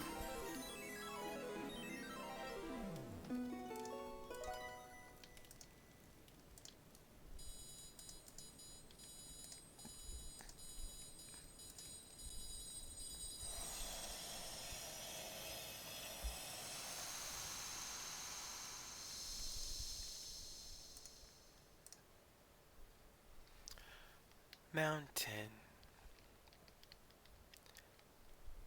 Something calls from the mountains.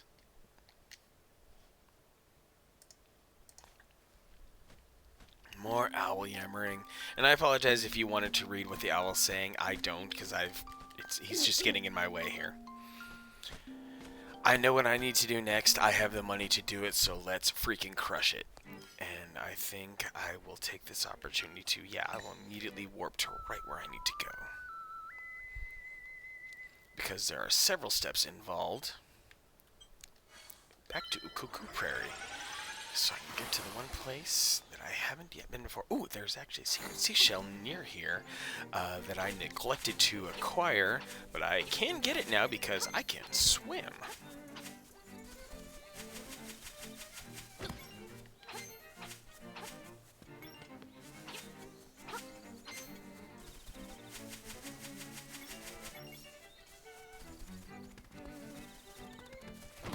I'm just going to sprint my way through whenever I can because I have no time to be playing with you hoes.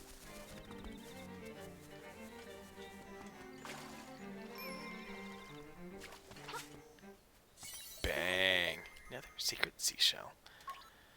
And I think that's 27. Oh, great. Okay. Anyway, on to the questing for Dungeon 7. Where am I in the trading game? I currently have the letter. Oh, yeah. I guess while I'm in this region of the island, I should take care of that. I have to learn the third ocarina song shortly, though, so I'm going to take care of that first.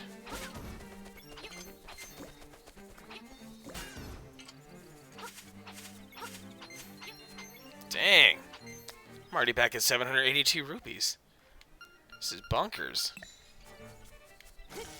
And this little obstacle here has been changed from what it was in the original. The original, that obstacle was much more obnoxious. You had to do some Pegasus boots running and jumping, but I guess they also felt that that was a little bit too you'd get to it a little bit too early for their taste, so they modified it so that it requires the hook shot, which I think is the right call.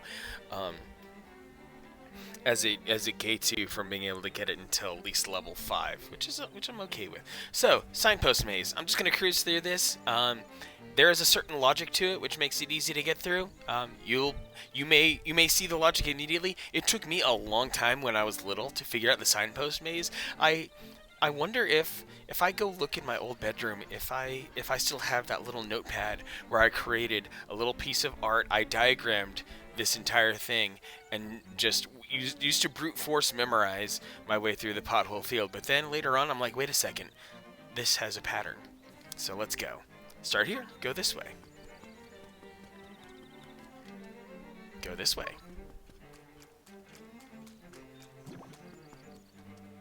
Go this way. Go this way.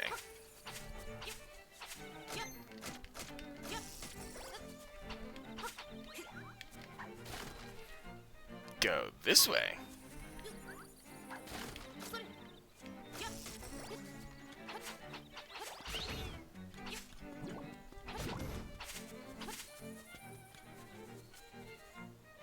Go this way.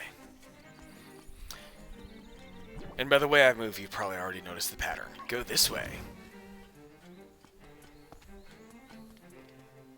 Go this way. Go this way.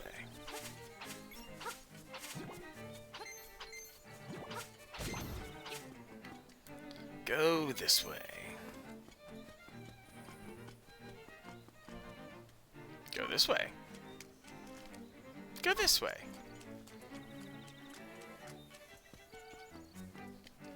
Go this way. Go this way.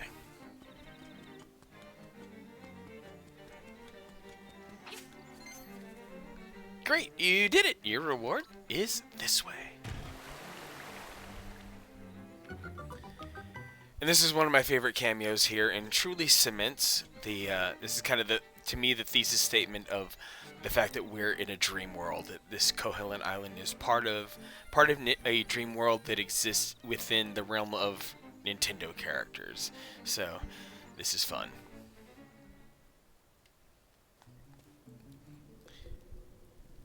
Some of you may recognize him immediately, some of you may not, and that's okay. He was much more recognizable on the Game Boy version because his look was lifted directly from his appearance in Super Mario Bros. 2. That is Wart, also known as Mamu, the end boss of Super Mario Bros. 2, or Doki Doki Panic, depending on your persuasion. I'm Mamu on vocals, but I don't need to tell you that, do I? Everybody knows me. Wanna hang out and listen to us jam? For 300 rupees, we'll let you listen to a previously unreleased cut. What do you say? I'll pay. I'll let this breathe.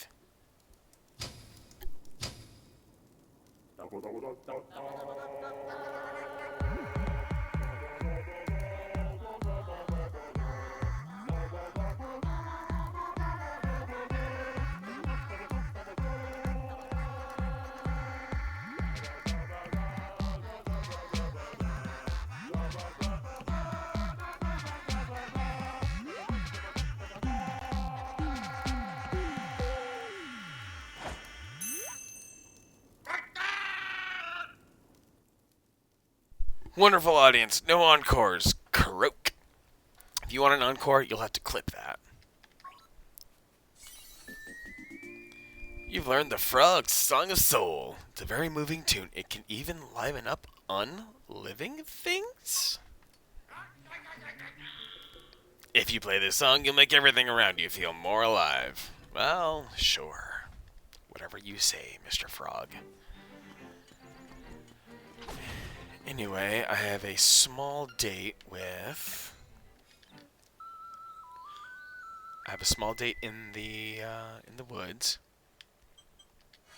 Mambo's Pond is a good place to start. There's a seashell to pick up, and the trading item I get from Mr. Wright. I'm trying to think of how I want to route this.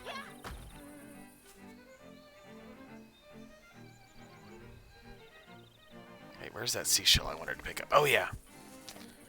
Well, at least one of them. I was thinking of like another one, but that's okay.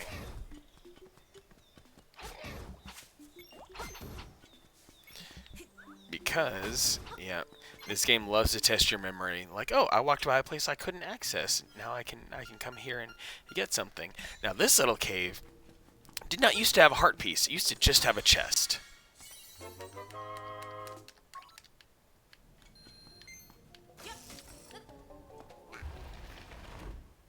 It's been a while since I've grabbed a heart piece.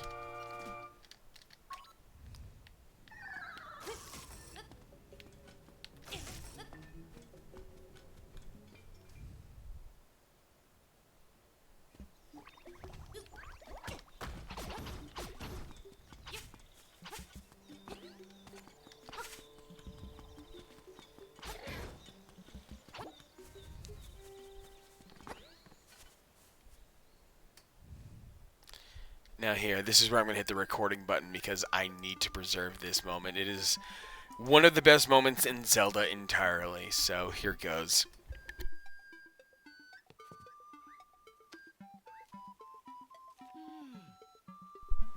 Oh, he's so happy. What's this? A letter from me? I'm so happy. And look, the letter came with a photograph. Yes, the letter I got from the goat earlier. Princess Peach. Truly, truly good. Want to give a shout out to another streamer actually, real quick, because this got the best reaction, and I want to share it, and I want to share it with you guys here, because this, yeah, gonna make sure I capture it that way too.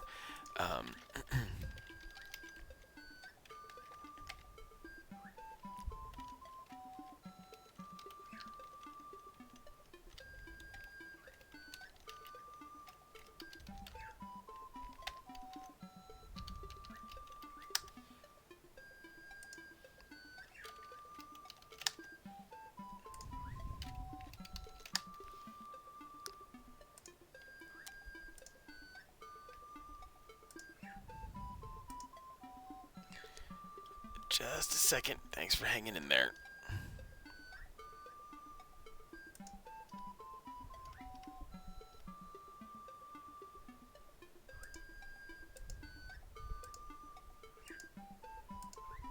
I wonder if I can easily find it.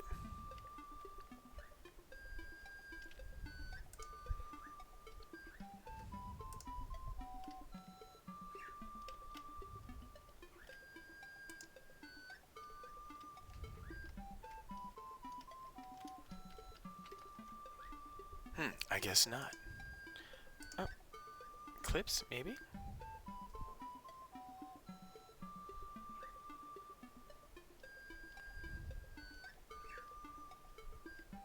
Here we go. Found it. Thanks for hanging there with me, chat. Yeah, one of my favorite streamers. She had a moment. So watch that now. Watch that later. Whatever you decide to choose, I will leave that up to you. But yeah, this is just one of the perfect little things. Back in the original Game Boy games, it was Peach looking like this, as you know, it seemed like an era appropriate at the time, kind of hands under the chin kind of look. So really great to see her hair like this. She's so beautiful. I must give you something for your trouble. It looks like all I have is this broom. How will that be? Really don't have a choice in the matter. Yeah, the modern look of Peach, Nintendo really, like, their teams that render characters are just out of this world. They put beautiful details into their characters these days. Their artists are freaking talented. Like, this is some beyond Pixar level kind of, or at least, okay, maybe not beyond, but it's definitely like Pixar level kind of insanity of detail that they're putting into this. Wait, did I never grab this? Oh my god, I never grabbed that secret seashell. I'm so embarrassed. BGR, you are totally correct. However, Zero Suit Samus, like, I don't know, she's almost straight up pornographic.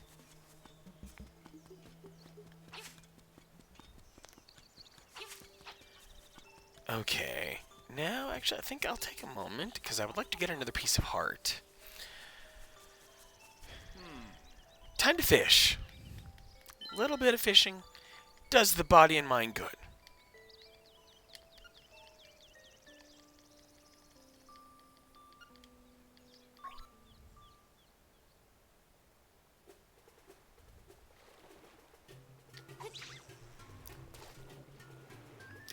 And I think it's always like first fish you catch is a piece of heart, but then after that it gets a little tricky. Yeah, Zero Suit Samus, she is something wild. Like, I can't even believe Nintendo let her be a thing.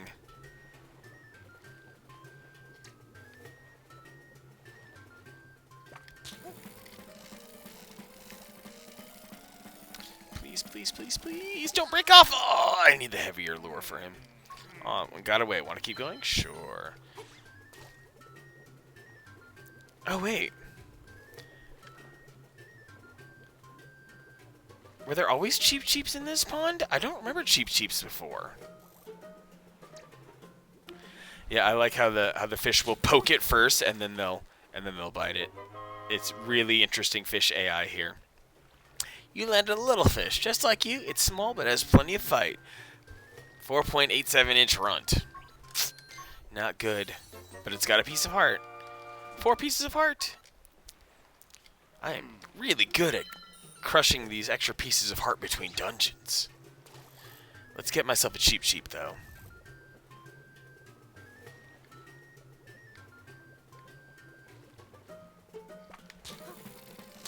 Whoa! I've never seen one of those before! What the hell? What's that massive one doing down there? In my previous games, in my full play, I probably spent like 45 minutes fishing. In my casual play the first time around, that big dude never showed up. What is happening? I mean, I might as well grab this bottle. Another fairy can be helpful. I just hope this massive fish doesn't wreck my bottle situation, because these fish are notoriously terrible for that. Also, when reeling in the bottle, you can't reel it in too fast while it's far out, or it will shake off. It is obnoxious. A freaking cheap. Okay, I'm wondering, because when I went fishing last time I played, I was pretty low level. Like I was, I don't know, maybe between the 3rd, 4th, 5th dungeon. Maybe the fish come out differently depending on how far along you are in the game. Because what I'm seeing here is massively different than I ever did in the past. Insanely different. They really went balls out with the fishing here. Holy crap. Like, I'm going to have to open my other save, my completed save, and see what the fish look like on that.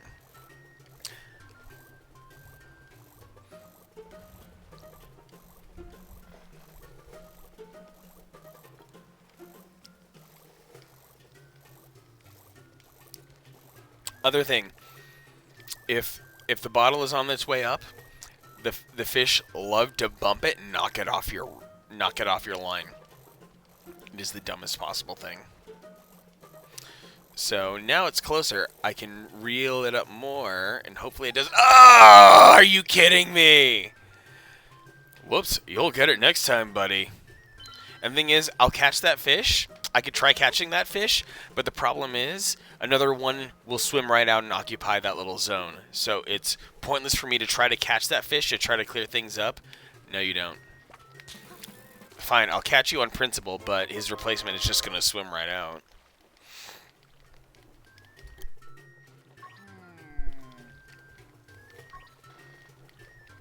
It's okay, I have a lot of money. Sure, keep going. Just gonna drop it right here.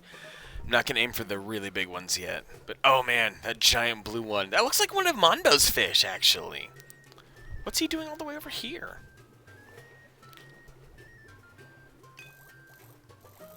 Yeah, see? I just have to be incredibly careful to not attract its attention with the bottle. And be very far away from it, because the smaller the fish is, the larger its radius of attention for the lure is. So that's what makes that a little bit more challenging too. Naturally, larger fish that are more valuable are harder to catch, and thus to be able to get their attention is difficult, to say the least. Oh boy! Please let me get this big one. Please, please, please, please, please, please, please. Oh! Gotta catch the small ones first. Want to keep going? Sure. Okay, fine. I'll catch the small ones, and maybe I will be able to get another lure. Because you can upgrade your lures.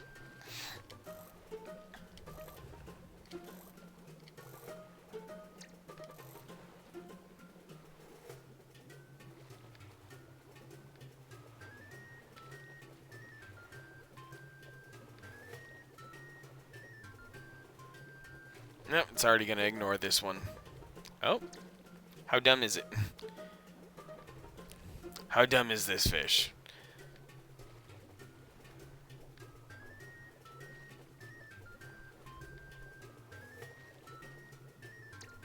Boop. Nope, you're coming with me.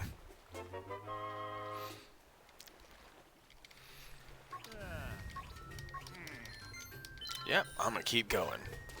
Oh, I didn't cast out far enough. Screwed that one up. Oh, I think I got a mulligan. That's nice. Let me see what it's like to catch a cheap, though. That's really neat. Oh no, got that little runt's attention. Might as well bring it in.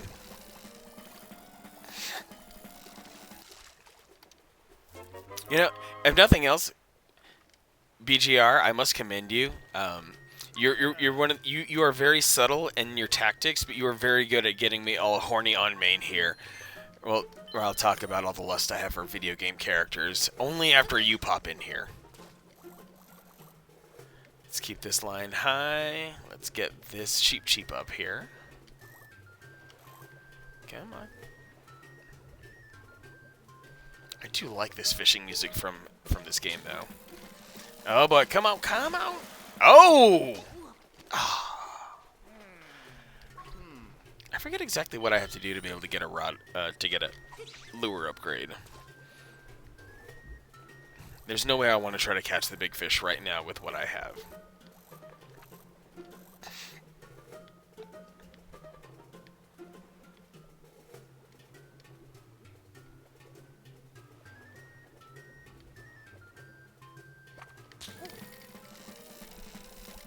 Come on, come on. Right up here. Right up in here. You landed a little fish just like you. Small, plenty of fun. Well, rent 9 rupees. I'm gonna keep going. Ooh, one of the green ones. I remember the green ones is particularly. Nailing a green one might be my ticket to a better lure.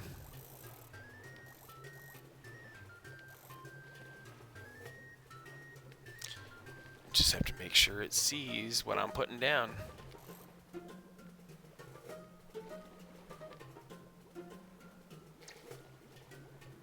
Test it, test it. And now to mash the A button like crazy. Please, please. Oh! Such a cruel, cruel game. Want to keep going? Sure. You know what? Screw it. Let's go. Let's go. If these other fish are going to keep screwing me over like this, why don't I just go for the gold here?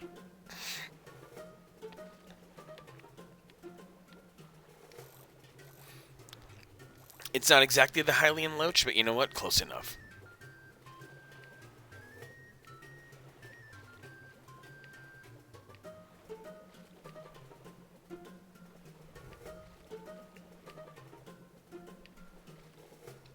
Ooh, this one's tricky. I wonder if it only responds to the bigger lures.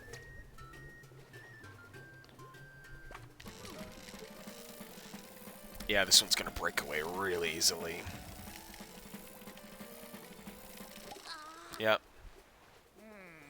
Wow, that one got away. Want to keep going? Sure. Catch an easy one.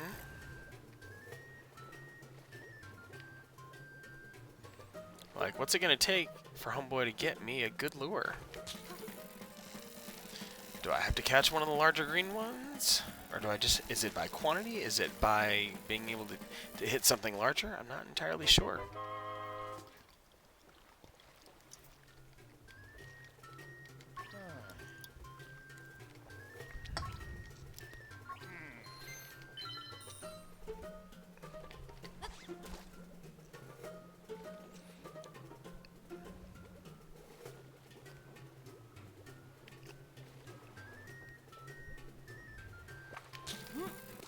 Yeah, revenge.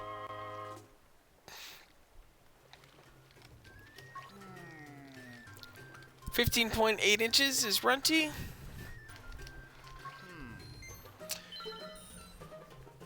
Okay, one last cast and then I can move on. Unless something absolutely bonkers swims my way.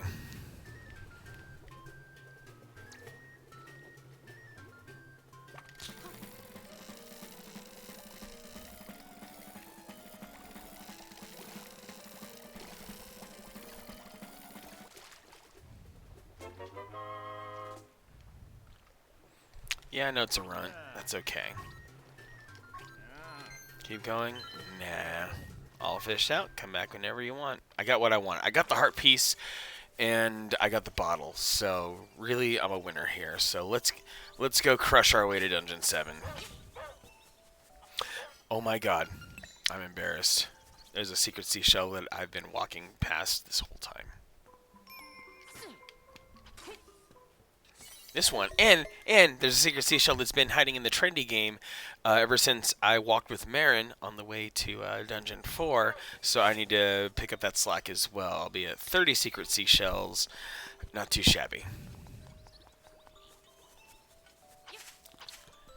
And of course the trendy game is its own set of challenges, but I'm not going to spend nearly as much time here as I did in the fishing game. I swear.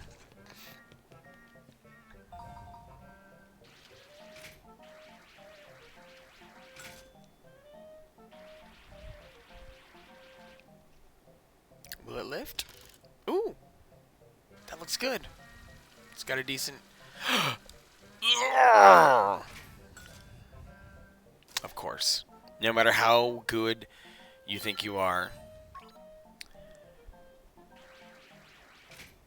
I didn't go over far enough. Let's see if it catches correctly anyway. Maybe?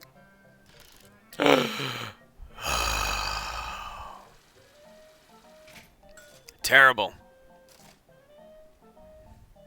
Challenge again? You bet I am. There we go. That's a much more centered thing. I really like that light bulb that they put to make sure that you know where you're centered. Are you kidding me?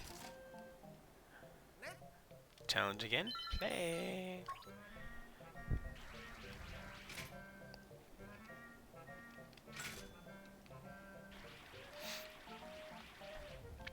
In order to get it to open up and drop down while it's right there at its bottommost point, it's just a tap of the X button. So now it's going. Don't want to do anything else. And away I go.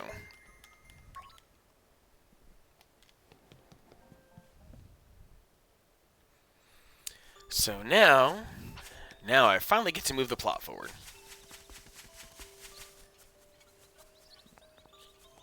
By doing something that I could not do before. Moving that wind vane. Here sleeps the flying rooster.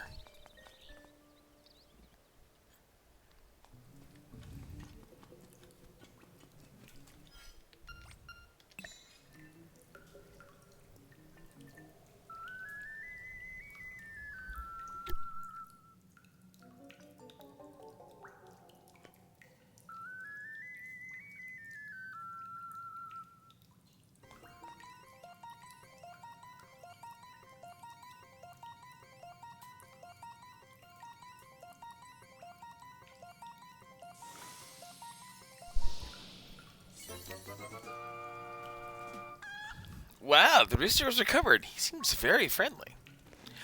The flying rooster is a means to a specific end. Unfortunately, he does not get to stay with me through the rest of the game as much as I wish he would. But we have a specific destination in mind. So let's get back up to the mountain. Danpe's shack is a good spot. I like how the rooster twirls around and warps with me.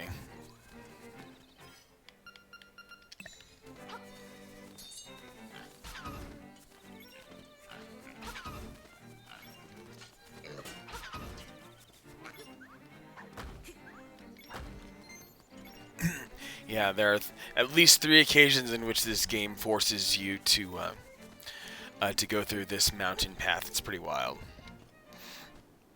Oh, more of this. Hoot hoot, your path is not easy.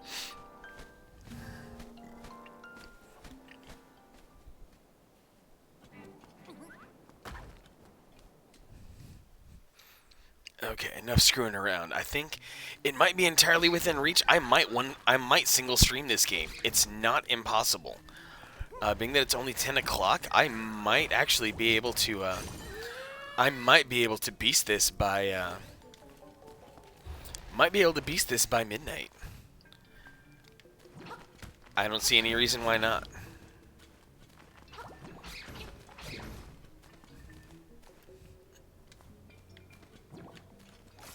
Actually, I can do this. Normally the hook shot was required, but why not be a little lazy?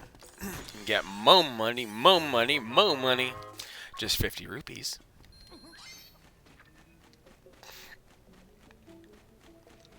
The Flying Rooster controls better here in the current version. He was very, I don't know what the best word would be. Just it felt very heavy to sling around the Flying Rooster previously. On the Game Boy version, he just felt like, I don't know how else to describe him, but heavy. Wait. Oh yeah, I did die for a secret seashell there. That's right. I'll pick it up. I'll pick it up a little bit later. But for now, I have to run over here. And this is where the Flying Rooster is handy, so I can get the key for the 7th dungeon.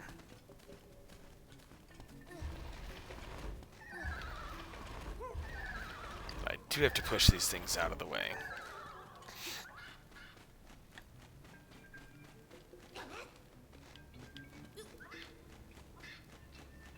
There would be no way otherwise to clear that. The Flying Rooster is required. Ta-da! You got the bird key. You man a bird key. Now away I go, and there are about 2 other secret seashells for me to grab in the process here.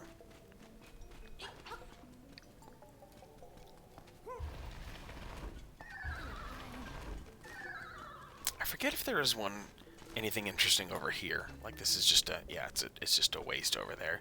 It's a way of showing you from another perspective. It's a way of confirming to the player that you shall not pass without doing this the correct way.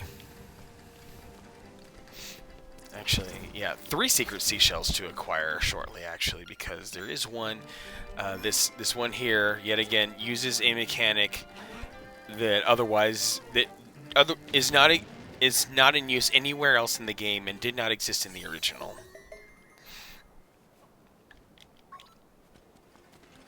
So there's that one. And there's one over here.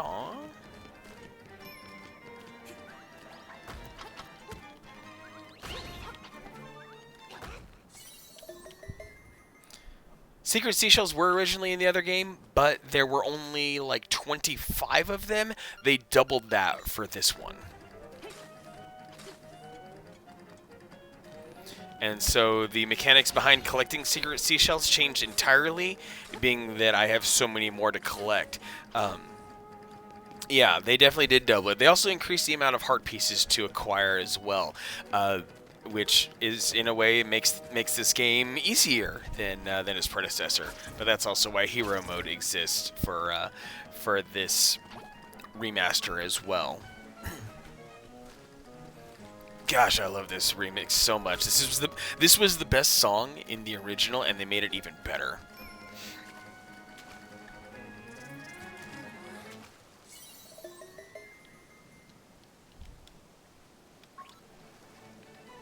Yeah, optional, but at the same time, as in the original, as it is now, when you collect the secret seashells, you collect enough of them, an upgraded sword is your reward. Oh yeah, all Zelda heart pieces are optional, but do you really want to try going without them? Do you really want to try? I mean, you're going to bump into a few along the way, you might as well grab them.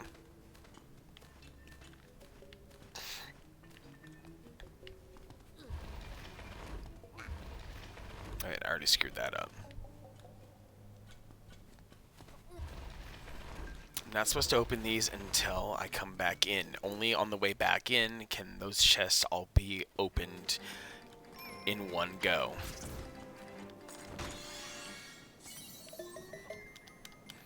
There we go. 3 secret seashells, all in a span of like 2 minutes. So I'm up to 34. Just need to be able to scrape together 6 more.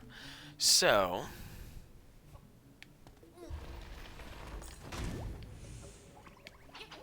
Yep. A lot of these will be booby-trapped until the last one. But it's just what I gotta do.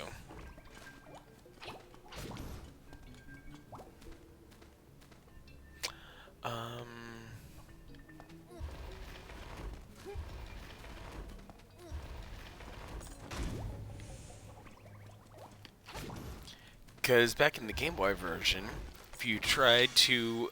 Back in the Game Boy version, if you tried to open these on your way in, you would get... You know, you would get rupees and rupees and rupees. You'd get like 20 rupees each. But if you left the room and came back in, all of them would be opened. So you would be limited to just the quantity of rupees and what chest you were able to access. This time around, I think they tweaked that room a little bit. And I also have matured a little bit and realized that if I treat that room a certain way, if I don't touch the chest, if I go out, collect the seashell, and then come back, then the puzzle is fully solvable.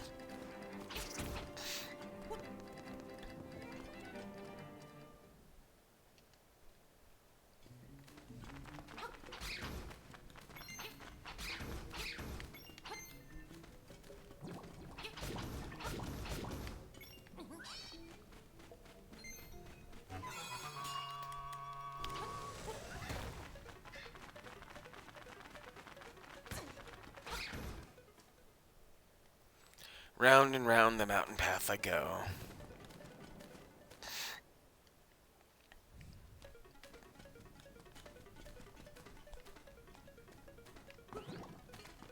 And this is the one and only time I can do this because I have the rooster. I can just shoop past this.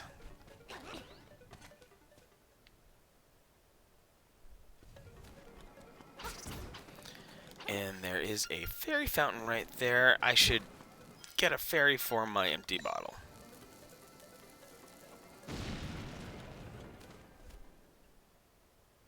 I think some fairies are here. Yes, there is a fairy. Thanks, lady. I just took one of your children. Hope you don't mind.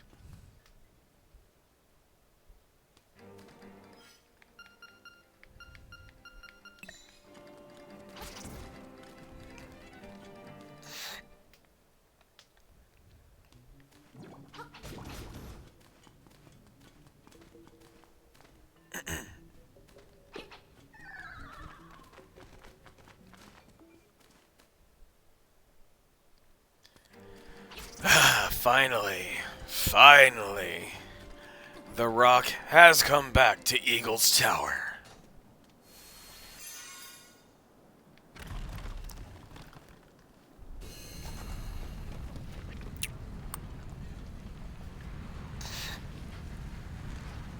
I mean, yeah, I guess by all technicalities, if I had the ability to walk around the back, that would be easy access, but that's not how the game works. I know that seems kind of cheap and chintzy that the game is like, oh, the entrance was there all along, if only you could walk to the back, which we won't let you do.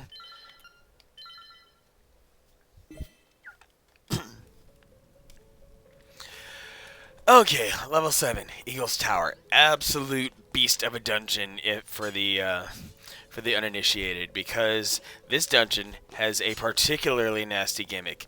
The particularly nasty gimmick to this dungeon is that you must destroy an entire floor in order to be able to access the place that you need to go. Yeah, you have to perform a little bit of interior redecorating, a little bit of destruction. Now, I don't have the boomerang yet, and when I played through this casually a couple days ago, I went and finished the trading quest specifically so that I could get back here. They changed the geometry of this room just enough. Back in the Game Boy version, if you stood here in this corner and then you flung the boomerang diagonally, you could hit the crystal switch that's down at the bottom right and get the level 2 shield that's in that chest right there. But they've now forced it so that you have to play it the correct way. Those absolute bastards.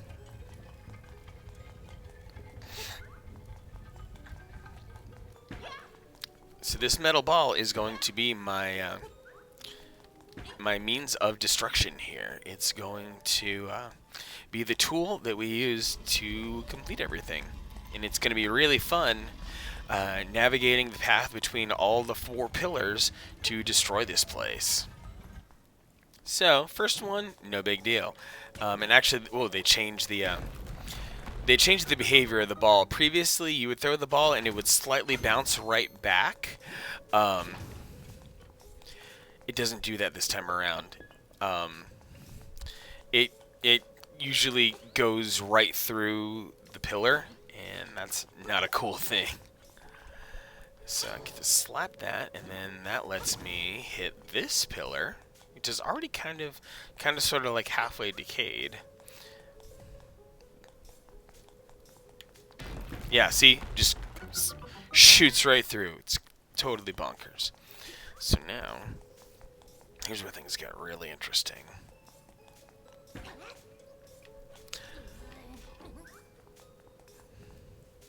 Oh, there's a hole right there. And an entire barrier. But the pillar's right there, so I have to be really creative in getting the ball back over there. And thankfully, this specific type of barrier allows for throwing objects over it. I wonder if I can huck a bomb over there. Oh, it was worth it. Oh, maybe if I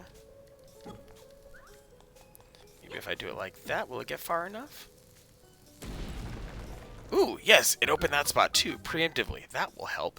Anyway, so now I have to make my way back down and come back up in a special way so that I can get to that pillar. So I hope some of the right things are in place.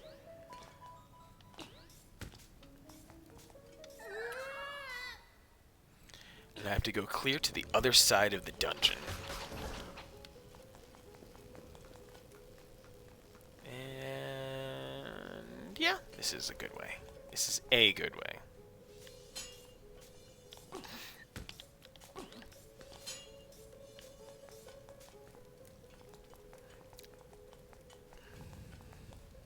And I hope the switch is correct. Yes, yes it is. Whew. I was very happy to not have to have gone back to hit that switch in a certain way. Yeah, I think I'm going to head down and clear this guy first, so I have a clearer path later. No! No! Hoisted by my own petard. That's why I have a death in this save file. And that's a one-way door up there, and I don't want to go down it yet.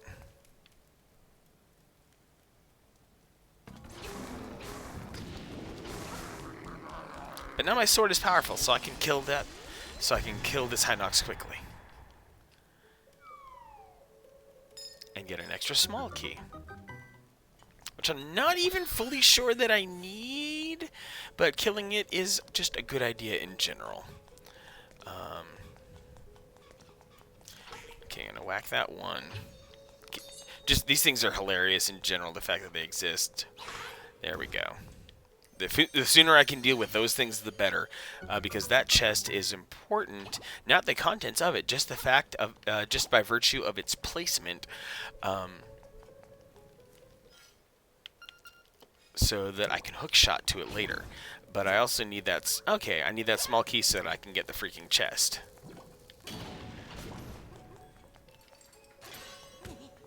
So that I can finally upgrade my shield. I'm going to have to throw another bomb so that I can stand over here on the correct side of things. Get the hook up. Holla if you hear me. Beautiful shield. You can now turn back beams.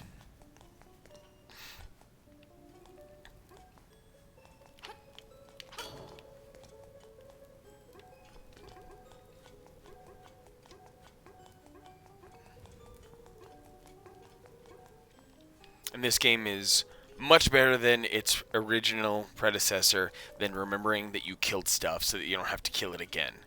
Anyway, now I can safely proceed to knock down the next pillar.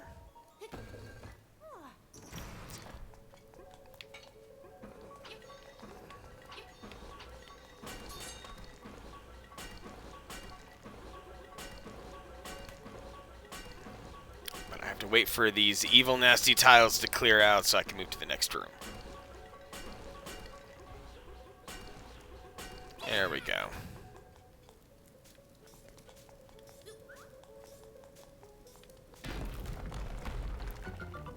Oh, the ball ended on spikes.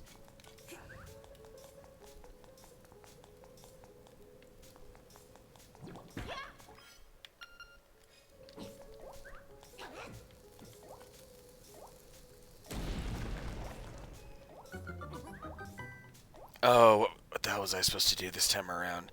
I can't chuck the ball. Where was I supposed to take the freaking ball? Oh yeah, I was supposed to take it around to the other side and throw it. Okay, now it makes a little bit more sense. I think that's how it went. Yeah, I take it to the other side and I throw it so I could pick it up on the other side. Yeah. Okay, so, yump. Pick up.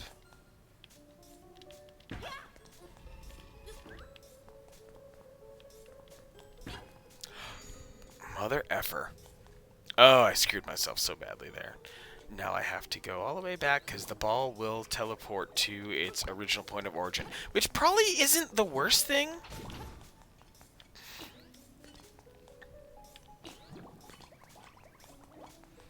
I just hope this will still be open. Okay, good. Really, like...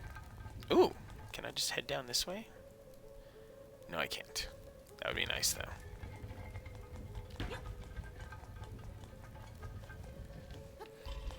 Yeah, so I probably cost myself like 5 minutes here. It's okay. I know how to get myself out of this pickle, and that's the important part.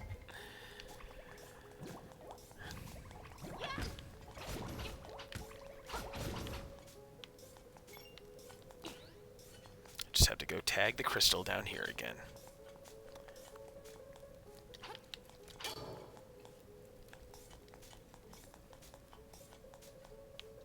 And the game is very good at remembering the last position of the ball. That's very nice of it. So now that that's down there, I get to go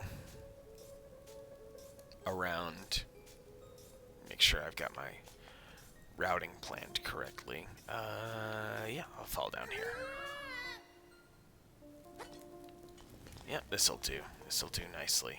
Blues are down, and that's the important part. As long as blue pistons are down.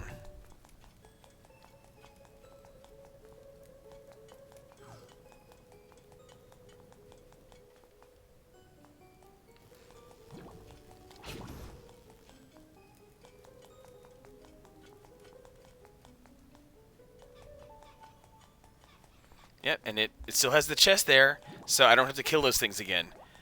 That's really nice, because that's freaking obnoxious. So check the ball over there, and then I come around.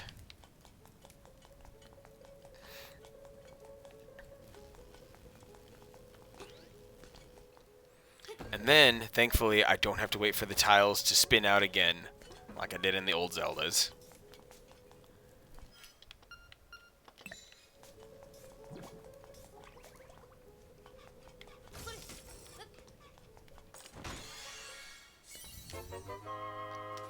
Got a bomb. Way to go.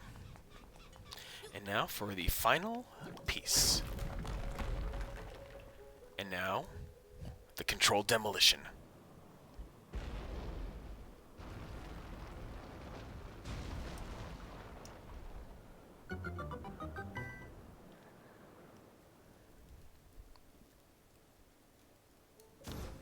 Alright. Now the real fun can begin. Where I can fight the incredibly annoying mid-boss. And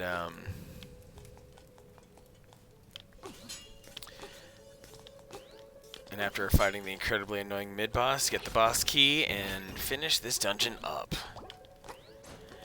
Actually, later on when the stream is done, I want to like time myself in these dungeons to see how quickly I really did get through them. Oh, the blue pistons down is still the best case scenario here. Because then I can just boop. Oh, maybe not. But at least, I forgot about the blue-orange piston part when coming up these stairs, but that's okay. A little bomb on it will fix everything.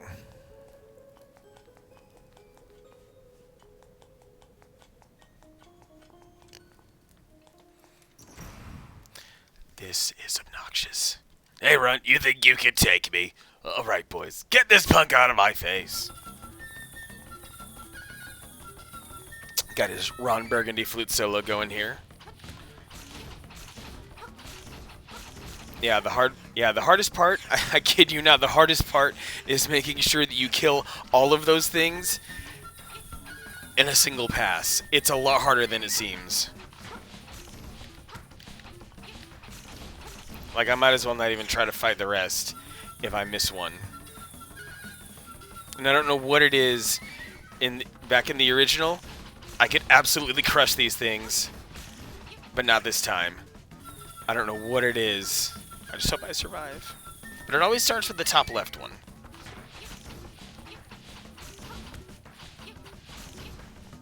I apologize in advance because this part is going to be really tedious.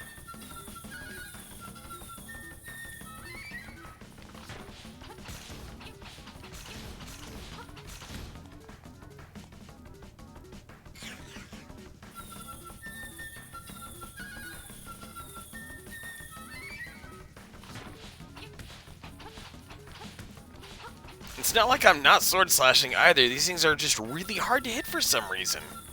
I don't know what it is.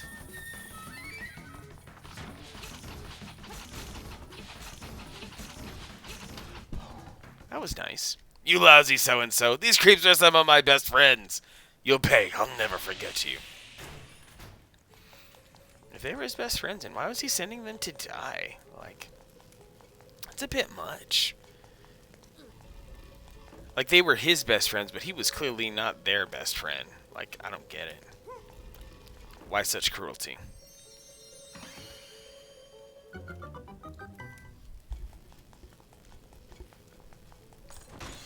Boss key? Boss key. Now let's finish up this whole thing.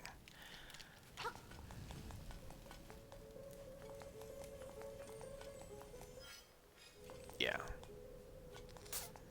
Let's jump on some Goombas for some health. Because that has always been the mechanic that if you jump on Goomba, they can and will reliably spit out a heart. That is their job in life. You jump on them, you get a heart. That's the deal. That's the contract that Nintendo made with us.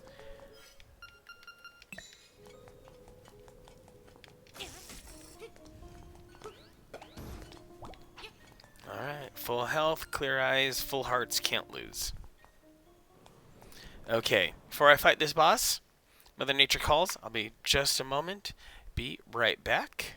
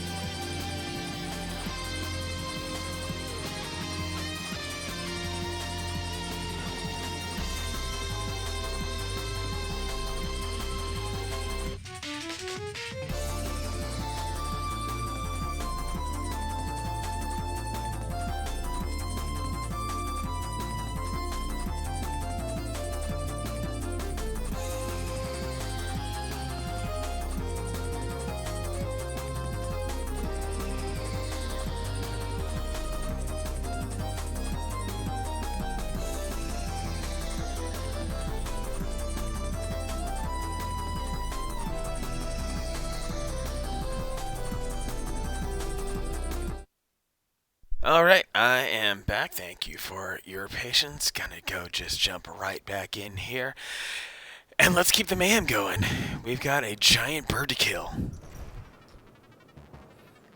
Bah! I'm not gonna hold back. I'm gonna make you wish you were never born!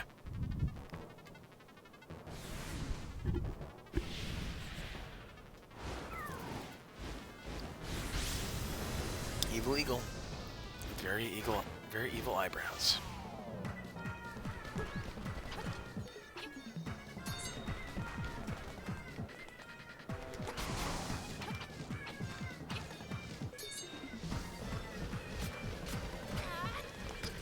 Oh. I can sword away those feathers? I did not know that was possible.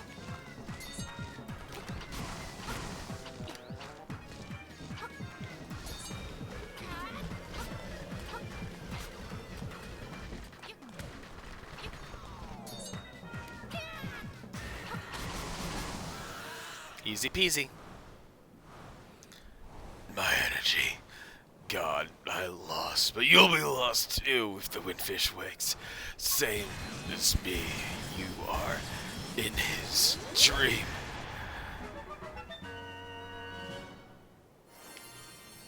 Grab the heart and go. Got a heart container. Okay, so let's see, 1, 2, 3, 4, 5, 6, 7, 9, 10, 15. Okay, so I will finish. I'll finish the game with a good solid 16 hearts. I'm going to clear dungeon 8, and yeah, I'll make. I promise within the best of my abilities, I will make dungeon 8 a very quick affair. Organ of Evening Calm. I've got one of those. Wink, wink, nudge, nudge.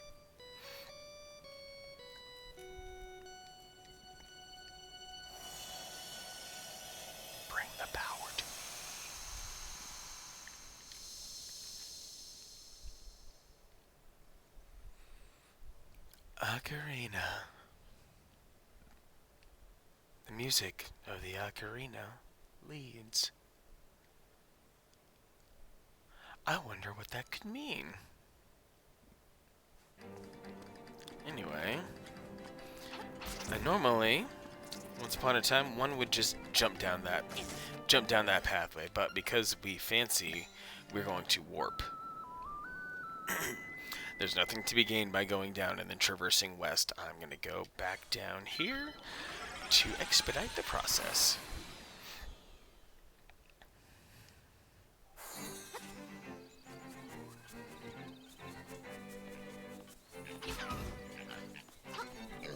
I got you. Oh! Did I just deflect their spears back at them and it killed them? Because I didn't sword slash right there. That was unexpected.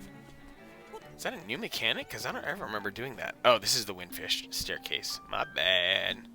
But, one of the cool things, I hope they preserve this here. If you do not have all the instruments, and you come up here and you try to play the song of the windfish, then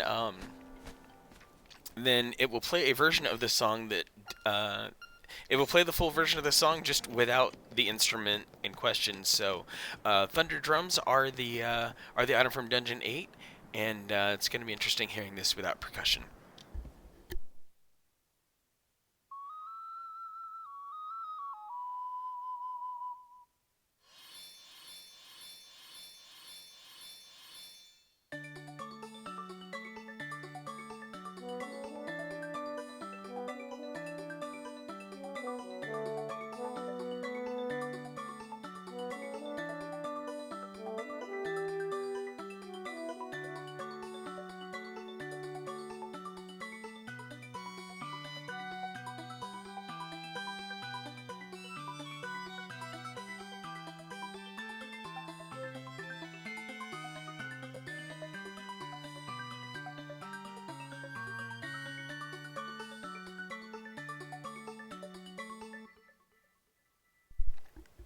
So, pretty good song. Not as majestic as it could be. Let's come back when we've got all the instruments. Back in the original, that was a complete staircase. It didn't have that tiered situation going on. Back in here again, but I have to take a very creative way to finally go west.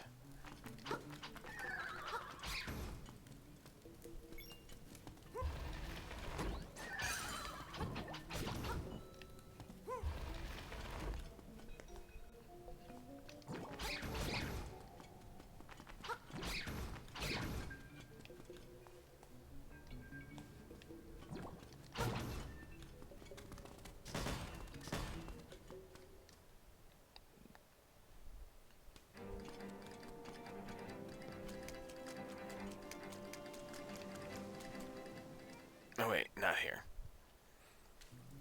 That will spit me out in the wrong place.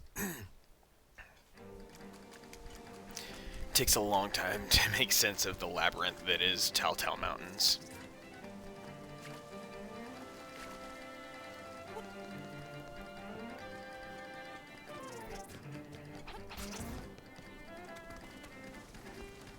Here comes a dramatic scene, very dramatic scene here.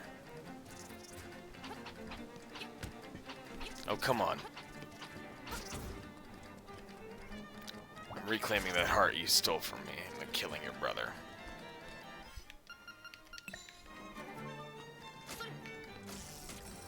Oh? Marin! Somebody help!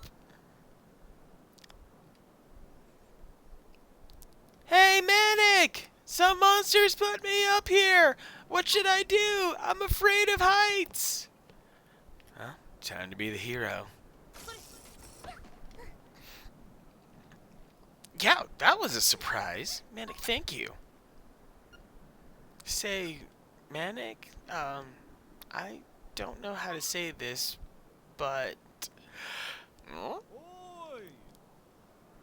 Marin! Huh? Taryn?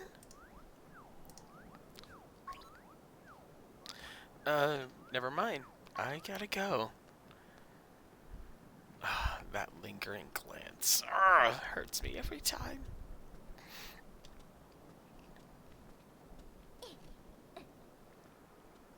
That worried look on her face like she just knew she blew an opportunity.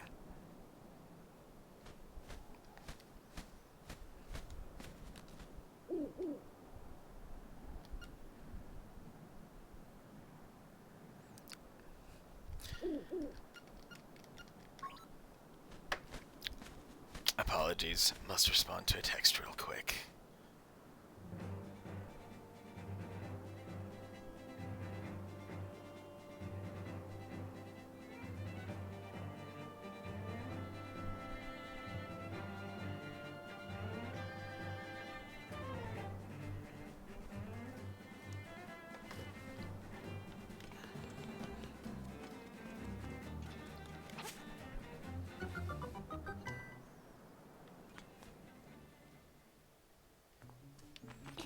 Alright, but anyway, time to make my way out of here. Oh, and there's a heart piece to be grabbed.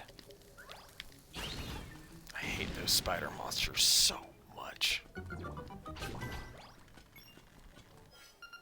Oh, starting a new heart piece. I wonder if I can somehow squeak out one more before I get to the final dungeon. The final dungeon, not the dungeon I'm about to go to.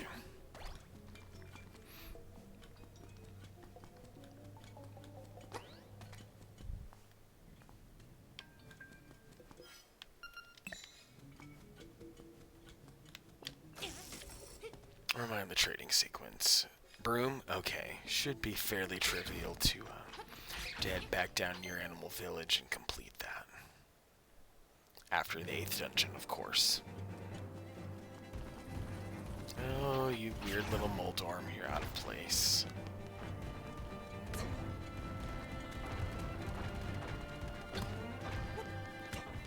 Yikes.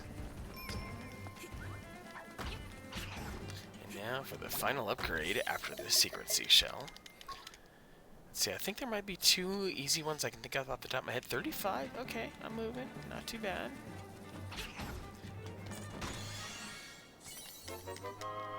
$50, not bad. And let's go do the damn thing down here. The final equipment upgrade so I can carry more arrows. No, need that.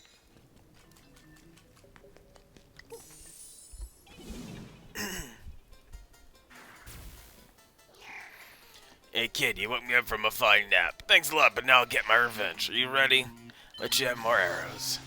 Doing it. No holding back, we're fucking doing it. Now look at all the junk you have to carry. Take care, see you again. No, we would not in fact see each other again.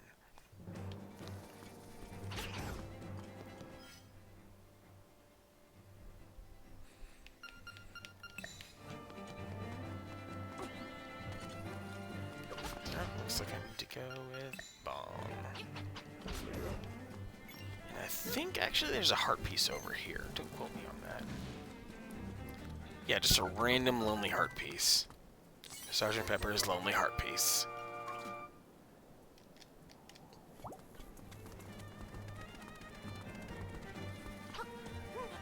And there is... Inside this cave was specifically set up so that a particular gating obstacle could be in place. This is the one place in this entire game where this fire squirter exists, and it's purely as a way to make sure that you have cleared Dungeon 7, that you have obtained the Mirror Shield. What's in here? Oh, that's right! Another teleporter. Not that I think I'll ever have to teleport back here, but... Oh, yeah. Marked by those 4 pebbles. Secret seashell swagger. 36. I'm in a good place here.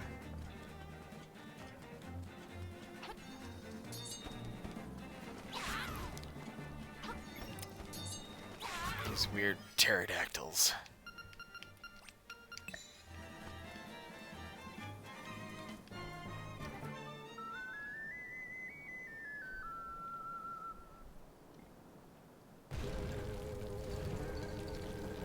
Thanks for everyone who stuck by me on this stream here. I know it's been quite a stream so far in these 5 hours and 20 minutes, but yeah, we're already here at the 8th dungeon. We've come so far.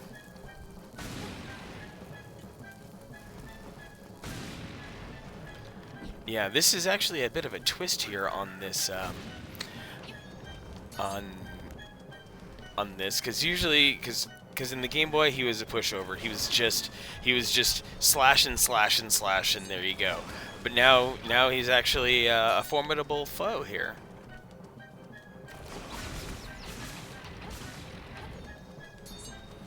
Using 3D to their advantage.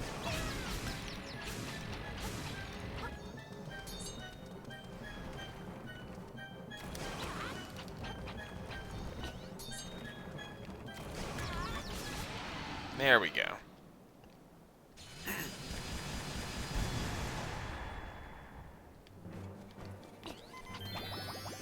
Dang.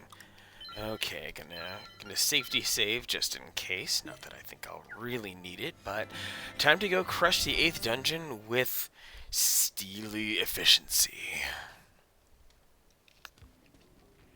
Level 8, Turtle Rock. I'm gonna see if I can... see how fast I can kill fire, because he is annoying. Don't want to waste too many arrows though.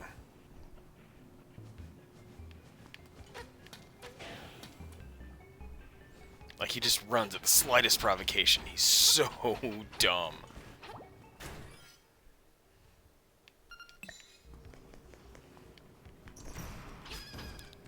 Who's got ropes? They looked a lot more like snakes in their original incarnation. Now they just look like earthworms, which is odd. Yet another Hinox.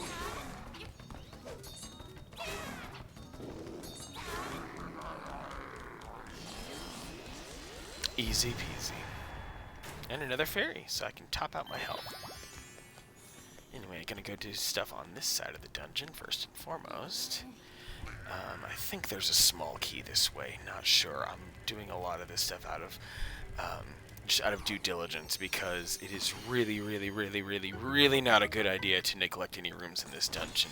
And even though I might pick up a map, I might pick up a compass, as much as I dislike picking up those things, I do it out of general paranoia, because this map will bite you in the ass if you do not explore it correctly.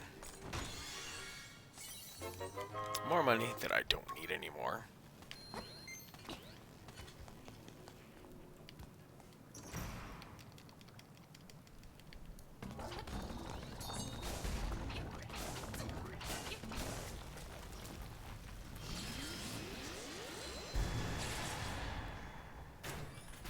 Onward. I think a small key is up here.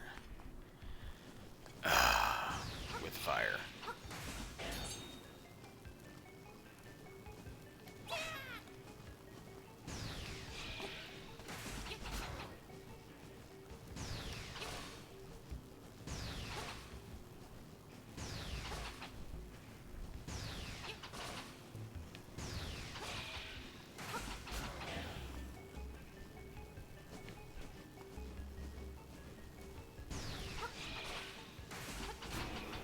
There we go.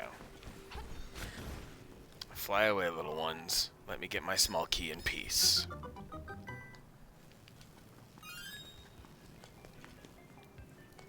And I think there's just a compass down here, but I have to check.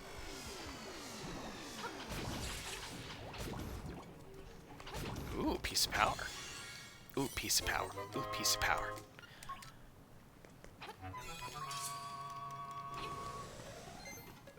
And just like the original, it's slightly, just this very tiny factor increases Link's walking speed. Okay, don't have to do much of anything here anymore. I'll come back to this region later, but for now, it's all good.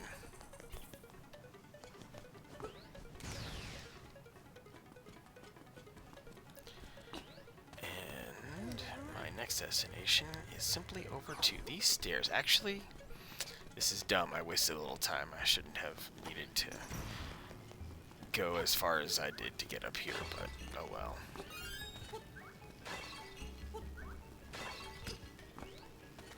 I'm gonna hit this switch, because I think there's a small key down below. Might just be the map, but that's okay. Or it's some stairs. Fine, I'll go see what's on the other side of these stairs. I don't expect to like it, though.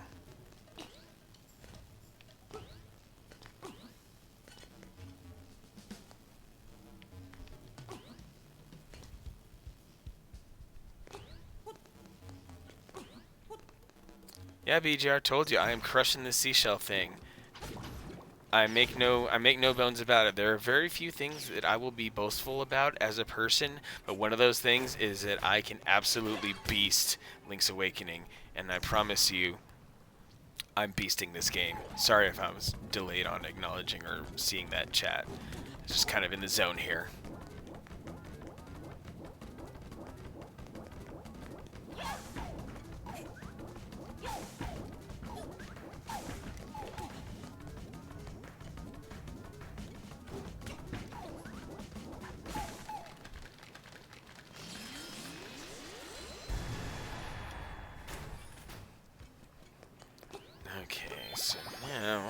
Go to the left and get a small key here, and after getting this small key there is a hidden room just north of this spot that I need to hit in order to be able to truly progress later in this dungeon.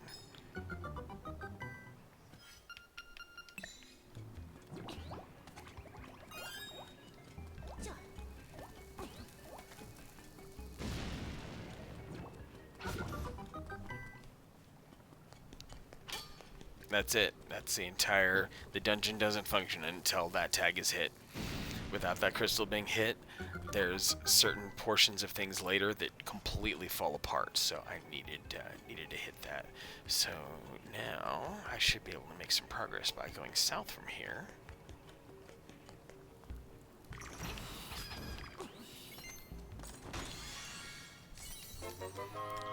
Okay, a beak, sure.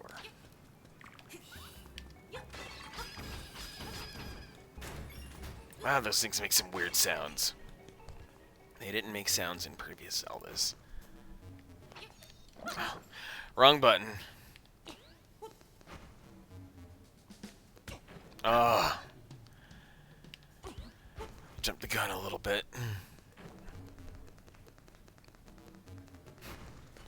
His little footsteps always, they keep killing me.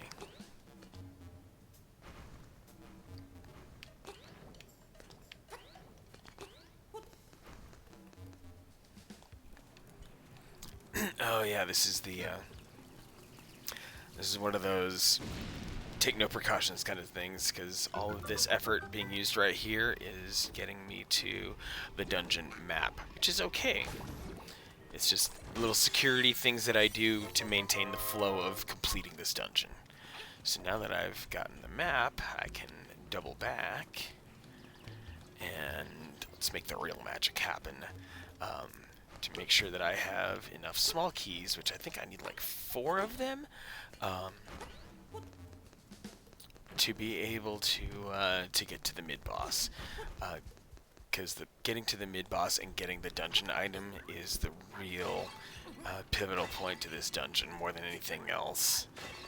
Like, there's a ton of shit that doesn't happen. I mean, I know that basically applies to every dungeon, but it's a real, like, will bite you in the ass incredibly hard if you don't do this correctly.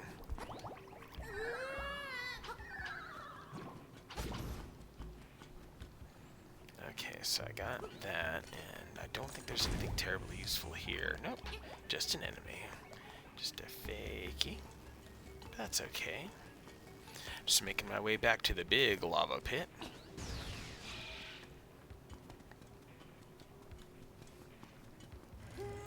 So that I can head this way. Actually, need to go. Oh, I do need to go. Yeah, exactly like this. So here, and then I can go over there. And then then more key collecting starts.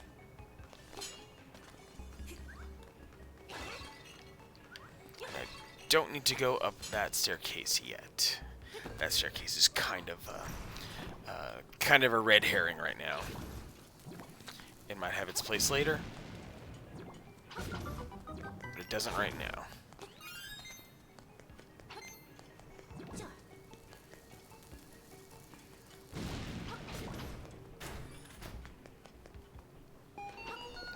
To fight these zombies on collapsing floors, so you just have to keep moving like crazy. And very nice revision of them. Previously, the key would spawn in the midst of that whole thing. Oh, and these guys, I can't fight them right now. I know that looks and sounds weird, but I literally cannot fight them right now. I have to fight them from above. I know that sounds absolutely crazy, but that's how it works. If I don't fight them from above, then the reward does not work. So this is the one and only dungeon here in Link's Awakening where one must leave it in order to come back into it to progress.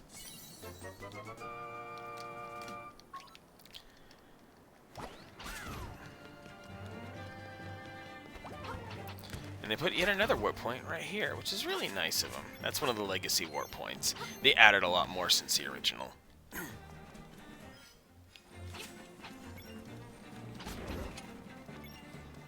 So now the fun part comes in fighting these things from up here so that I can get a small key.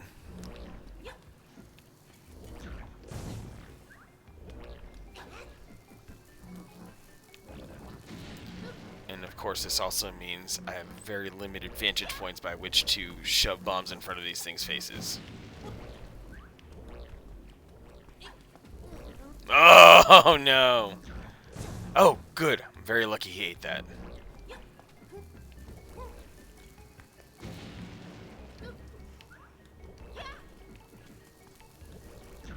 slurp. I love the sound effects.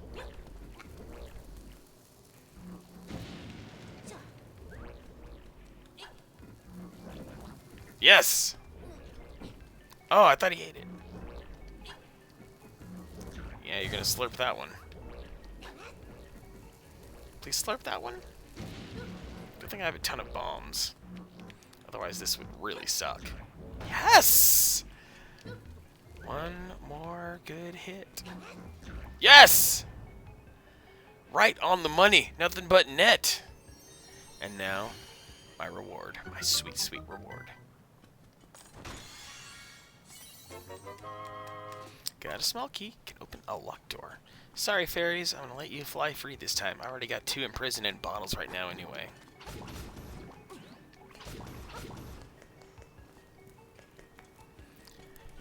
Daddy's got more shit to crush over on this side of the dungeon.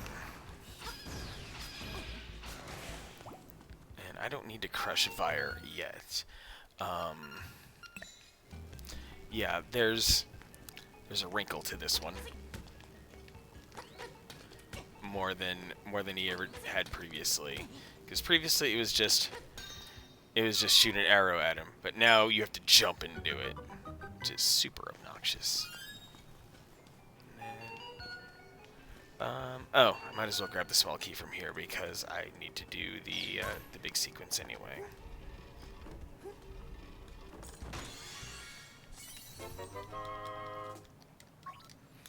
Need all the small keys I can get at the moment, so I'm just gonna reset the room so I can back out of it. This room is where I will grab the final small key of the dungeon, so that I can get through a certain area, but I cannot deal with that room until I get the dungeon's item. So downward I will continue progressing. Oh wait, actually, okay, if that's that, shite. What's my next move for a small key? Is 3 sufficient?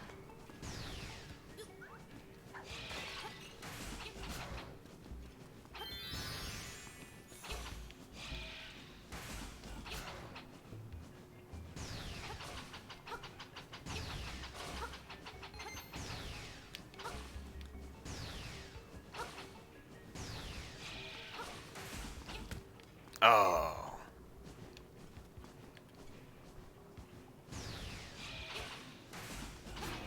There we go.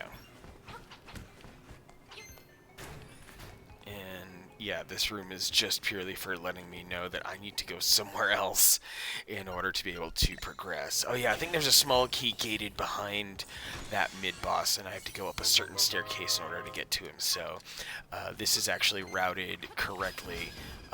With the fact that it was taking me back this way, because I have to defeat the mid-boss, I believe, to get 1 more. Well, let's see. Maybe 3 is what I need instead of 4, because it's taking me here. It's routing me back in a place where I want to go. So perhaps I go down this way and I start measuring my situation. I can't remember exactly if it's 3 or 4 now, but we'll see. At least I can recover fairly quickly. I think it was 3. Feels like it was 3. It's likely to be 3. It's not like Dungeon 3 where there's a 4 key situation.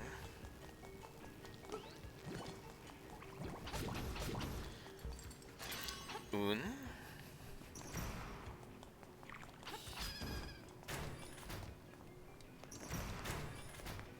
Deux.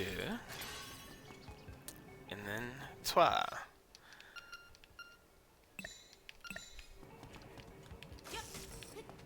Okay, so this will work out. 3 keys is the magic button. Okay.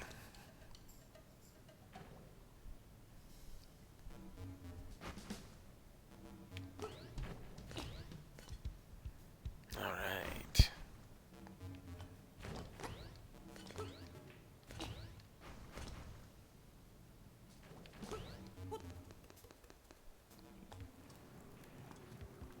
No way! I hit the crystal! Actually? Well, I'll still be able to teleport back to the beginning anyway, but still. I swear I hit the crystal. You all saw me hit the crystal. Oh, this is gonna... I mean, it's not gonna take a ton of time, but it's still... tedious.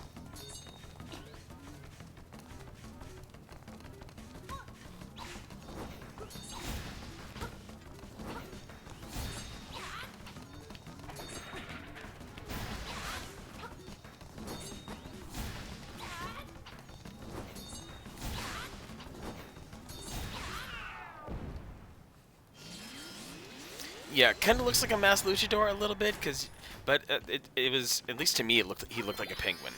So thankfully, I know where the crystal is, and it is near-ish the start of the dungeon. So it's not the worst thing to have to double back like this, but it's just if you didn't know that the crystal was there.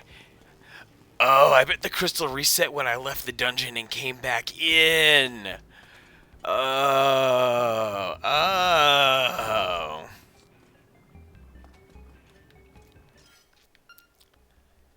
I'm gonna try something incredibly dumb here.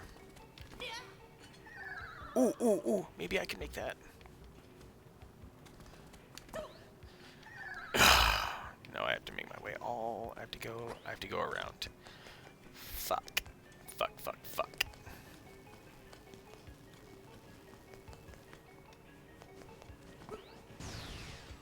I guess the important part is I know how to get myself out of a jam.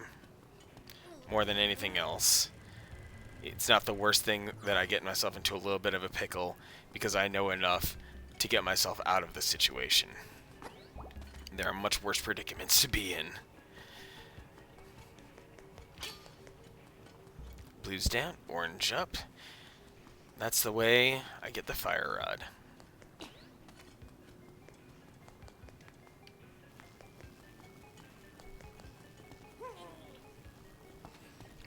Oh yeah, of course there are people speedrunning at BGR. That's the spirit of the speedrunner. That they are going to, any given game that comes out, they're going to, especially if it's popular and especially if it's Nintendo, they're going to crank it open. They're going to break the living hell out of the game. They're going to try to make the most of it. They're going to look for any glitch they can and see what they can do with it.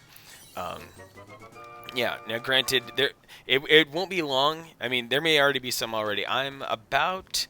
Looks like I'm on track to completing this dungeon in about 6 hours. And if I am successful, you know, that's whoever's gonna get the world record is probably gonna nail it in like maybe 4 hours, because the amount of shortcuts available to players here in this version not nearly as nice and lenient as it was in the Game Boy versions. So anyway. Moving onward. But yeah, Super Mario Odyssey, the speedrunning community absolutely grabbed onto that in the wildest way possible. Truly, there were already people creating strats and skips and glitches within the first week. It was so cool to see everyone coming together and just they're gonna rip apart that game at all costs as quickly as possible. Because you look at any given game, and it's like, okay, there's a set of strats that we knew from the previous iteration of the game. How many of those can we get away with on this version? And so they're gonna try them all and see which ones can stick.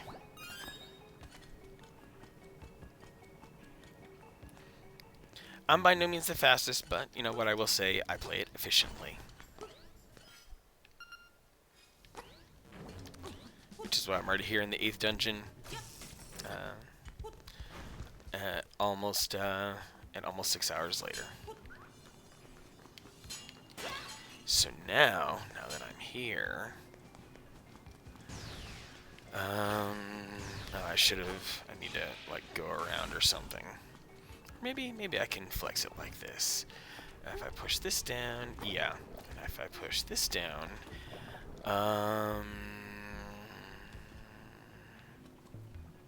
yeah, I have to go around. I still have to get the boss key, which means I still have to fight a certain mid-boss in the northwest corner of the dungeon, which one of those 2 staircases leads to. But yeah, BGR, speedrunning community is always more than happy to rip through a game. And it's beautiful seeing a game get broken, just absolutely shattered to pieces. Especially because it does take a lot of freaking skill to accomplish some of these things.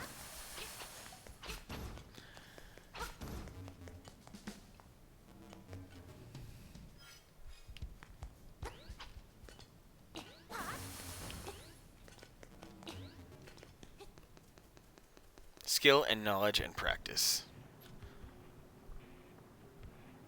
I need another small key. Oh my god, I'm so pissed at myself that I did not get that small key yet. Well, at least I'm on the correct relative path to get it. Any time lost to go acquire that small key is kind of minimized, because this room contains the small key that matters. The small key that this entire dungeon hinges upon.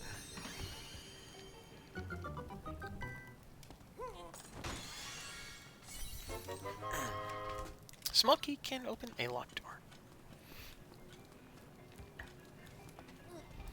And so now I just need to go loop back around.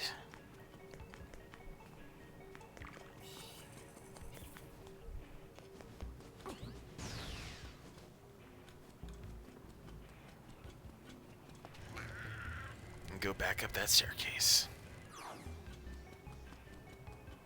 Now everything will be cool because I have a small key. Burn, baby, burn!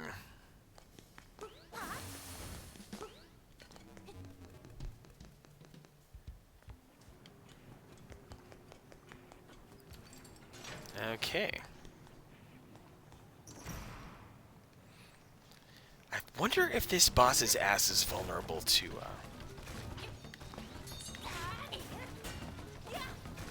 Nope. Boss does not have a vulnerable ass.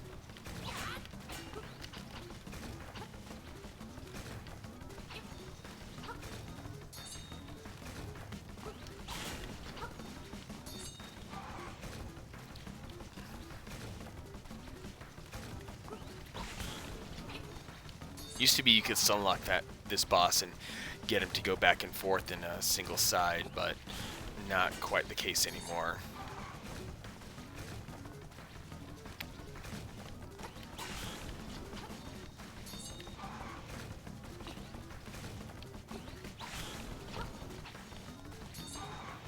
Seems tougher than his previous iteration. Seems. Alright, got the ferry, and let's go get that boss key in what looks to be one of the nastier puzzles involving this weird little floor-creating sled, but it's actually not so bad. And I like how they redid this device so that it is a little bit more evident of how it will function. So yeah, not a big deal right there. Let's get this boss key and then get the hell out of here. I think maybe there's because there's still a little bit of trading quest shit to do. I may have about a half hour left of this play. So yeah, strap in. I'm going to be done by worst case midnight.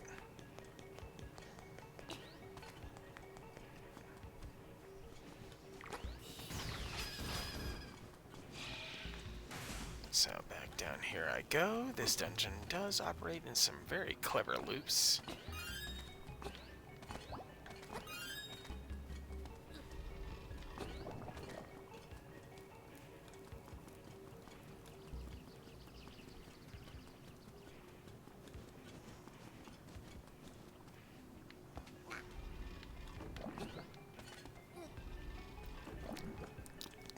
Toy Link's little vocalizations are really great. Anyway, this is the ice puzzle that's really incredibly shitty.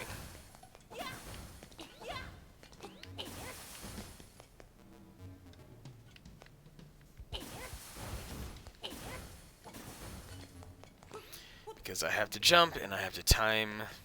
For some reason the timing is way trickier here than it ever was in the Game Boy version. Oh, hey, second try. That wasn't too bad. Just a little jumpy jump. And then this ice puzzle looks daunting, but it's not. It almost like it gives its hint away. Especially the vertical fireball. But it is time. Time for the final boss of the 8th dungeon. Crackle-foosh. You're finished! I will never let you play the instruments of the sirens. Hothead!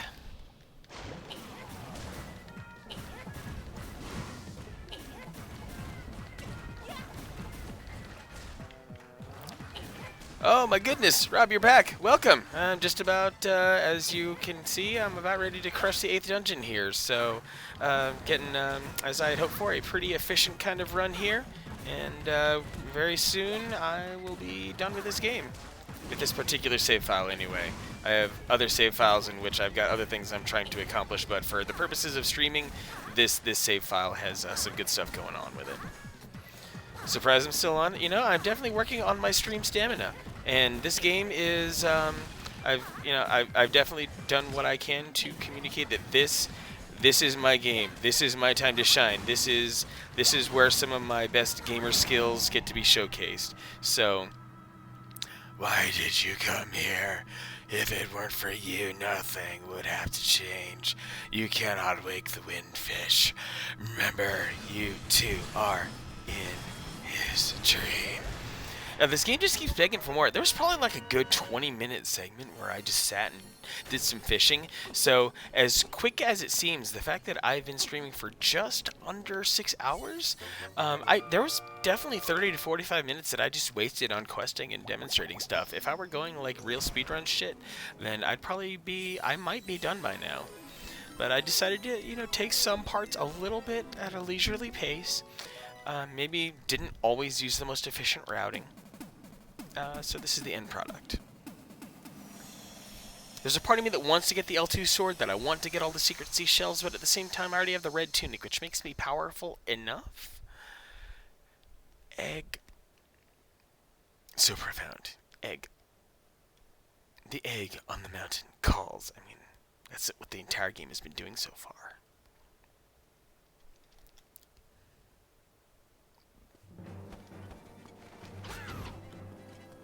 There's a drop down point, yep, right here. Let's see, double checking. I currently have the broom, which means I need to make my way to the animal village. And I think, okay, yep, it's warping time. T-Rex.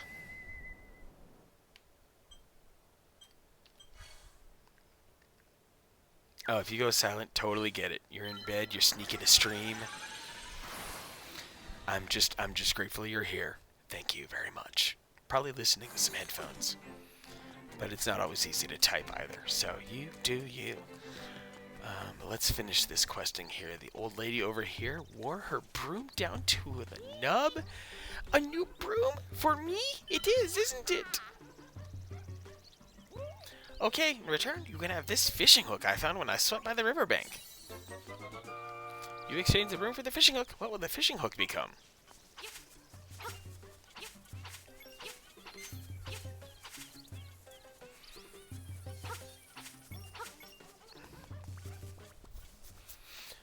There's one secret seashell in the vicinity that I have not grabbed that I'm going to.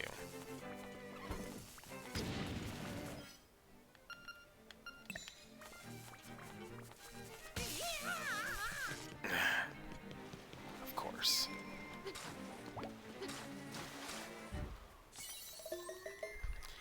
Alright. If I can somehow... Oof, 3 more? Off the top of my head, I don't know if I can do that.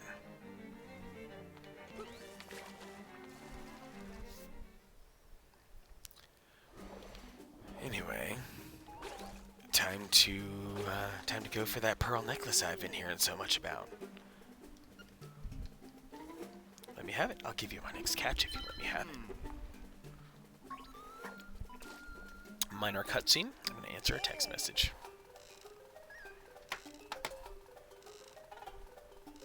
That's a big one.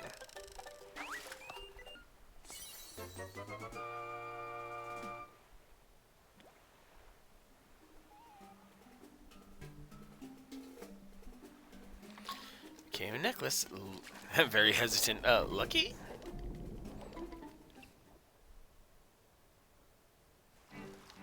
Now to swim to that mermaid, get her scale, and then I can get the magnifying glass. Eh? It's my necklace. Give it back. I'll give you a scale as I said. Ooh, hey. Getting down into her tender parts. Promise you'll only take one. How will you use this? Ooh, I know where I can grab a secret seashell that I have not yet grabbed. Because I haven't been in this region in a little while, so it's time to go grab it.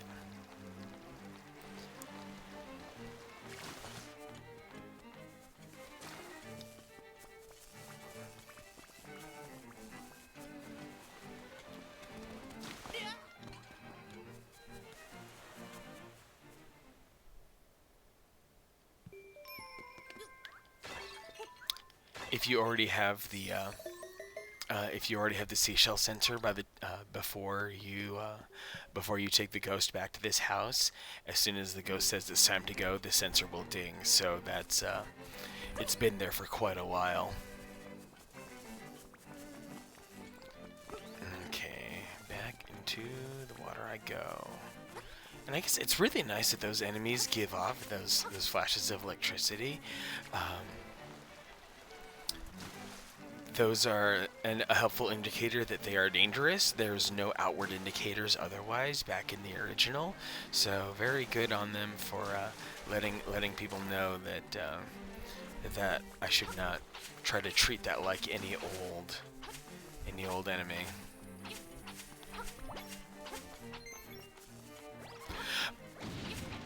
Oh wait, as soon as I get the magnifying glass, I can get 2 more secret seashells, and bam, that will get me to 40. Oh, perfect.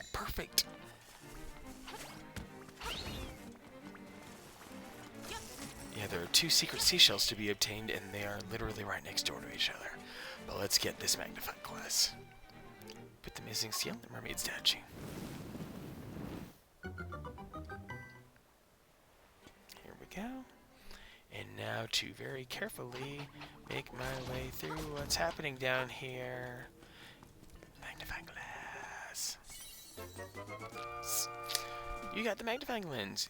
This will reveal many things you couldn't see before. I don't know about many, but 3 very crucial pieces of info that the plot relies upon are going to be revealed now.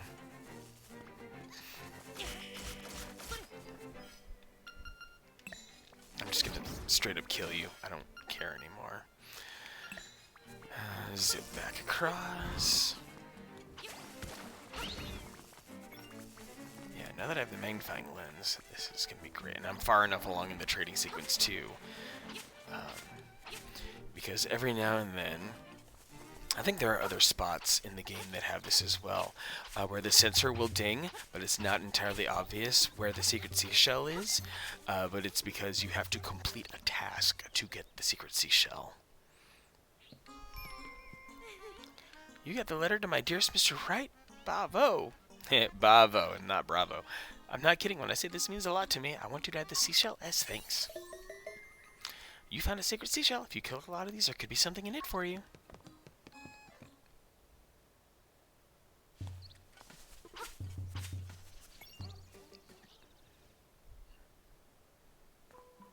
Oh, if I did not have the magnifying lens, that dude would not appear. Hey, you can see me? You must have a magnifying glass. I'm not a troublemaker, I just want to live in peace. I'll give you this if you promise to keep your mouth shut. Fair trade. Something could be in it for you. Promise is a promise, okay? Hey, you should head out to the cave at Tarambo Shores, use a magnifying glass, and you'll find someone else like me. You got it, dude.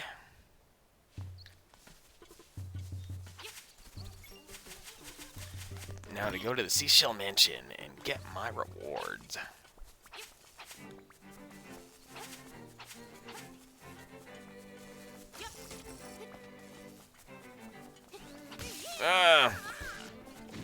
I did the thing. I talked about the thing, and then I did the thing. But now to have real ultimate power. Instead of just the power from the red tunic. Or the red mail, excuse me. It's not tunic, it's mail.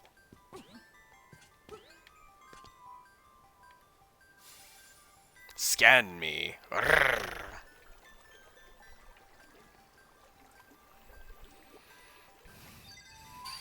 Now, I'd put the effort to get these 40 seashells about on par with what it took to get, a little bit harder than what it took to get 20. A chamber stone. Holding gives you an eerie feeling. That's for a part of the game that I did not explore during this run, is that, the part that I did not explore is Dumpe's Dungeon Creator. For those of you still in here, you see R.L. Ritchie has sent the past few chats. Go follow R.L. Ritchie, and you will find an individual with a deep fascination for that particular mechanic here in Link's Awakening. They're streamed from, I believe, yesterday, if not Sunday. There was definitely a lot of experimenting with Dumpe's Dungeon Creator, so it was so geeky. Not my thing, definitely his thing. He and his wife had a good time with it. So good. You got the Koholint sword. You should put your name on it right away. I now have even more power, ludicrous power. Had to give you the shout, Rich. Had to give you the shout, Rob. Okay, now that I have the sword, now that I have the magnifying glass, a little bit more warping is in place, so I can get down to that beach spot that was discussed a minute ago. Yep, proper shell mansion. Yep, it works just like, yeah, everything that you remember from the Game Boy version, it's here. All of it, every single bit of it. All they did was add stuff on top of it. They stood upon its shoulders. They did not rewrite anything. They just added something more. Yeah, Seashell Mansion gives you many more rewards than its predecessor did back on the Game Boy games. Because previously, the Seashell Mansion just gave you more seashells if you came to it with 5, 10, or 15. This time around, it gives you real tangible rewards. I'm going to surrender my shovel to this dude, this dog-looking fella. I found a good item washed up on the beach. I'll trade it to you for what you have in your X or Y button. If you want to trade, press X or Y. If you don't, press B. Okay. Okay, let's do it. If you want the item you traded me again, come back. Boomerang! Boomerang, you always come back. You got the boomerang in exchange for the item you had. Very clever. Bit of text there, but let me go back in because according to someone else who was in chat earlier, one of the persons that you, Rob, brought back in a raid, I can buy my shovel back. Are there still arbitrary rules like have exactly 5 to get a 6th? No, they changed that completely. What they do is you don't have to have exactly a certain number of seashells when you enter the Seashell Mansion. You just have to have exceeded certain benchmarks to acquire the different items. You don't lose out on the item if you acquire too many. Shovel back. 300 rupees? Yeah. Like, I'm just loaded with cash. I don't... You got your shovel back. The world is once again your dig site. Shovel back at the top right. Okay, boomerang there. I wonder what the bottom right item slot is for. I wonder if it's another bottle. Actually, yeah, I think Dumpe will give you another bottle as one of his rewards. But anyway, boomerang is the key. Yeah, R.L. Ritchie, definitely wonderful. The way that they fix the mechanics of the Seashell Mansion totally make it much more worthwhile to visit, because you don't have to feel pressured into having to know that specific trick about it. You can just go whenever you want. Oh yeah, full powered sword. I shoot beams now, like a real sword should, like a real hero's sword.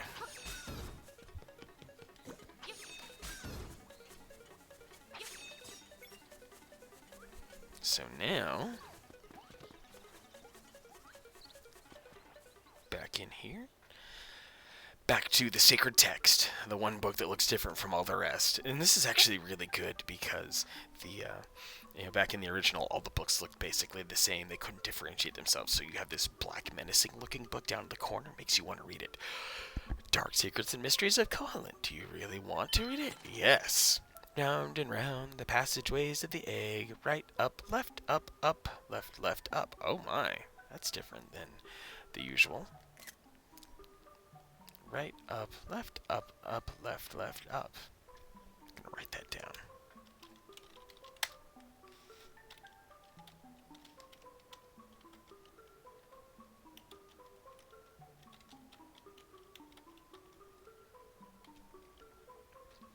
Okay, I've got that little reminder on my screen now. So, stream is 6 hours in. It's time. Prepare your bodies. Prepare your minds. We've got a game to finish here. Oh my gosh, one more heart piece, and I could get one more heart, and I have no idea where to grab one from. Sorry. Very sorry.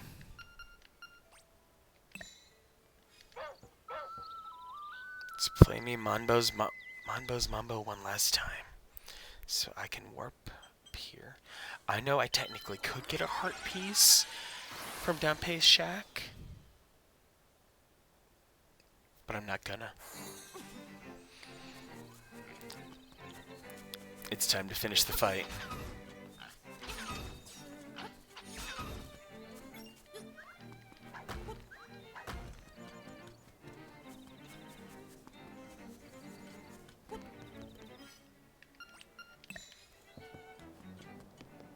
Mount Tamarinch.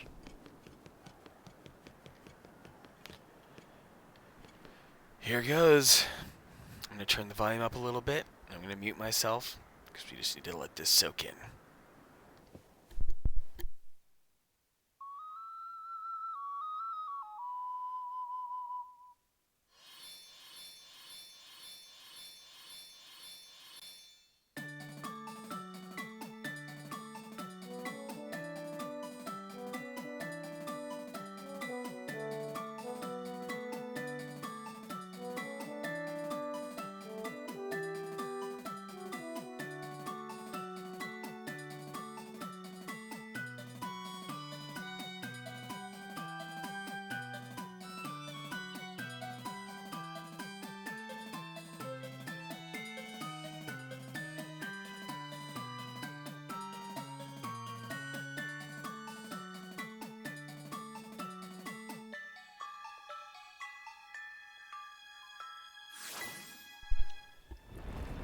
It's time, everyone. It's time.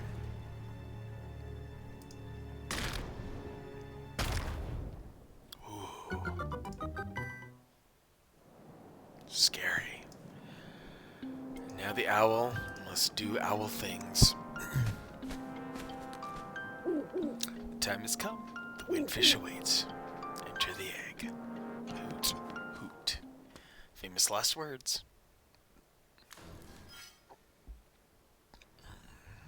Okay, thinking about what I need for my final loadout when I encounter the nightmares.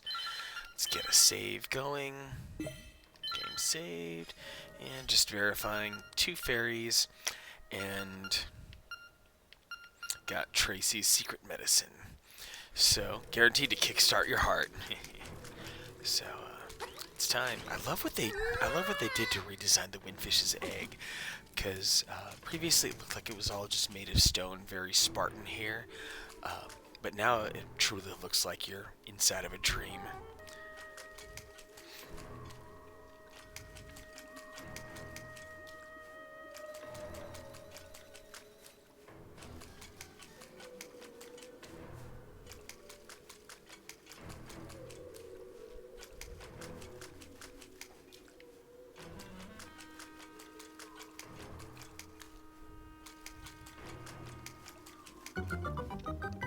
Here comes one more save. Why not?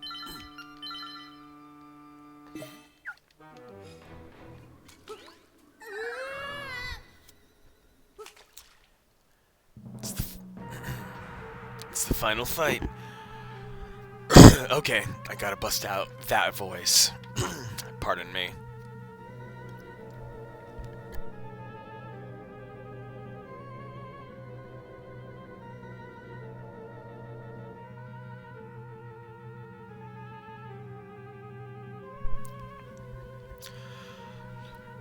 We were born of nightmares. To take over this world, we made the windfish sleep endlessly. If the windfish doesn't wake up, this island will never disappear. We would have been the masters of this place, but you had to come here and disrupt our plans. You can never defeat us. Let's rumble.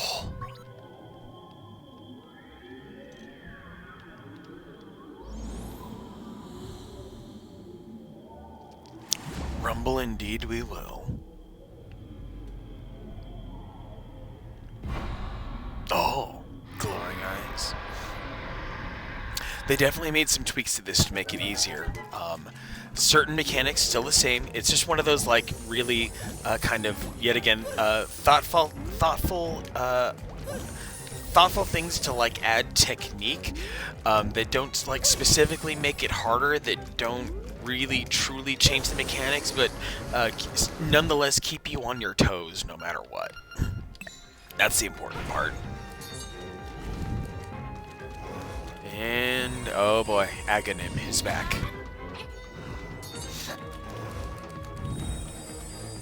Like the first 2 or 3, you're guaranteed to have the correct spheres that can be batted back, but after that, yeah, after that, it's a complete crapshoot.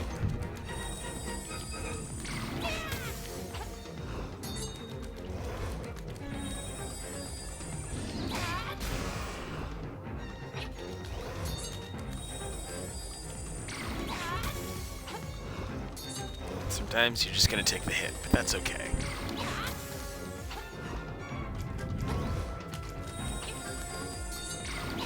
Oh, come on! I'm gonna be a little bit more selective now that I'm getting my shit kicked in. Great.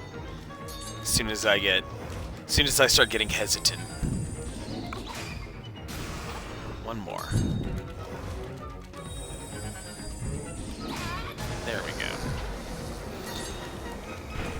And now for the Ganon type. Oh, Moldorm again. Now, what's actually funny about this is that he has no iframes. You can just slash away like a total beast, and off he goes. Now it's probably the Ganon fight, I believe. Yep. And now he actually has invincibility. Previously, you could just run up on him. You could Pegasus boots him to death. In addition to all these sword slashing, but now, now he's got some layers of protection that he never had before. So this part is kind of padded out a little bit, but not in an annoying fashion. Like it actually takes some kind of skill to complete.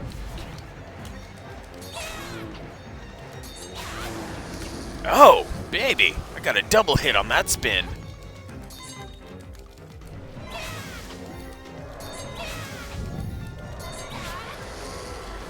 And now the final phase. It's okay because I have Tracy's potion.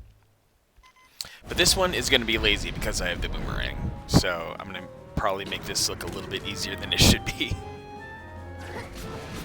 Yeah, and you can hit him twice per if you're on the money.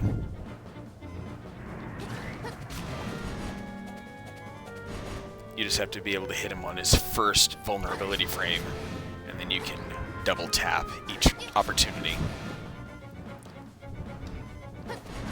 Nope, blew that one. But you can hit him on the way back, which is nice. And the eye opens at much more regular intervals. Back in the Game Boy version, it was super random on when the eye would open. Sometimes it would stay closed for like minutes at a time. It was super obnoxious.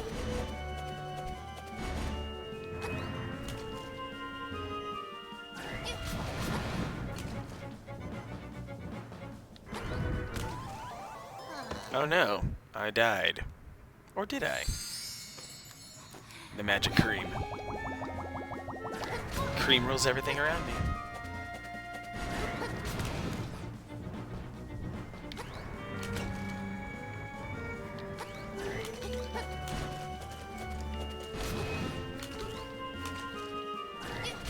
There we go. Game over, guys. This island is going to disappear. Our world is going to disappear. Our world. Our world.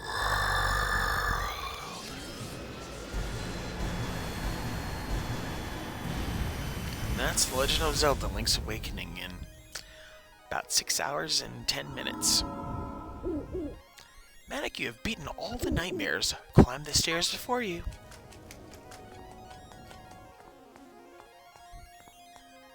Now I'm gonna shut up. I'm gonna let this roll. You earned it. I earned it.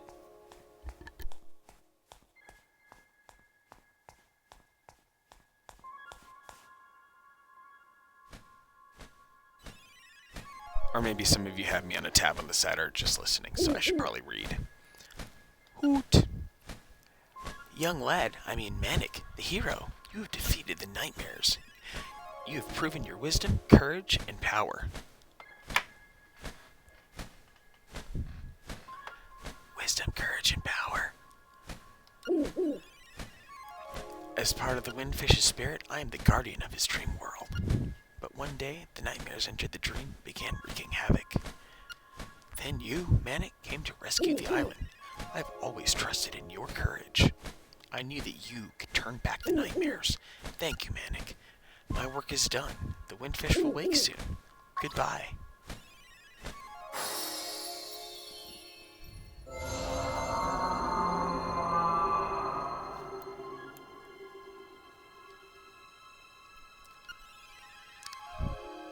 I am the Windfish.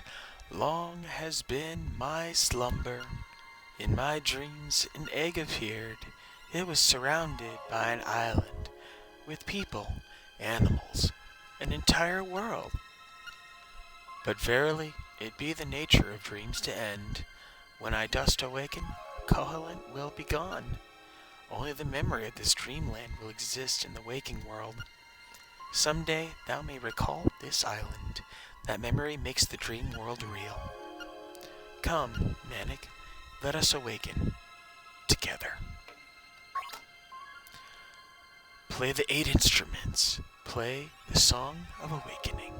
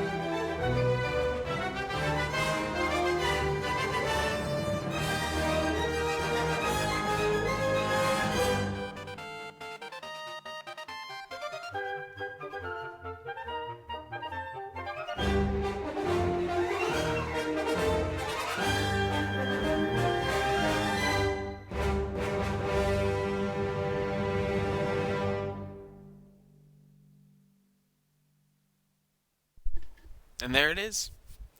In about 6 hours, 15 minutes of gameplay, I crushed Link's Awakening. I was fully expecting this to be a two-stream game, but I was not expecting it to reach the pace that I did, and find a way to turn this into what's kind of a standard size stream. So thanks to all who came. Thanks for all of you who found a way to be here at the very end, whether you're here at the start, the middle, or the end.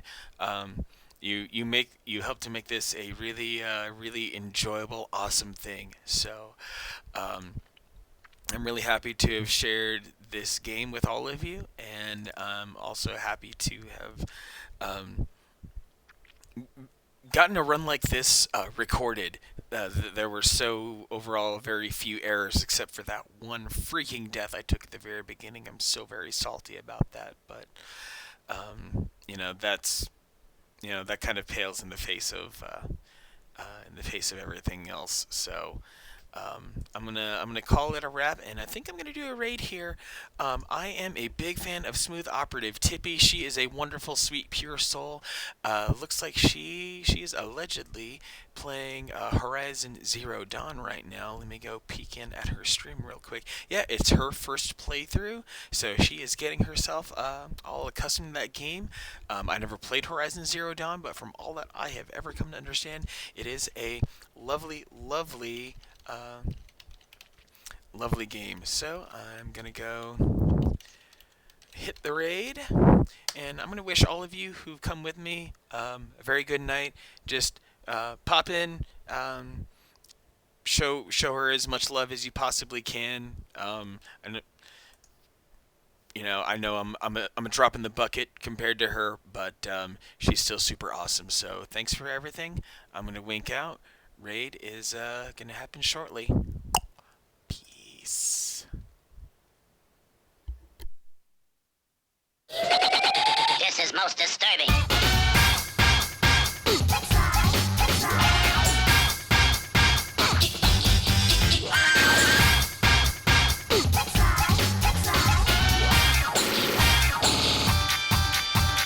Let's look at the fun.